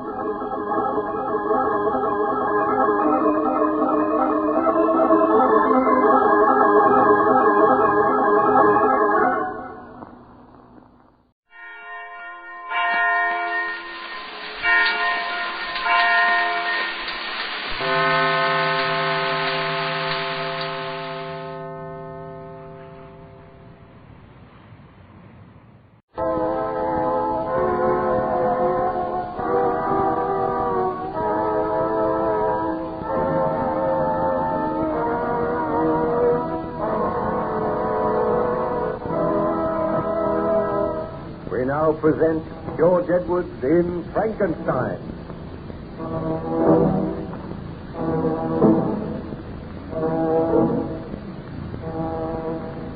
During his enforced say on the good ship Voyager, Baron Frankenstein related his experiences to Captain Walton, who noted them in his journal. And it is owing to that journal that we are able to retell the strange experiences of Baron Victor Frankenstein. Each morning, Captain Walton used to visit Baron Frankenstein's cabin.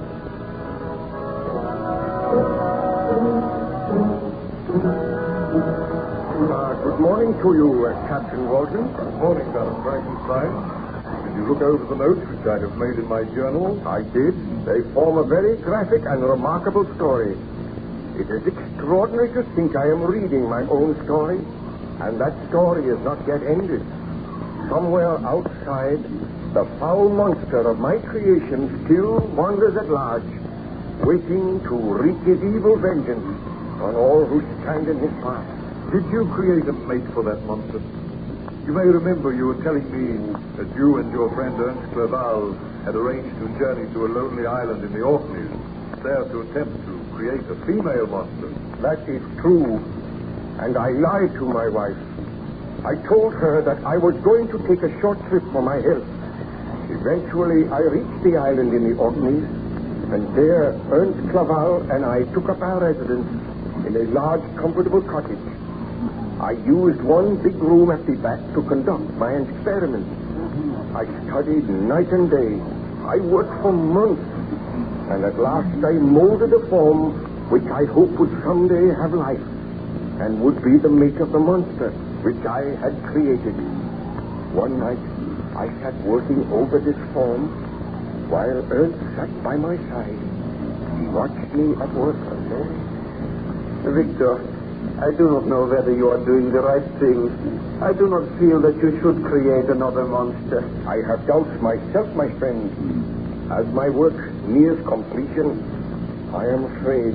I think that I will unleash another killer, another frightful monster to bring havoc and misery into the lives of many people, and yet I must go on. You do not know that the original monster you created still lives. He may have died by now, and if you continue with this work, you may have to destroy it. Sometimes I feel that the monster which I created will destroy me. Oh, you should not think of those things. Have you heard from Elizabeth lately? I received a letter from her yesterday. She begged me to return home and wonders why I am delaying so long. She must never know what I am doing. She will never forgive me. She will never learn. Come to bed now, Victor. You have worked long enough. You look tired and ill. I am tired and ill, but I cannot leave my work at present. You go to bed and leave me here. The truth to tell, I am tired of this cold, windy, unpleasant island. Will we be here much longer? Not very much longer. If I work through the night, it will merely be a matter of waiting for a thunderstorm. That might come tomorrow, and then my work will be complete. Then this lifeless body will have the divine spark, and I will have sinned again. Oh, think of it, Ernst. I should not do it. I know I should not do it. Courage, my friend. It is not too late to destroy the body. Go, leave me. I must think.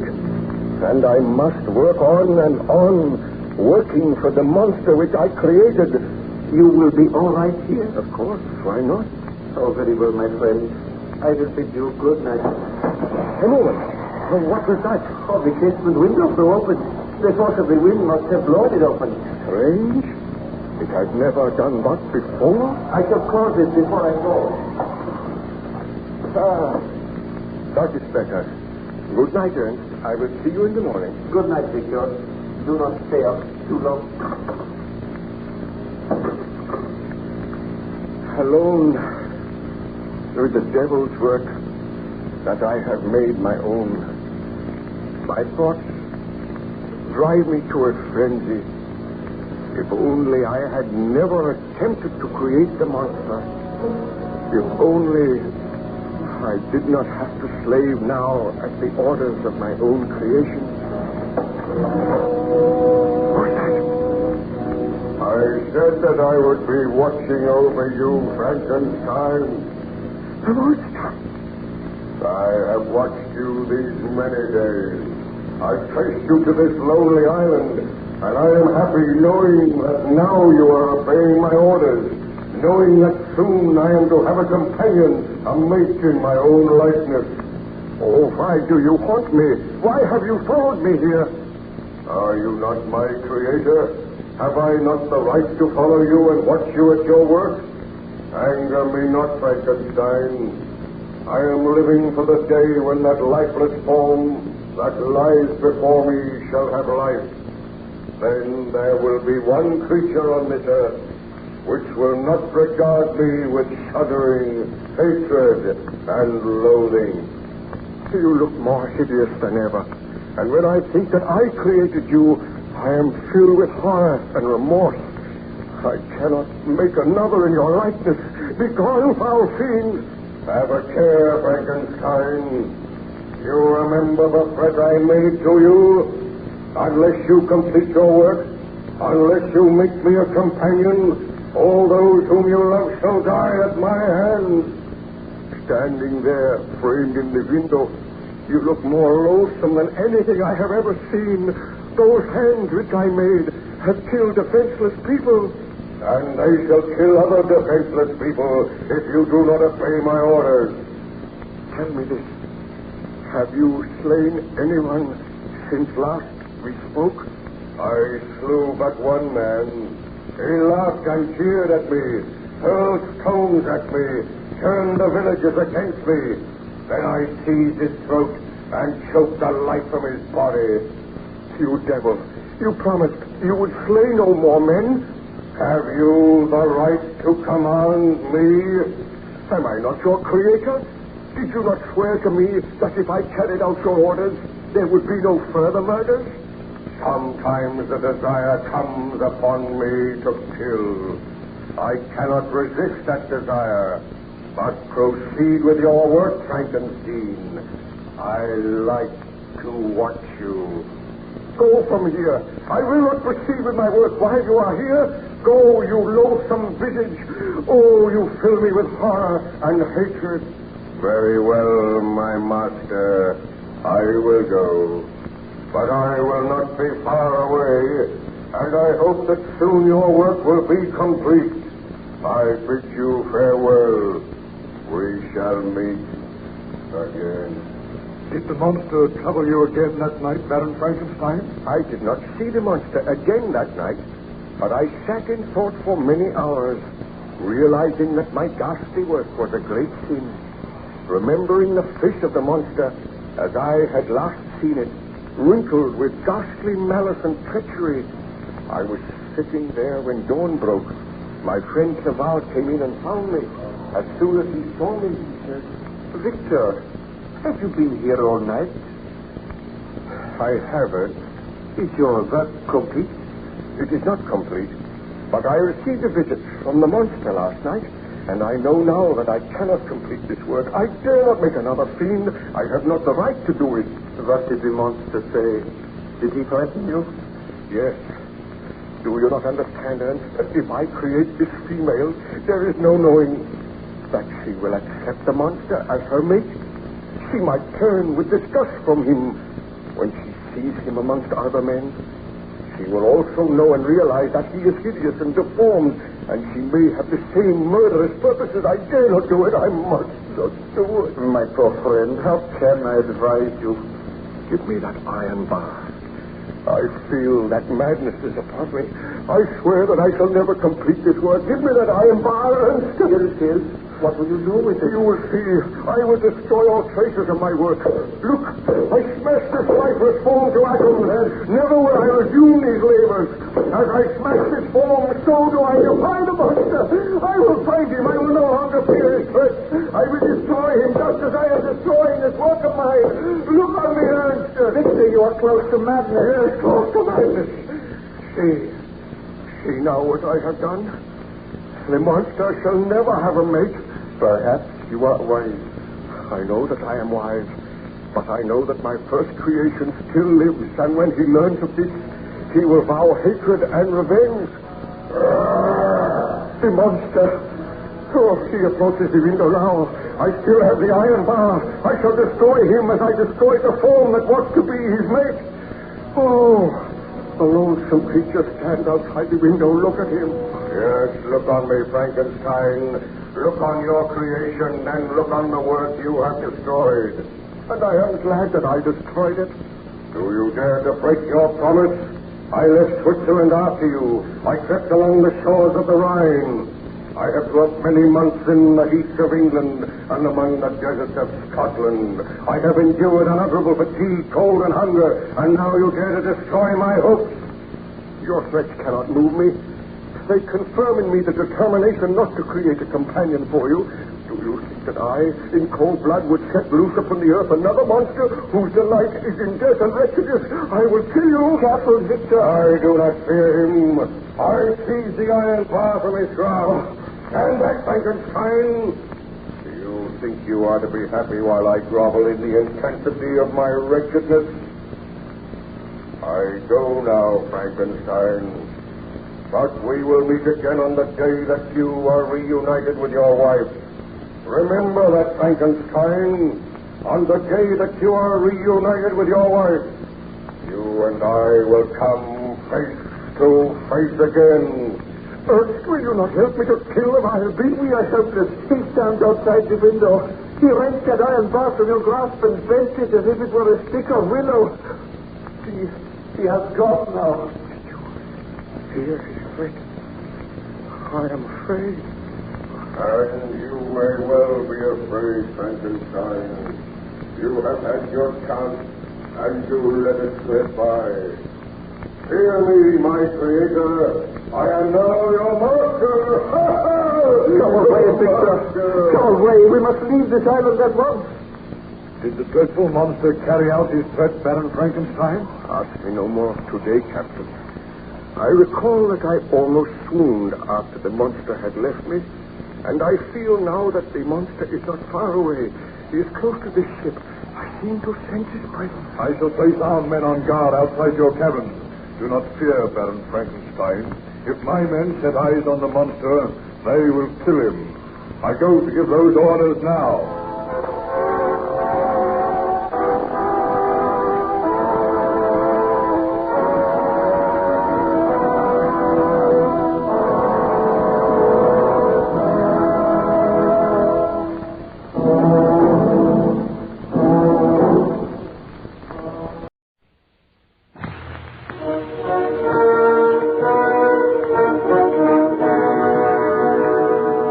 Unsolved Mysteries.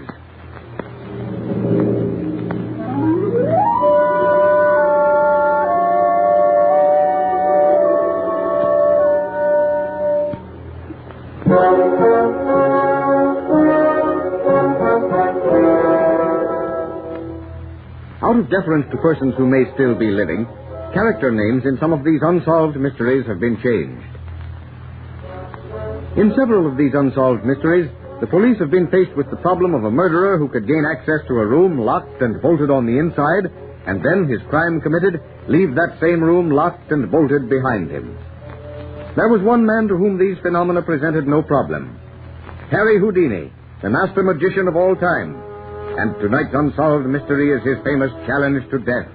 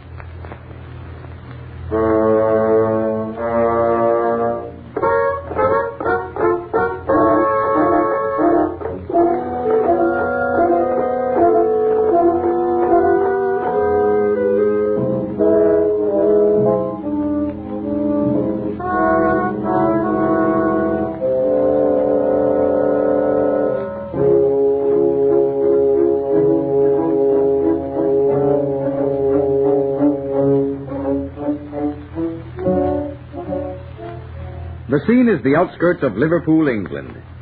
At the home of Mr. Henderson, a group of guests are assembled to meet Mr. Harry Houdini.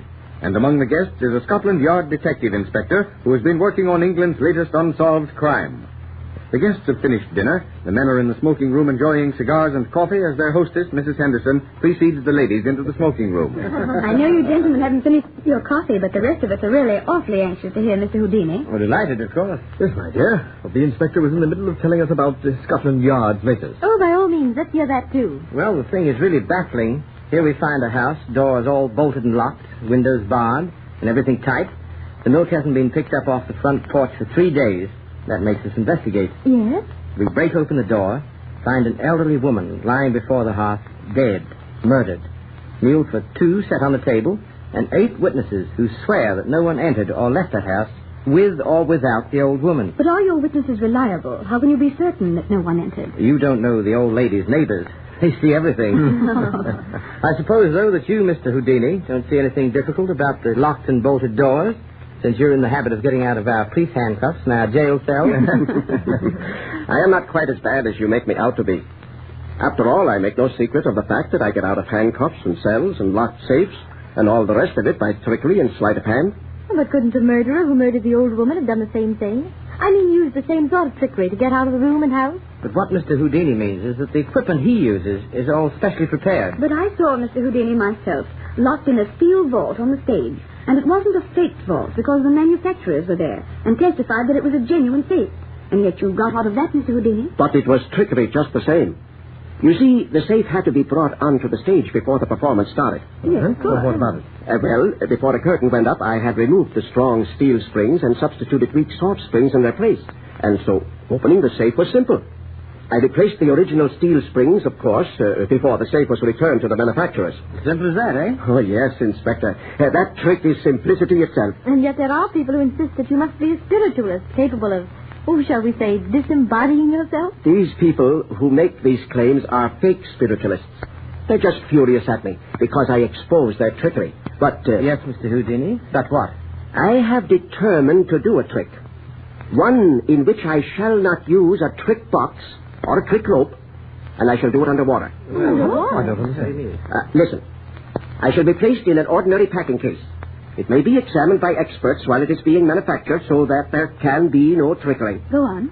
Then, when I am placed inside, the lid, consisting of 3 pieces, will be nailed in place. Yes, we follow. Then the box or the case will be roped, lifted on a tackle to the deck of a tugboat, moved out to the middle of the harbor, and lowered into the water. But, Mr. Houdini... Wait. Oh, I can see every move. In 2 minutes and 8 seconds, the box will be raised to the surface. And the world will have lost the greatest magician of the age, you, Mr. Houdini, will be drowned. No, sir, I shall be seated on the lid of the steel nailed and rope box. But you'll be drowned. You'll be drowned. I shall not be drowned. And if I am, it will prove... Prove what? Never mind that at present. Tomorrow? Yes, tomorrow forenoon. What do you mean, tomorrow forenoon? I shall do this new trick tomorrow forenoon at the docks, in the mouth of the Mersey River. I shall call it... Let me see. I have it. Harry Houdini in the challenge to death. Not only was Harry Houdini the master of magicians, but also he was a master showman. The morning's papers carried the story of his challenge to death. The police tried to interfere on the grounds that he was endangering his life, but arrangements went ahead, and at 5 minutes to 12 on the crowded and noisy waterfront, the tugboat Elsie whistled that she was ready for her part of the experiment. The tug's all ready, Mr. Houdini. And everything is ready here? Yes, sir, we're all ready. Then I suppose I'd better get inside of the box. Oh, I wish you wouldn't, Mr. Houdini. I'm afraid. Oh, but no. Do not be afraid. Well, I'm just as afraid, Mr. Houdini. Now. I am depending on you to see that everything is done properly. Harry Houdini steps into the wooden packing case. 2 burly carpenters step forward, place the 3-plank lid in place, and nail the lid down. With every blow of the hammer, those of the waiting crowd feel their hearts beat faster. The rope, a stout 1-inch rope, is tied about the packing case. The hook of the hoisting line is slipped about the rope, and at a signal, the derrick hoists the packing case and its human cargo over the edge of the dock. Hoist away there!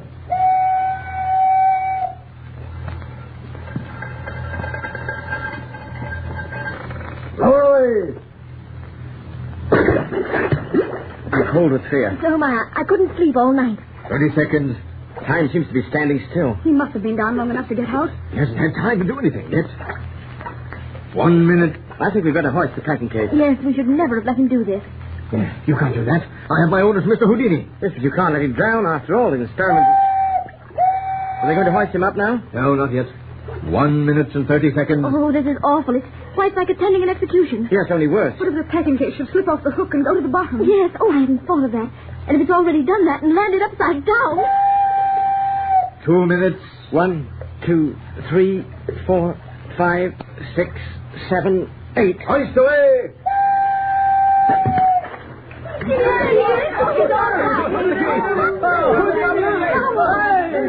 The dripping case is hoisted out of the water, and there, seated on the lid, holding to the rope, is Harry Houdini.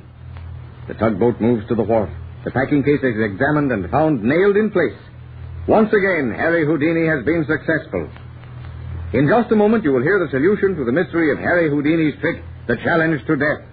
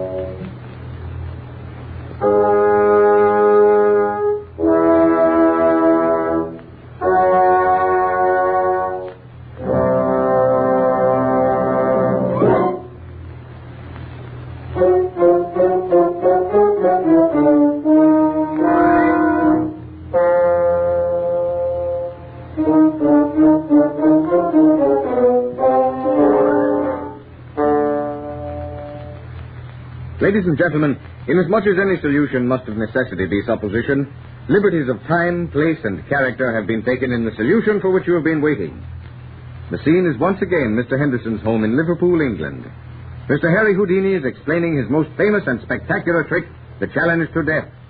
Well, of course, Mr. Houdini, we all saw the trick performed, but even now it still seems impossible. As the inspector said yesterday, once a thing is explained, it is simplicity itself. You see, I know much from study that the audience reaction is of two widely different qualities. How is that, Mr. Houdini? To begin with, when the trick, any trick, is commenced, the attention is all directed toward the article employed. The box is examined to see that it is genuine, the rope to see that it is strong, and the nails to see that they are real. But, and here is the great point. When the trick has succeeded, the audience has eyes only for the performer of the trick. But even then, I still don't see... I am explaining to you now the process of thought that precedes the working out of the details. Knowing that the audience will watch me once the trick is over.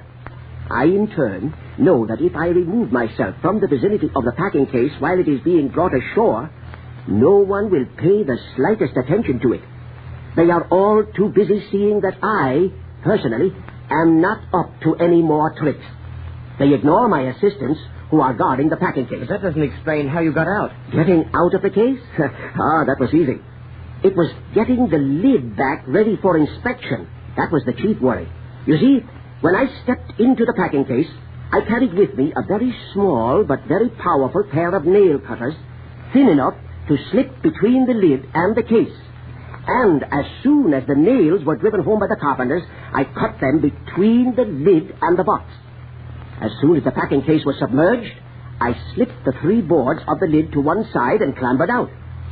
Then I replaced the 3 boards and sat on them to hold them securely in place. When the box was hoisted to the deck of the tugboat, I left my assistants to remove the cut nails and replace them with the same type of nail. All this they did hidden behind the canvas covering on the ship's rail while the crowd was watching me at the stern of the boat. Then if you got out as easily and as quickly as that, why did you keep us in suspense? My friend, for that very reason, to keep you in suspense. Else, there would be no reason for my calling the trick the challenge to death. Mr. Houdini, you said something yesterday, that if you were drowned, it would prove something. I did. It would have proved for all time that I was not a spiritualist using my astral body to perform disappearance tricks.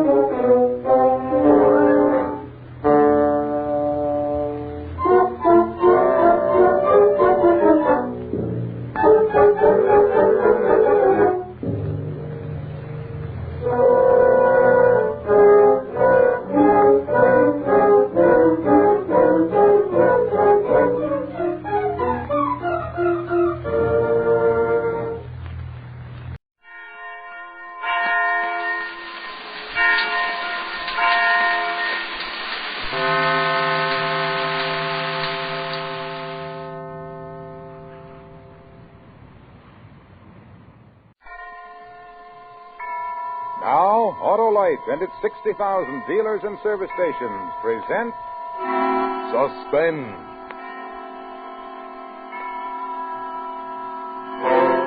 Tonight, Autolite brings you Edward G. Robinson in You Can't Die Twice, a suspense play produced and directed by Anton M. Leader. Friends, if a camel got a drink of water only 3 times a year, his tongue would hang out like a Christmas necktie. But an Autolite Stay Full battery thrives on 3 drinks a year. Yes, sirree, an Autolite Stay Full battery needs water only 3 times a year in normal car use. And by Cornelius, an Autolite Stay Full battery has extra plates for extra power, protected by fiberglass insulation for stronger, longer life. Why, in recent tests conducted according to the Society of Automotive Engineers Life Cycle Standards, Autolite Stay Full batteries gave 70% longer average life than batteries without the Stay Full features. So remember, be battery right. Get Autolite. And now, Autolite presents Edward G. Robinson in a tale well calculated to keep you in suspense. Yeah. It's funny how it happened. Take a good look at me. Am I the type you'd say could harm a fly? Ask around my neighborhood. Ask any of my old customers. Sam, they tell you... Sam Brown? Why, he wouldn't say boo. Sam Brown, a murderer? Besides, there must be some mistake somewhere. Sam's dead. A whole year now.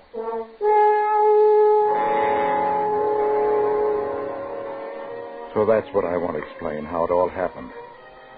It all began that Sunday morning at home with my wife, Katie. Poor Katie. An April Fool.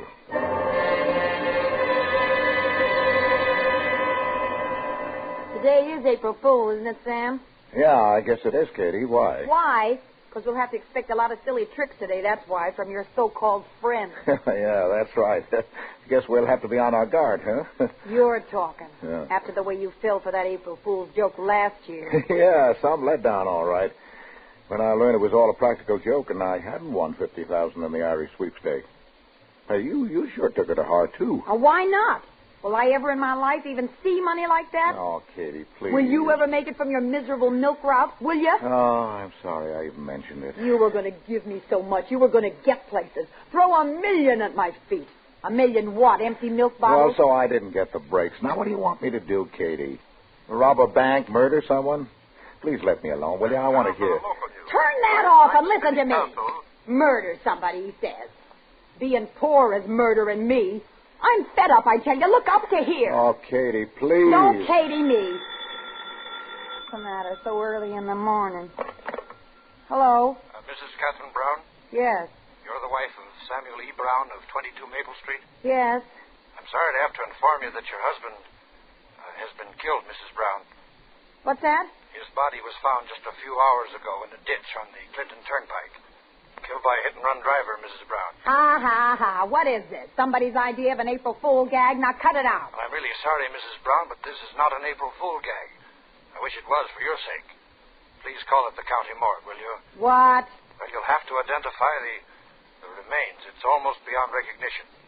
But there's a wallet, Mrs. Brown. That's Katie, all we had to go on. Listen, you. You think a joke like this is funny? You ought to have your head examined. Who is this? Police Sergeant Ryan, ma'am.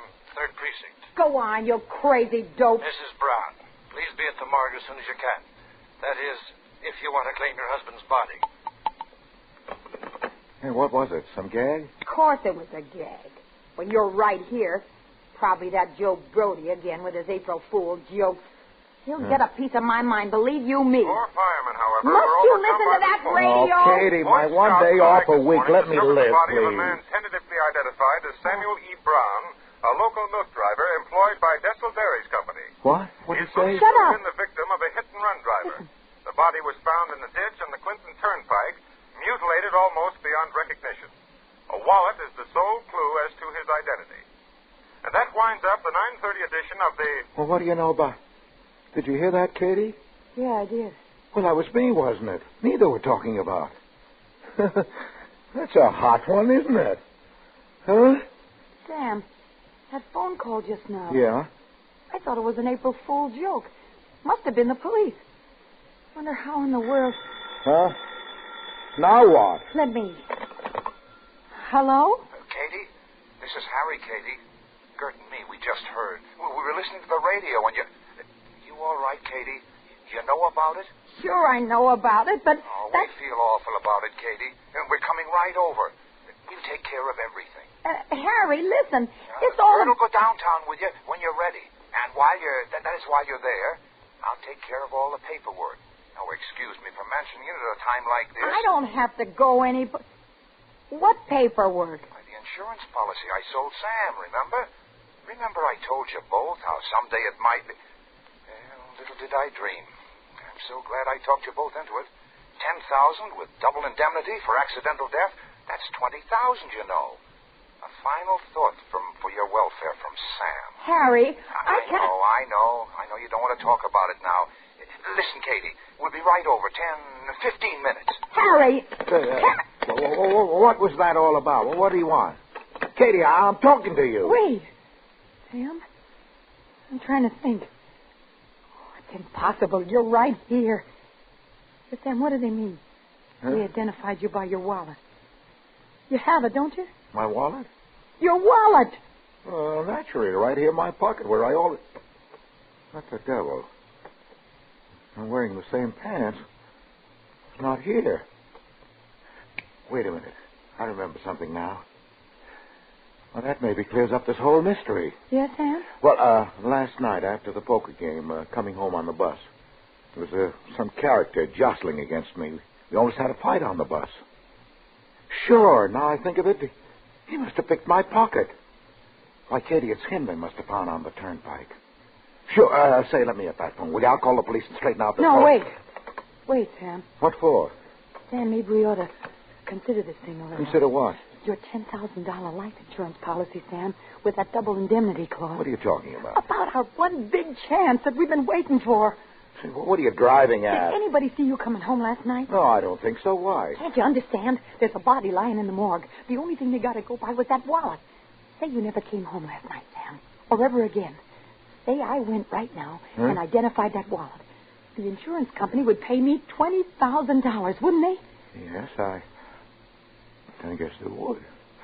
Are you out of your mind? You could disappear right now. Go to Chicago, say, without being seen. I could write you general delivery. After a while, after I collect, I could join you there. Oh, no one will be the wiser. We can begin life all over, rich. This could be it, Sam. No. Money gotten this way would never do us any good, Katie. For that amount of money, I'll take my chance, and so will you. Katie. You'll do it, Sam. Oh, yes, you will. Because if you let me down this time, it's the end. Katie, $20,000. $20,000.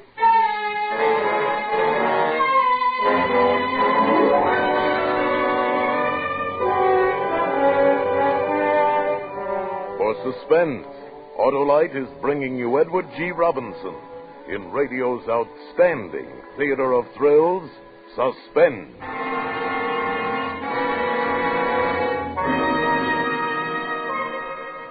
Say, Hap, will you help me out here? Well, sure. All right.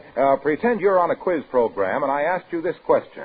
What is it that needs water only 3 times a year? Well, let's see. Is it a kangaroo? No, it's not a camel nor a cactus. Oh. Well, can you give me a hint? All right. Goes on your car. The initials are ALSFB. ALSFB? Oh, I've heard that somewhere before. It's dandy. It's dynamic. It delivers power, pep, performance. It's an Autolite Stay Full battery that needs water only 3 times a year in normal car use. Hey, don't tell me. Let me think. I can't give you any more hints, except to say it's an Autolite Stay Full battery with that extra liquid reserve. That's it. It's an Autolite Stay Full battery. Right, with Autolite. The gentleman wins a hand-embroidered Autolite Stay Full battery carrying case and the right to drive into the nearest Autolite service station and buy an Autolite Stay Full battery. Remember, be battery right. Switch to Autolite.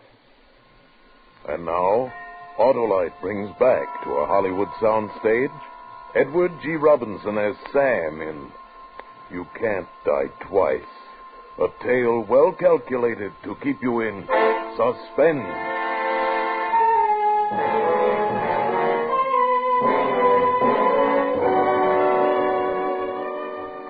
Katie always could make me jump through a hoop. Besides, I might as well admit it. I'm human. Show me the human can spit at that kind of money. Anyway, I snuck out of town that very day, got to Chicago, got me a crummy room under the name of Lionel Hendricks. Weeks went by and nothing happened. No news at all from Katie, and I got really frightened. Something gone wrong. I wrote her, got an answer, general delivery. Dear Mr. Hendricks, in answer to your inquiry, everything is proceeding smoothly. I'm advised that the delay on the transaction is because of its unusual nature. No more letters, please. Thank you for your interest sincerely.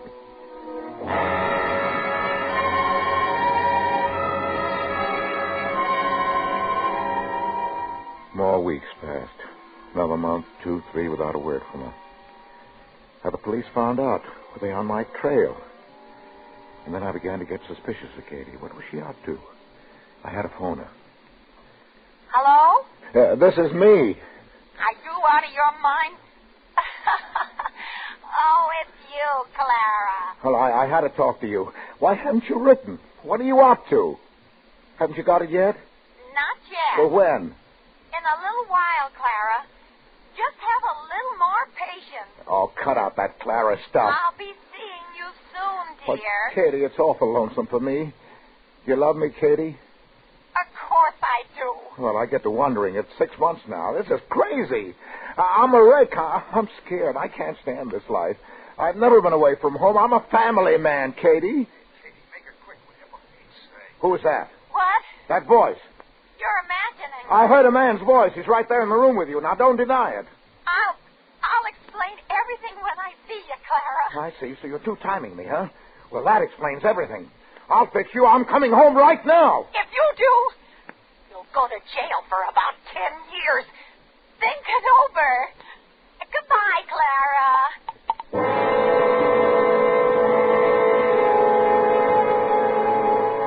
Hey, you see? What could I do? Anyway, that's when I started to drink. What else was there? There I was, all mixed up and alone. I used to get good and drunk and wish someone would at least say... Hello. I said hello. You all alone? What's that? You really tied one on, haven't you? Stranger in town? Oh, a stranger everywhere. How do you know? You're lonely, huh? Aw.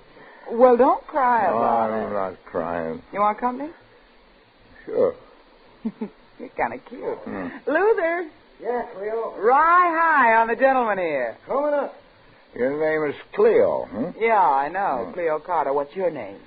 Sam. Sam. Oh, Sam. Sam what? Oh, I mean Lionel. My name is Lionel Hendricks. That's my name. Lionel Hendricks. What happened to Sam? Oh, he's dead. Dead? Yeah, dead. Poor lonesome ghost. Nobody cared. Are you married? Uh-huh. Where you from, Lionel? You're not on the lam or something, are you? Cop shy? Nobody cared. Not even his widow. Sam's widow. Her name is Katie. Catherine, you know. Katie don't even care. Too tired in him. Oh, well, never mind. Change the subject. What do you do, Cleo? This and that. What do you do, Lionel? Well, that and this. Where are you from, Cleo? Here and there. You? Oh, there and here. We make a great team, don't we, Yeah, Sam? we sure do. Here you are, Cleo. Fly high. Thanks, Luther. How about a trip up the Nile, Cleo? Character. Luther's a comic, Sam. Yeah, now, my name isn't Sam. Now, Lionel is my name. Lionel Hendricks. Excuse me, Lionel Luther, That's right. not Sam. I remember. Hiya, Cleo. Hey, when did you get back? I got to pay a visit. Nice to have met you. Oh, no. Where you go? Where you going? Sam. No. Don't leave me alone, will you? You like my company? Oh, very much. Oh, very much. Much as that. Yeah, I certainly Well, do. it's this way with me, Lionel. I'll be very frank. First of all, you're a married man. Oh, no, not me. Not Sam's married, not Lionel. That's Sam Brown. Poor good fellow. All of a sudden dead. Still dead. You know, all that was left of him? A wallet. Just a few cents in it. Now he has $20,000. Success story. $20,000? He was worth more dead than alive. Lionel, let go of my hand. Look, I'm going to see your friend over there. Yeah, but why? Percentage, Lionel. He always shows me a good time. Spends money like it was water. He's rich. Oh, he's rich. Well, I'm richer. Now, don't leave me alone, Cleo. I got $20,000, I tell you. Not you, Sam. Well, what's his is mine. I can lay my hands on it any time I want. You wouldn't kid me, would you? I haven't said a word. Not a word. Oh, I think I'm going to be sick. I think you better come rest at my apartment, Lionel. I really do. We can talk there. I like your talk. It jingles.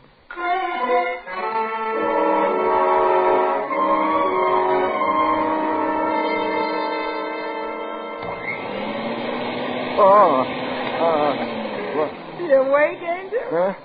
What? Where am I? The little Cleo's, don't you remember? Just running the vacuum. All those butts you tumbled on the floor. Cleo? Cleo Carter.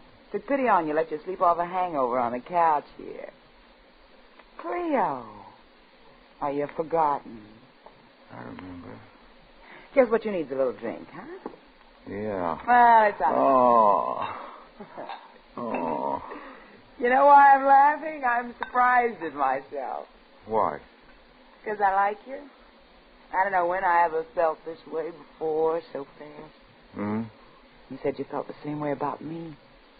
Did you mean it, or was it that bottle talking? Yeah, I must have meant it, Cleo. All right, then. How does it feel to be dead, Sam Brown? What? How do you suppose Katie's taking him? No, I didn't tell you. Oh, it's all right. You told me everything, but it's safe with me.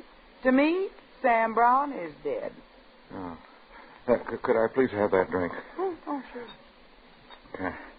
The insurance money really comes to $20,000, doesn't it? Or were you exaggerating? No, I mean, yes, it's 20,000. Why are they taking so long to pay off? Oh, I don't know.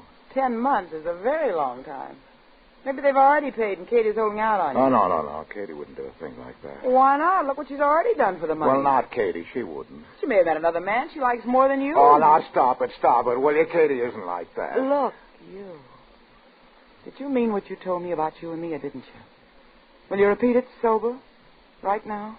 What? Repeat what? That you never felt about her in all your married life the way you feel about me? That you're going to leave her for me? After you get the money? Say it again, Sam, or walk right out of my life. Oh, Cleo. I mean it. Well, I can't say that about Katie. I just can't. Get out. That's the way you feel. I'll go. Go ahead. When you leave, you might think about whether or not you can trust me now that I know all about it. What? I could call the police, you know. Oh, Cleo.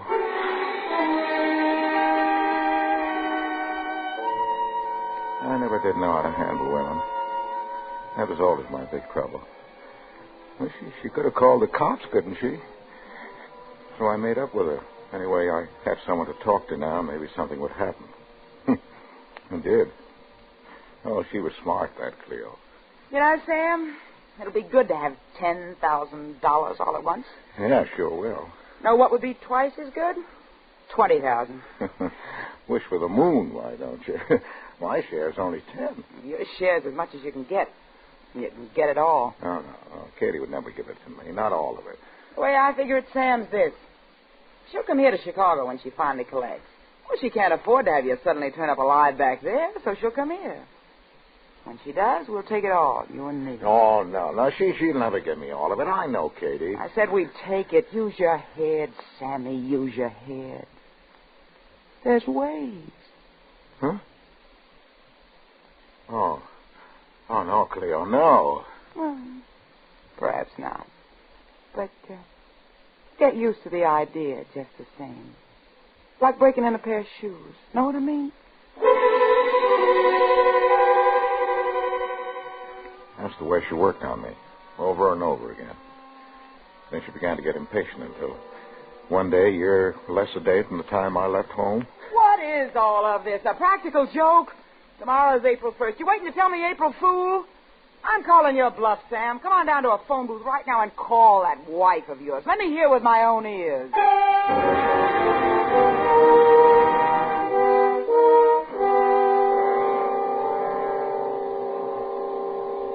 Hello?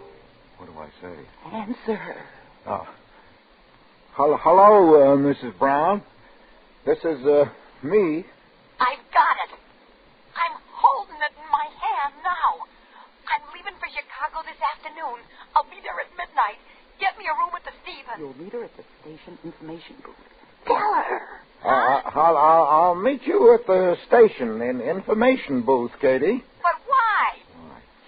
You're renting a cabin out in the country. You're taking her on a second honeymoon. Cleo. Tell her. Hello. Hello. Katie, I'm renting a cabin out in the country for us. We're going on a second honeymoon.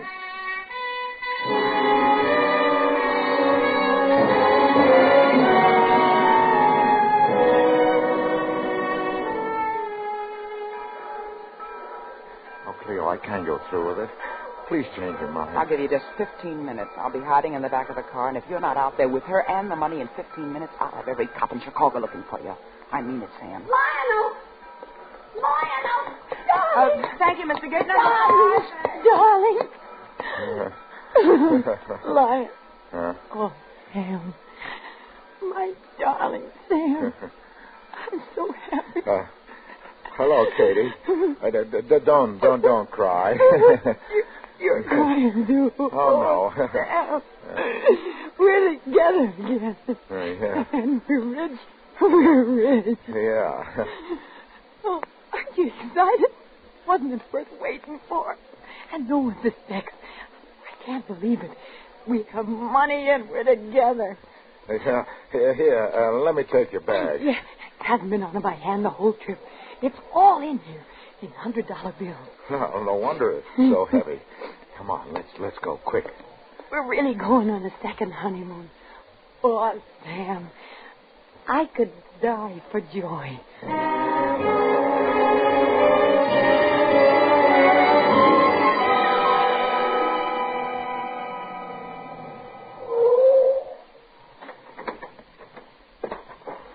Well, it certainly is way out in the country, Sam. Say that for it. So quiet. Yeah, I know. You're acting funny, Sam. I couldn't help it that it took so long. They said they had to investigate and everything. It was no picnic, let me tell you. What the devil is that light? Oh. What is this the cabin you rented for our second honeymoon? This shack? Sam, what is it? You couldn't have brought me here for a honeymoon. Why did you bring me here? Answer me, Sam. I'm leaving you, Katie. What? I'm leaving you.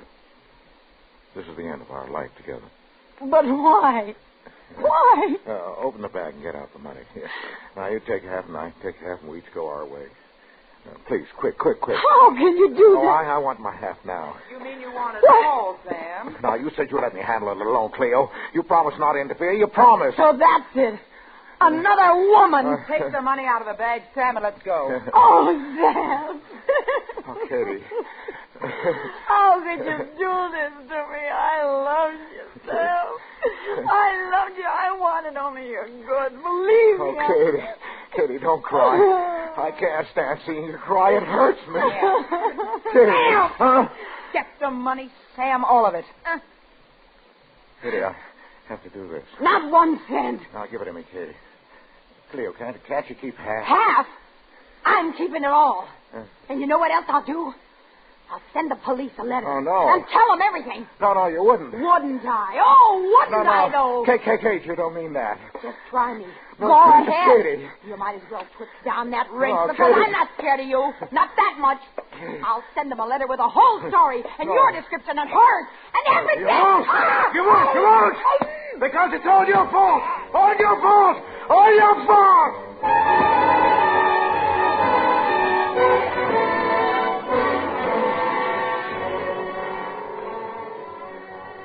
Katie was dead. I don't remember much of the ride back to Cleo's place with the valise with the money on my lap. I was numb, exhausted. I collapsed on the floor of the apartment and fell asleep, cradling that valise, and it was past noon. I woke up. The valise was still in my arms, but it was open and the money was gone. So was Cleo. She wasn't there. She was gone. I was alone. Cleo.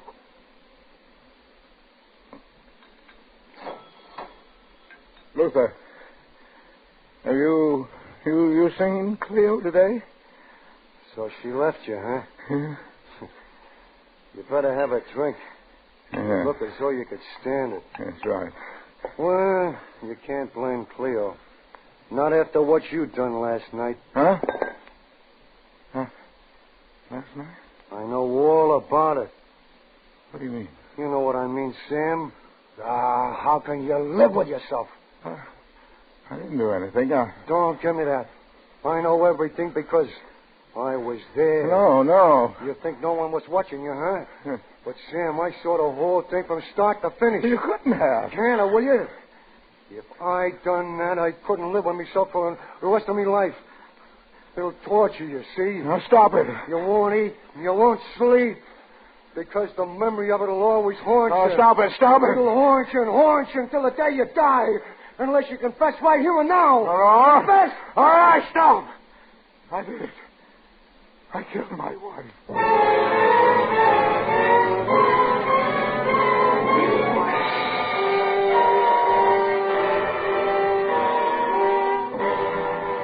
That's about all, Lieutenant.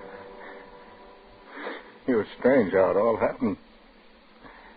Strange how it started. Yeah, stranger still how Luther here knew. Yeah. How did you know, Luther? Oh, I didn't, Lieutenant. What's that? Oh, not a thing. Well, what did I say to him? How can you live with yourself after last night? So what? Everyone done something last night they was ashamed of. Well, every night in the week. How was I to think this here guy committed murder? You see, Captain, all I was up to was a... Well, what's the date today? You get it now? I was just making with an April Fool joke. April Fool joke. April Fool.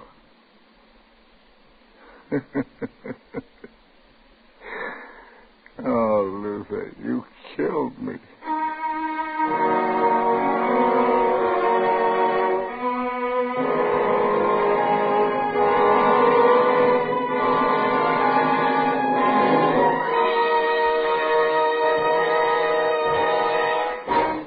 Thank you, Edward G. Robinson, for a great suspense show. Your name, Wilcox? Yes, Mr. Robinson. You the fellow that keeps talking about Autolite stay full batteries? Yes, Mr. Robinson. Well, I want one of those batteries in my car, see? Yes, Mr. Robinson. Can't you say anything but yes, Mr. Robinson? Yes, Mr. Robinson, I can say this. Stay full batteries are made by Autolite men, who make over 400 products for cars, trucks, airplanes, and boats in 28 Autolite plants from coast to coast. Yes, sirree, and Autolite also makes complete electrical systems for many makes of America's finest cars. Batteries, spark plugs, generators, starting motors, coils, distributors. All ignition engineered to fit together perfectly, work together perfectly, because they're a perfect team. So, folks, don't accept electrical parts that are supposed to be as good. Ask for and insist on Autolite, original factory parts, at your neighborhood service station, car dealer, garage, or repair shop. Remember, you're always right with Autolite.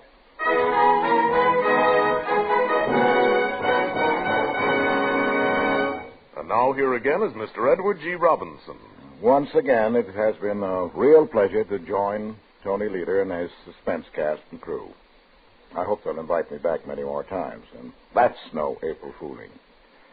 I know, too, that all of you are going to be as anxious as I am to hear next week's show when radio's outstanding theater of thrills will present Ronald Colman in The Noose of Coincidence, another gripping study in suspense. Edward G. Robinson will soon be seen starring in the 20th Century Fox production, The House of Strangers. Tonight's suspense play was written by Joseph Ruskall and prepared for suspense by Walter Newman. Music was composed by Lucien Morawek and conducted by Lud Gluskin. The entire production was under the direction of Anton M. Leader.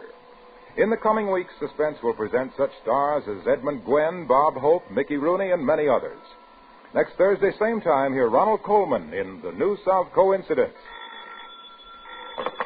You can buy Autolite Stay Full batteries, Autolite resistor spark plugs, Autolite electrical parts at your neighborhood Autolite dealers. Switch to Autolite. Good night. This is CBS, the Columbia Broadcasting System.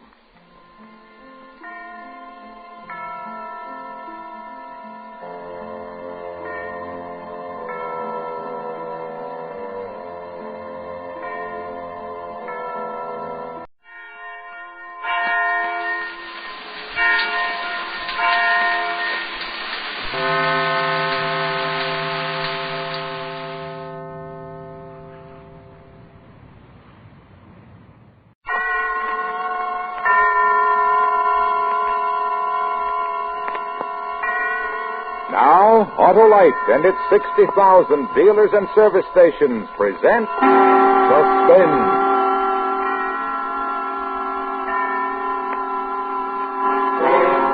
Tonight, Autolite brings you Ronald Colman in Noose of Coincidence, a suspense play produced and directed by Anton M. Leader.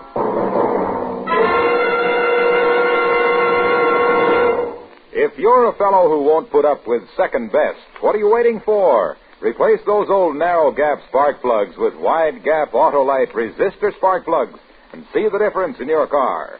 Your car will idle smoother, give you better power and performance on leaner gas mixtures, actually save gas. Autolite regular type spark plugs have long been standard factory equipment on many leading makes of cars and trucks. And now 6, that's right, 6 of these leading makes of cars and trucks have switched to Autolite resistor-type spark plugs for factory installation on their new 1949 models. The new wide-gap Autolite resistor spark plugs are the spark plugs of today and the future. Remember, you're right with Autolite. And now, Autolite presents Ronald Coleman in a tale well calculated to keep you in suspense.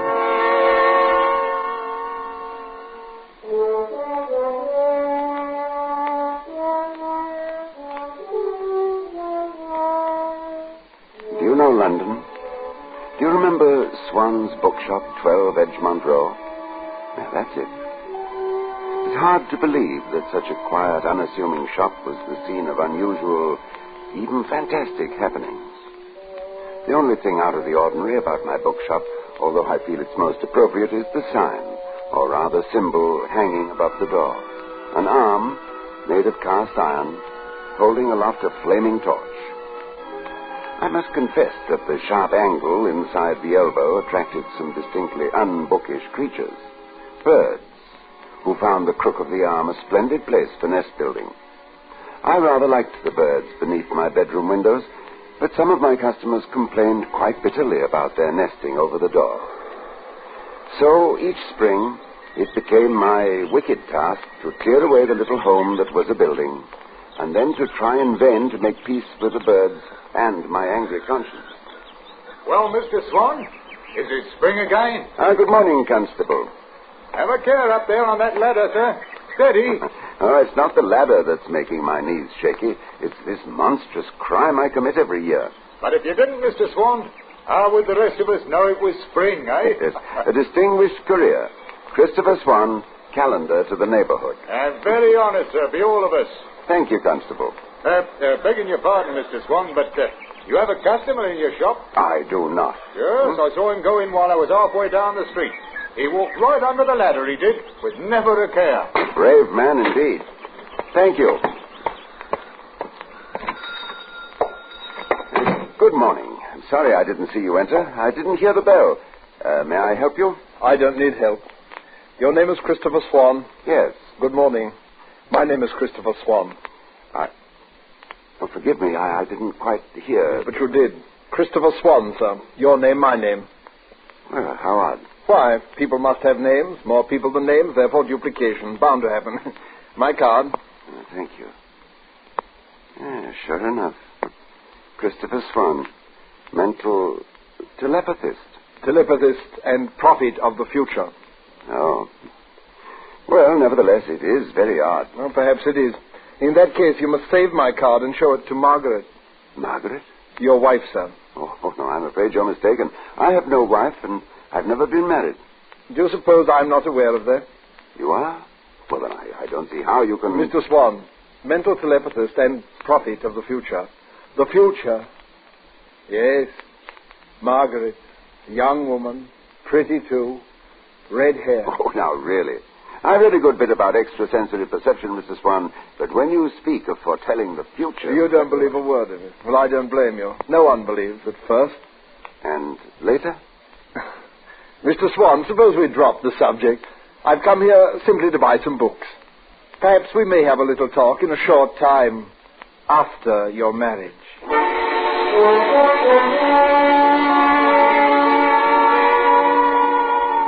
Now, if a thing like that happened to you, you'd probably laugh at it as I did.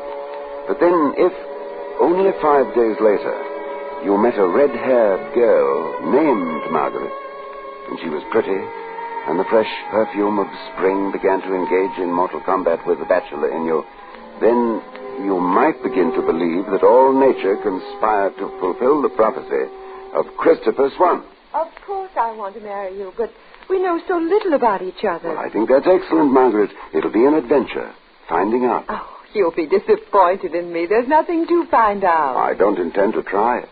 I expect to be content with you as you are. Well, Margaret? Oh, I wish you hadn't told me about all that money you inherited. I'd like you to believe that I'm marrying you for yourself. Chris, will you be happy with me? Will you be content? Happy with Margaret? Content with Margaret? Less than 3 months later, anyone within earshot could have told the answer to that. Christopher! Yes, Margaret, I'm coming. Christopher, this back room is a sight. Yes, Margaret. If only you'd do some tidying about here instead of going on as you do. Talk with the customers day in, day out. And what do you talk about? Books. Nothing but musty old books. Oh, but that's my business, my dear. Well, more's the pity. Why, any man with 50,000 good English pounds in Barclays Bank insists upon running an out-of-the-way little bookshop instead of going out into the world and making something of himself. Margaret, please, there are people in the shop. People? Loafers. Now, see here, Margaret. Don't you dare lose that nasty temper with me. I know you're sorry you married me, but you made a bargain. You might just as well be resigned. Till death do us part, the minister said. Till death do us part.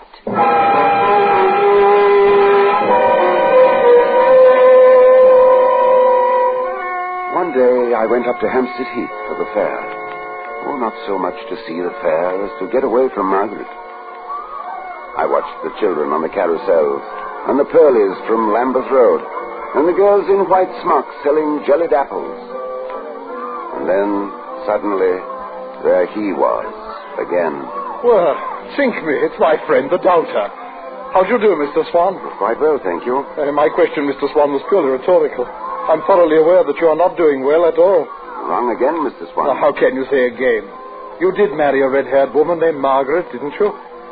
You really believe in your powers. Candidly, I don't. The only thing thus far proven is that there are remarkable coincidences. My dear Mr. Swan, how the thing happened is quite unimportant.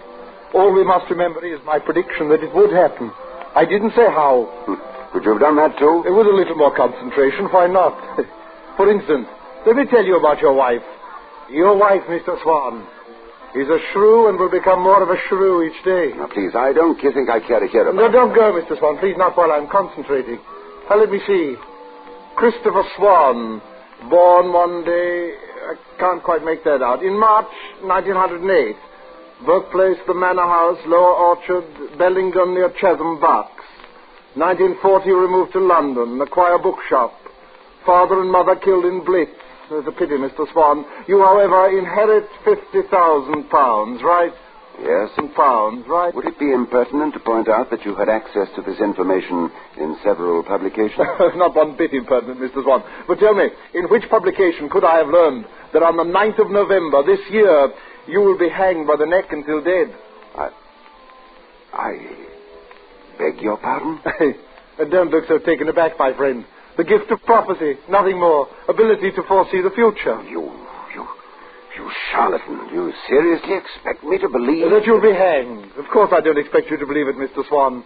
Any more than you believe my first prophecy about your marriage. But you will be hanged, Mr. Swan. Pity, really a pity. On the morning of November 9th, hanged by the neck. Until you are dead.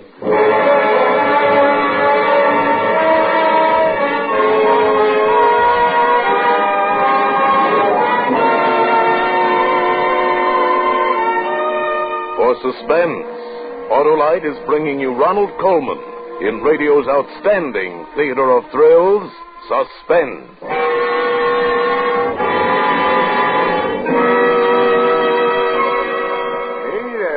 Heard you played Truth or Consequences at a big Hollywood party. Sure. They asked me to tell the truth, and naturally I did. I said, friends, those Autolite resistor spark plugs always give a star performance. Smoother idling, better performance on leaner gas mixtures, and actually save gas. Why, they're bigger box office than a movie star. Hollywood stood for that? Well, I had to tell the truth. Wide gap Autolite resistor spark plugs are the spark plugs of today and the future. Yep, I said, more men go for Autolite resistor spark plugs than for glamorous movie stars. So switch from old narrow gap plugs. Yeah, they must have loved you. There I was, telling the truth, and I had to take the consequences, too. Oh, you did? Yeah, they threw me into the swimming pool. Well, it's Duck Hollow. Suspense is on. And now, Autolite brings back to our Hollywood soundstage Ronald Colman as Christopher Swan in Noose of Coincidence. A tale well calculated to keep you in suspense.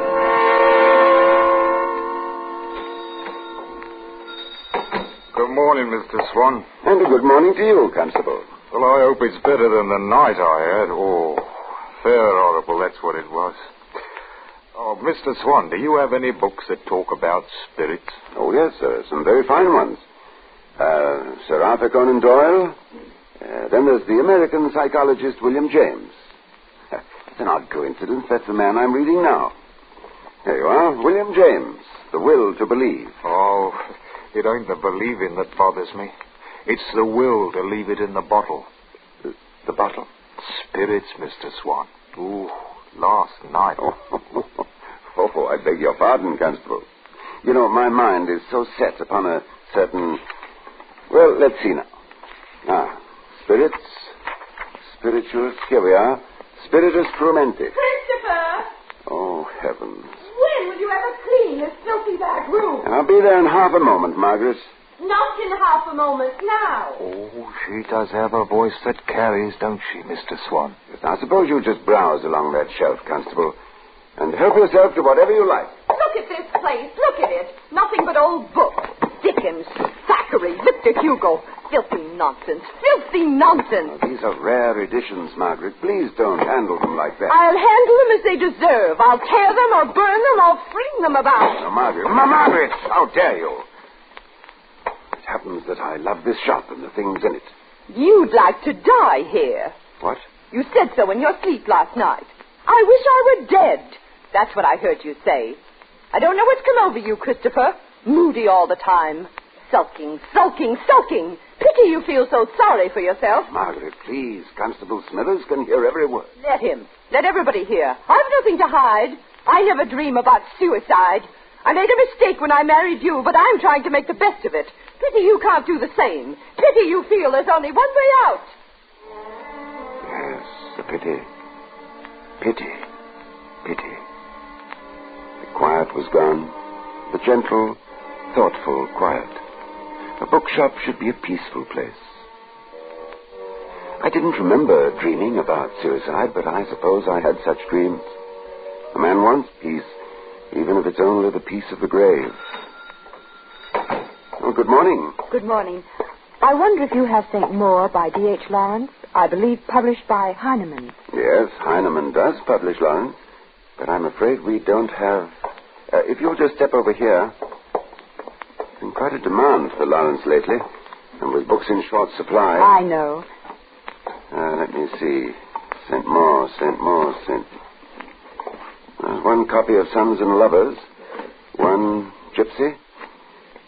No, I'm afraid we're out. May I order it for you? No, I really prefer to look for it.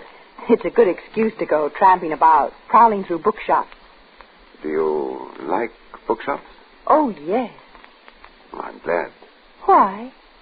Nothing. I simply glad. I'm sorry not to have had your book. I'll find it. Thank you so much. You might try the Ken bookshop near Victoria Station. Thank you, I will. Oh, another idea. Suppose you leave your name and telephone number, and then I'd be able to ring you up if you should happen to come in. Oh, would you be good enough to do that? My name is Anne Stevens. Mrs. Anne Stevens? No, Miss Anne Stevens. Bayswater 3210. Christopher!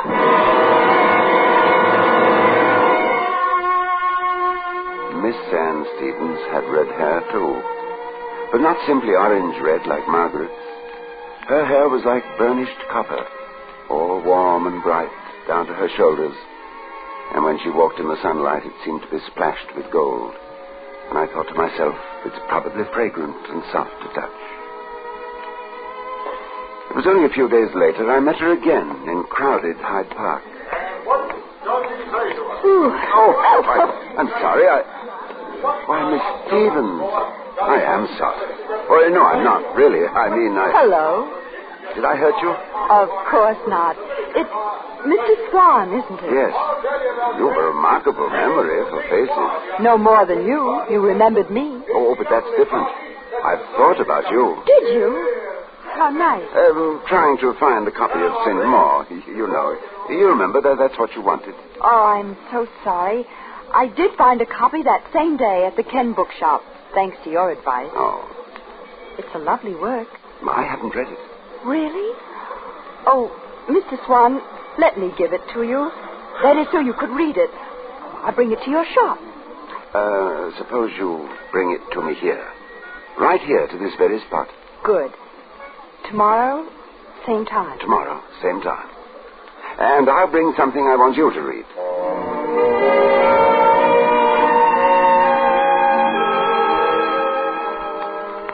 There were many tomorrows, but never enough of them. We talked and walked and spent wonderful hours together.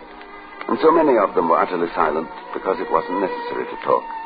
Because when you know someone deeply in your heart, and a red-haired woman, so that charlatan with my name could look into the future. But there were two red-haired women, and I'd met the wrong one first. He came to the shop again, late in the autumn. Well, good morning, Mr. Swan. Still alive, I see. Still alive? Yes, naturally. Until November 9th. That was my prediction, Mr. Swan. Pity. Well, what is it you want of me, please? Why do you try to impress me? I don't believe a word you say. You must know The that. prophet who gazes into the future, Mr. Swan, knows many things. Bitter things. And he knows more than anything else how we struggle against that which is ordained and which we cannot change. Right. If you say so. Have you a bit of paper, please? Just a bit of paper, whatever's about. What do you mean, to write on? To wrap something? To write a curious phrase that's been running through my mind. Oh, there, that tablet, that will do. Thank you, Mr. Swan. Here. I'm writing down a bit from a book. You're a bookman. Perhaps you can tell me what book it's from. Wasn't like a man at all to her. There we are. Just read it aloud, please. She could not believe it was actually happening. When she was dancing in the afternoon at Claridge's, or in the evening at the Carlton, sliding about with some suave man who wasn't like a man at all to her. Well, Mr. Swan? I recognize it. What about it? It's from a novel by D.H. Lawrence, a novel called St. Maur. It appears somewhere in the first third of the book. Yes, how curious. I seem to see it written on the flyleaf for the book. Hey, wait, now I seem to see something beneath it. Oh, this is absurd. In the same feminine hand, a delightful hand, the words, "You see, I love you, Anne." Is that correct, Mr. Swan? Get out of here. That book seems to be under the papers in the left-hand bottom drawer of your desk. Mr. Swan, how can you be so indiscreet? Oh, get out. Suppose Margaret should find it. Trouble, Mr. Swan, trouble.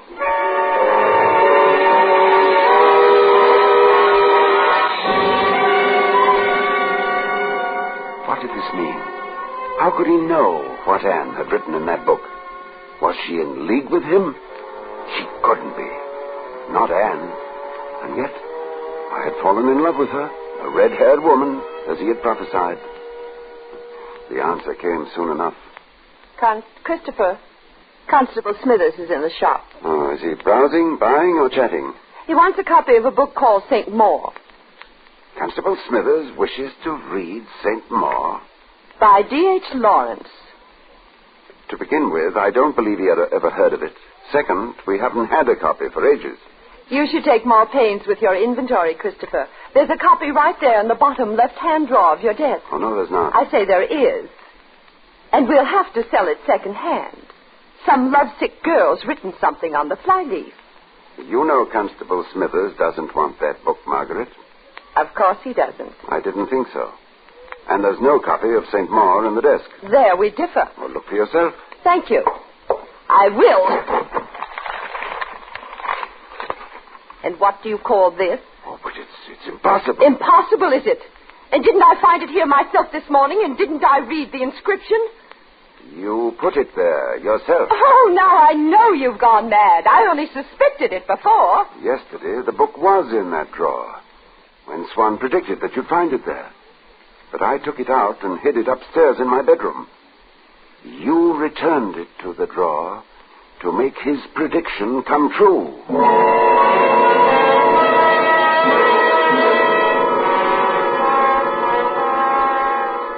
I didn't sleep well that night.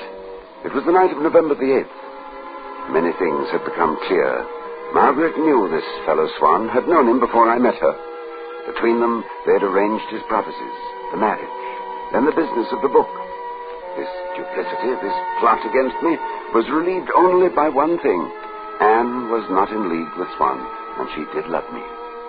I remember thinking, as I drifted into sleep, that if I could survive the next 24 hours, I would be safe and could free myself for Anne. When I awoke, I found my hands tied to a bedpost with a silk scarf, and Margaret standing at the window that's above the entrance to the shop. Mr. Swan stood on a chair at the clothes cupboard. He was twisting a large hook into the top of the door frame. Good morning, my boy. The 9th of November. Oh, your prophecy. Christopher Swan hanged by the neck until dead. Well, you might show some fright, at least some surprise. I'm too filled with loathing for you both. So you're going to murder me? What a frightful idea. No, you're going to commit suicide. Pity. Don't talk to him, Kit. Get it done with. Oh, yes, Maggie, surely. Maggie is my sister, Mr. Swan. I knew there was some relationship between you. You have the same tricks of expression. You use the word pity so often. There's not much pity in either of you, is there? It was a little, Mr. Swan, but it's not stronger than 50,000 pounds. There we are. Do you think that hook will hold, Mr. Swan? Oh, come to the point. You don't really intend to murder me. What is it you want? Maggie, he thinks we're only pretending. Hurry, will you? It's almost time. Oh, poor Maggie. I hope her share of your fortune will console her. Will it console you, Maggie? Oh, shut up. Maggie's having a touch of nerves. Isn't that silly, Mr. Swan? There's no danger to us in this. So many of your customers have heard you threaten to commit suicide. I doubt if one ever did. Oh, they think they did, Mr. Swan. That's all that matters. Do you realize how many times Maggie has shouted that information from the back of the shop? Constable Smithers heard it. Nevertheless, he knows me better than to believe... Oh, does he? Shall I tell you what Constable Smithers will say to the coroner? He'll say, Yaldy would do himself in some day. Yelled it all the time from the day they was made. And there he swung, sir, with his face all black, his eyes bugged out. Stop it! You're too fond of talking. You'll get us into trouble. Absurd. Margaret, you actually married me with this day in mind? Of course I did. And you're really going to kill me? That's the plan. And I'm sorry there isn't enough of a drop to do the thing quickly, old man. You'll be struggling for quite a bit. Yes, I know you'll both enjoy watching me. Not Maggie, no. Maggie's watching for the constable to turn the corner on his rounds. And then she's going to scuttle down the stairs while I do the job, lock the door from the inside, slip through the trapdoor in the cupboard, and away like St. Nicholas over the rooftops. Then she'll say to him, Constable, there's something wrong. There's something wrong. There he is, Kid, at the corner. Oh, he stopped to talk. Are you ready, Mr. Swan? Because here you go. Don't come at me with that noose. I can still kick. I can shout. No, the walls are thick, my friend. That's why you bought this house. They were built to endure. I told you to chloroform him. Ah, don't be stupid. Chloroform these traces. You wanted him conscious, so he could know how clever you are. Always acting. You and your silly November 9th. No, will you stop yammering? The constable will be halfway down the street. He's still at the corner. You better wait. Better wait till he comes this way, Margaret. They'll say you had time to do it if he finds me cold. Oh, thank you, Christopher. That's excellent advice. He's not really pleased, Margaret. Look at him. He wants you to be caught. Christopher, I'm disappointed. What childish tactics. Is it, Swan? Is it? Look at him, Margaret. That struck home. It struck home. Well, I think I'll have to close your mouth, my friend. Not while I can kick. Maggie, throw yourself across his legs. Don't give in, Margaret. Remember, you face the constable. He gets away over the rooftop. Maggie, are you in a trance? Throw yourself across his legs. No. Maggie, I can't get at I him. don't care. I don't like it. It's too late to think about that. Where's the constable? If you won't help me here, get back to that window. No, he's right. Bravo, Margaret. I'm the one who has to go down to Smithers and establish an alibi. Yes. I'm the one who'll have to answer all their questions. That's right. And where will you be? Where will you be? Safe. Who knows about you? Yes, and when they hang you for murdering me, he'll inherit the loot. He'll get it all. Close your trap. No. I haven't any protection. You hold all the cards. Of course he does. Maggie, you're going to ruin everything. Don't you trust your own flesh and blood? No. Get back to your post. Let go of me. Back to the window. I'll kill you both. That's it, Curtis. Fight him. Fight him. Don't push me. I can push too. I can push.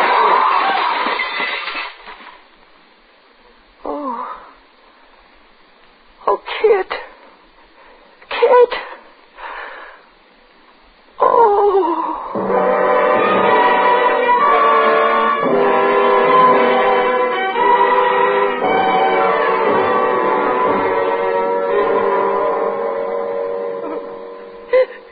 Queer goings on, sir, you being bound to the bed like this, and him breaking through the window and then hanging from the sign.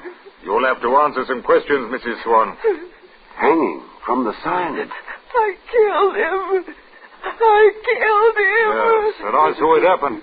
Saw him smash through the window and come tumbling down and catch his Adam's apple right in the very crook of the elbow, where the sparrows build a nest every spring. Right in the very crook. And there he swung, caught fast, Mr. Swan. It was horrible, sir. His face black and his eyes bugged out. Stop it, oh, stop it. Another prophecy come true. What's that, Mr. Swan? I think he could foretell the future. I believe he could. November the 9th. Christopher Swan hanged by the neck until dead. Only he had the wrong Christopher Swan.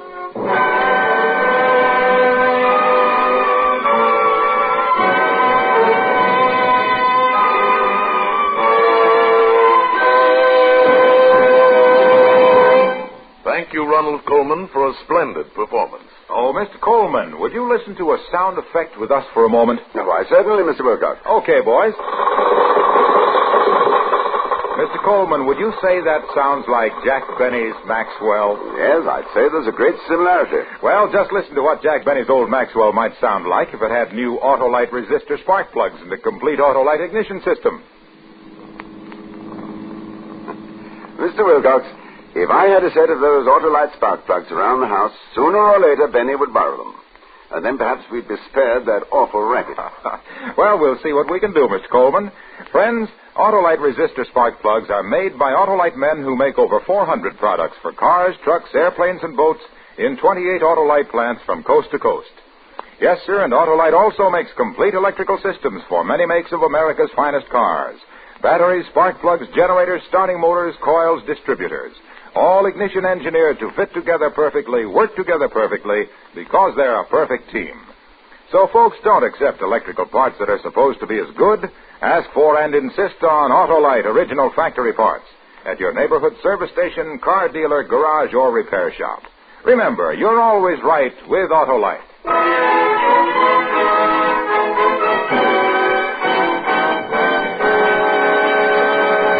Now here again is Mr. Ronald Coleman. It's always an interesting and pleasant experience to appear on Suspense, and especially when I can work with such a fine company of actors. Next week, we're all in for a special treat when radio's outstanding theater of thrills presents Edmund Gwen in a story called Murder in Black and White. Another gripping study in Suspense. Tonight's play was written by William Fifield and adapted for Suspense by Herb Meadow. Music was composed by Lucien Morawek and conducted by Lud Gluskin. The entire production was under the direction of Anton M. Leader. In the coming weeks, Suspense will present such stars as Betty Grable, Mickey Rooney, Bob Hope, and many others. Make it a point to listen each Thursday to Suspense, radio's outstanding theater of thrills. Next Thursday, same time, hear Edmund Gwen in Murder in Black and White. You can buy Autolite resistor spark plugs, Autolite stay-full batteries, Autolite electrical parts at your neighborhood Autolite dealers.